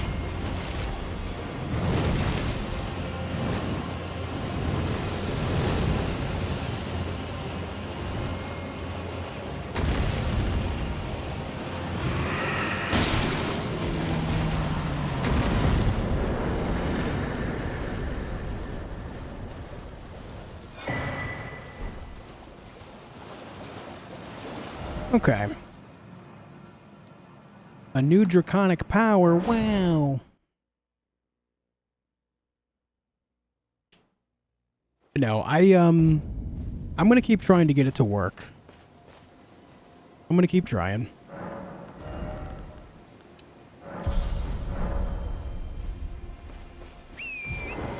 You forgot Ench's armor? I did, you're right. Meh.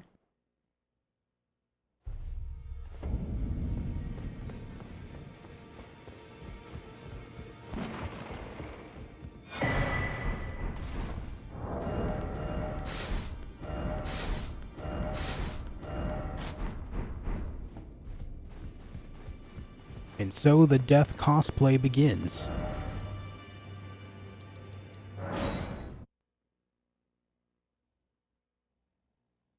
I'm glad you're enjoying your time here, Choreograph.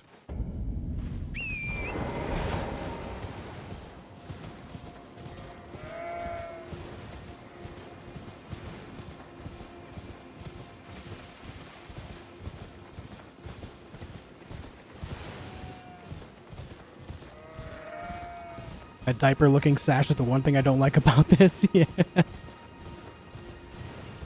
And lo, the curse doth lifted from upon Ghost of Tsushima and was visited upon the lowly Baldur's Gate 3. Yeah, pretty much, man. No, I appreciate you trying, Scope. Definitely suggestions, like maybe if I haven't tried something, you know?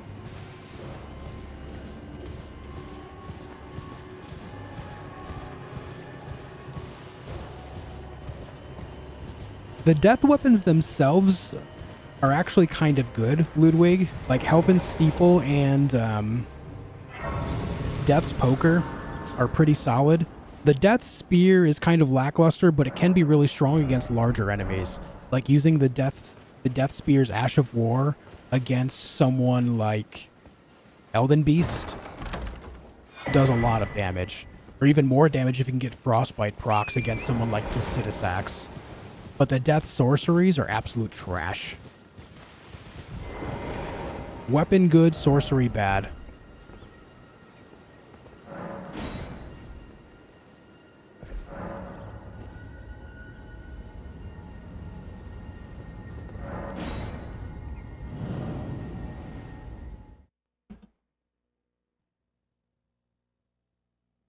It's twash, whoa.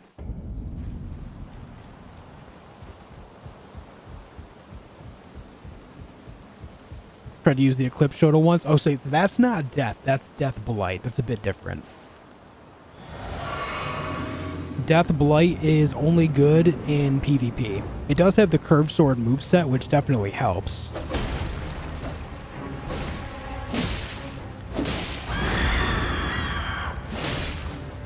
But Death Blight doesn't actually affect most enemies in this game because they're just straight up immune to it. The only thing it actually affects are Tarnished, which makes it better in PvP by default. Because everyone's Tarnished in PvP.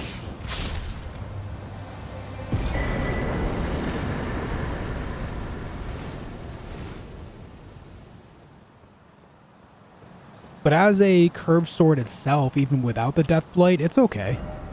There's better options, but it does alright.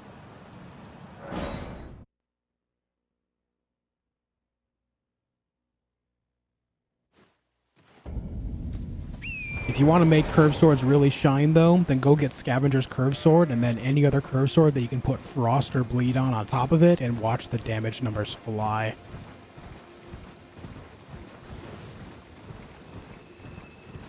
I would say as far as DPS goes, that's probably got to be up there, some of the top. Curved swords with Frost and Bleed.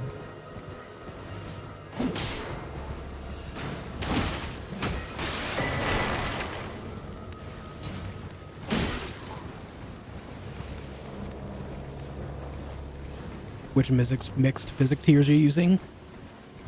I have strength and then the standard heal one. Whatever that one's called, I can't remember. That one, Crimson Crystal. Crimson Crystal and strength not.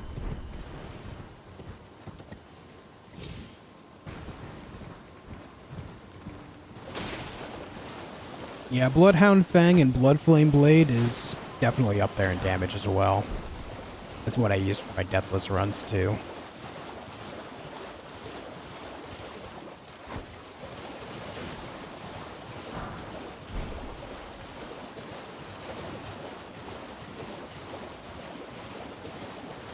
Forgetting about how good they are, what are your favorite weapons? Godslayer Greatsword and Mirai's Executioner Sword.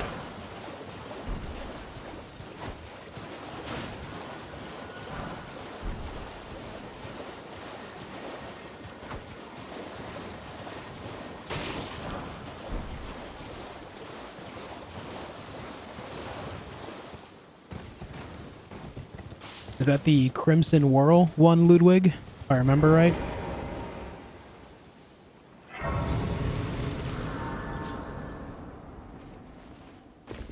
Yeah, Dark Moon Greatsword is classic as well, just because, you know, that's in pretty much every From Software game. I say pretty much. I'm pretty sure it's in every single one of them except Sekiro. But that's only because Sekiro doesn't have weapon choices.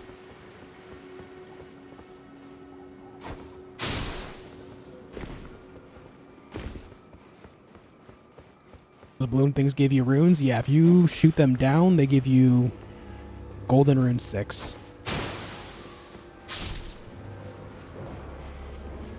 That's why Sekiro's trash, no Moonlight Greatsword? Fair assessment, to be honest.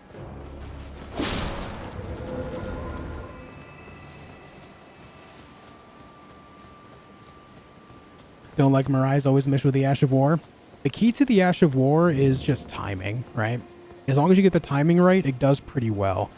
So what I would suggest is the best way to utilize it is don't worry about using it on lesser enemies. Only use it against the toughest, like, high health enemies. Focus on landing jump R2s and charged R2s. Get that stagger. And instead of going for the critical hit, do a fully charged Ash of War. And make sure you're coupling that with things like Alexander's Jar Talisman and Winged Scythe Insignia, stuff like that. Things that reward you for charged skill damage, overall skill damage, and repeated hit damage. When I was using that sword, one charged Ash of War was doing upwards of 10,000 damage. It is immense damage when you do it right. But it is a timing thing, so you gotta make sure that the enemy is basically sitting still.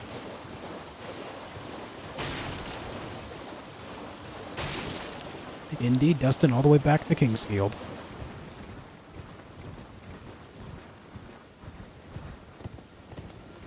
Should we stock Stone Sword keys for DLC? I don't know if they'll use them, but I will say if they are going to use them, they will likely have some in the DLC.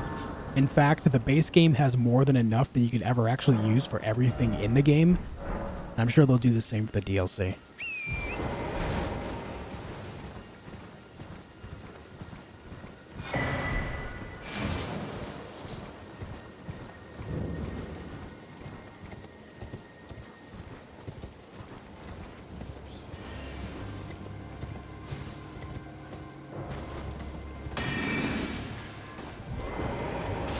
Secret dungeon.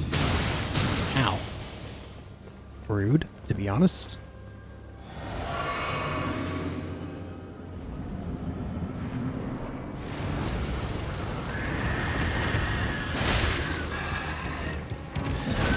And it's Elden Ring and it's only a Dark Moon Greatsword? No, the Dark Moon Greatsword's Ash of War turns it into the Moonlight Greatsword, which has the same effect as it always has. The Ash of War is specifically called Moonlight Greatsword, and when you use it, it makes it so it has that that circular disc that you fire out of it. So while it's not a weapon that you find by default, the Ash of War turns it into it, which is the whole point, right?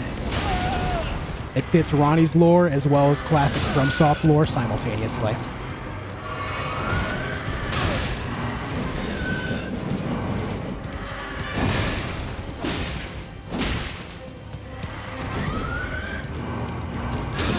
I hate this guy so much.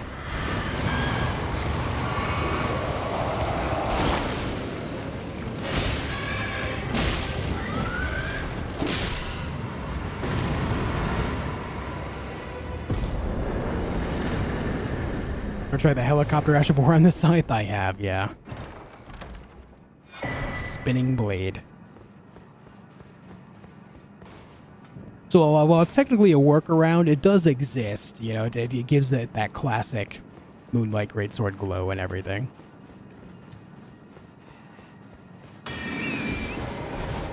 Screw those revenants, man. Hey, Phantom Sanity, what up, dude?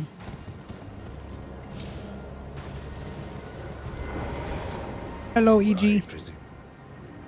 I am an old soul here, perhaps. I am EG. When I'm absorbed, if you come to, I am a Toten. Raid is territory. When the rain after Levakarian, I conjure that is why, unless you. I've explained of the ancient, whatever you.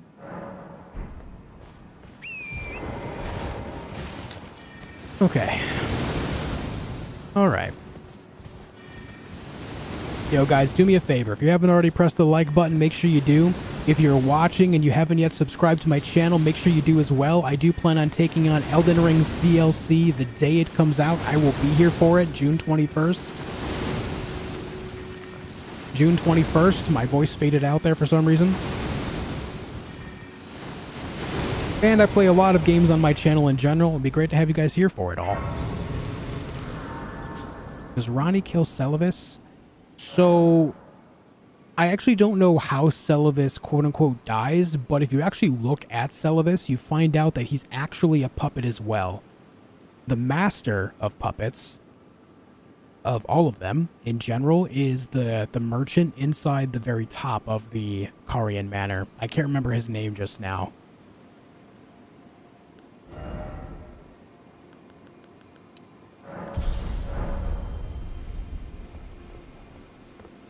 But yeah, Celavis is not actually the one that controls the puppets. He's just like another puppet at the end of the day. Padilla. Yes, Padilla.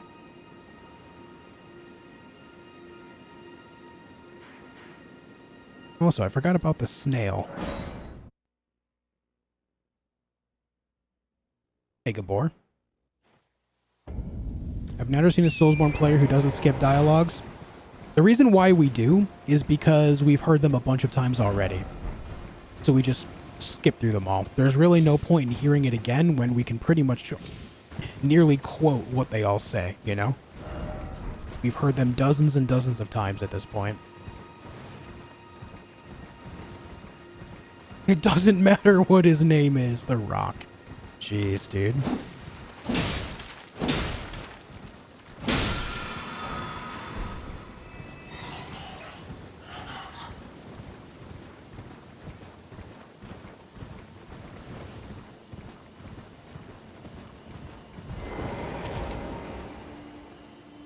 Why did you make Celavis such a jerk? Well, maybe before Celavis became a puppet, he was already a jerk, and he's just playing into that role for what he's known for, right? But I will say as well, I'm pretty sure that Ronnie was onto him the whole time anyway, based on what she says later on after you defeat the guy from the Two Fingers that's hunting her down. She specifically says, tell Iji and Blythe I love them. And even though Celavis is quote-unquote one of her protectors, as she calls them earlier, she doesn't actually mention him at all after that point. So I'm pretty sure she knew, and she was playing along with it, so that way, you know, she was able to control the situation more naturally, I guess. And it worked out for her, of course.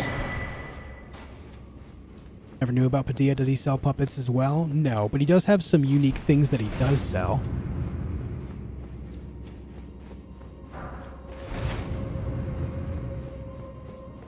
I believe he has Carian Retaliation, for example. Yeah, Baleful Shadow, that's it.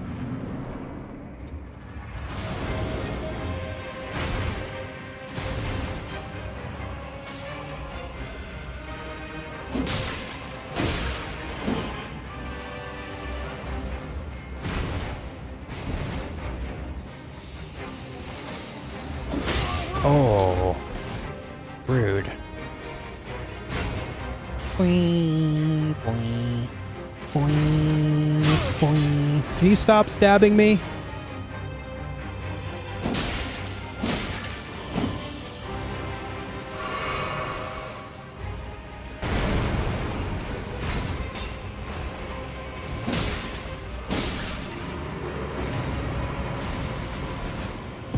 I'll be using characters that I've already made, Huss. I have several characters that I've made in the last couple of months that I'll be using in the DLC. I have a Black Flame Monk, I have a Dragon Warrior, I'm going to have this character, I have a character that's based on Poison, and I have a Pyromancer. That's 5 characters off the top of my head I'll be taking into the DLC.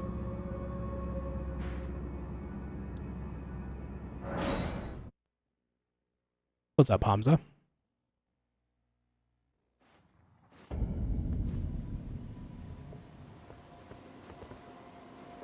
Okay, guys, that is going to call it for me for the day. We made it all the way to level 43 in a brand new character. We are 3 faith away from being able to cast our first death sorcery. We're very close to that. And then tomorrow we're going to finish up Liurnia. And depending on my level, I might try to go straight through Lanedell and Morgott, so that way I can make it to the mountaintop region and grab Health and Steeple. If I decide against doing that, then maybe I'll go over to Caelid and get Death's Poker. Either way, during tomorrow's stream, we will have a better death weaponry. We will have better death weaponry tomorrow. I'm looking forward to it. One way or another, we'll have something. Ah, sorry, Herman. This is my usual stopping time. If you haven't already joined up on the Discord channel, make sure you do. I'm taking some feedback on what games you would like to see me play in the future, specifically in video content. Obviously, you guys know that I plan on doing more than just streaming. I want to make videos again as well, so leave me your feedback on what games you would like to see me play in videos in the Discord server, alright? If you don't see the link in chat, you can find the Discord link in the description down below. Everyone's welcome. You don't have to pay anything. It's completely free. It's a great place to keep in contact with everyone from the community. But anyways, I will see you all tomorrow at 3 p.m. Eastern Time to pick up where we left off with this character. We'll start off with the Carian Manor here, and then make our way to the rest of Liurnia. Until then, be excellent to each other. Have a good night, everyone.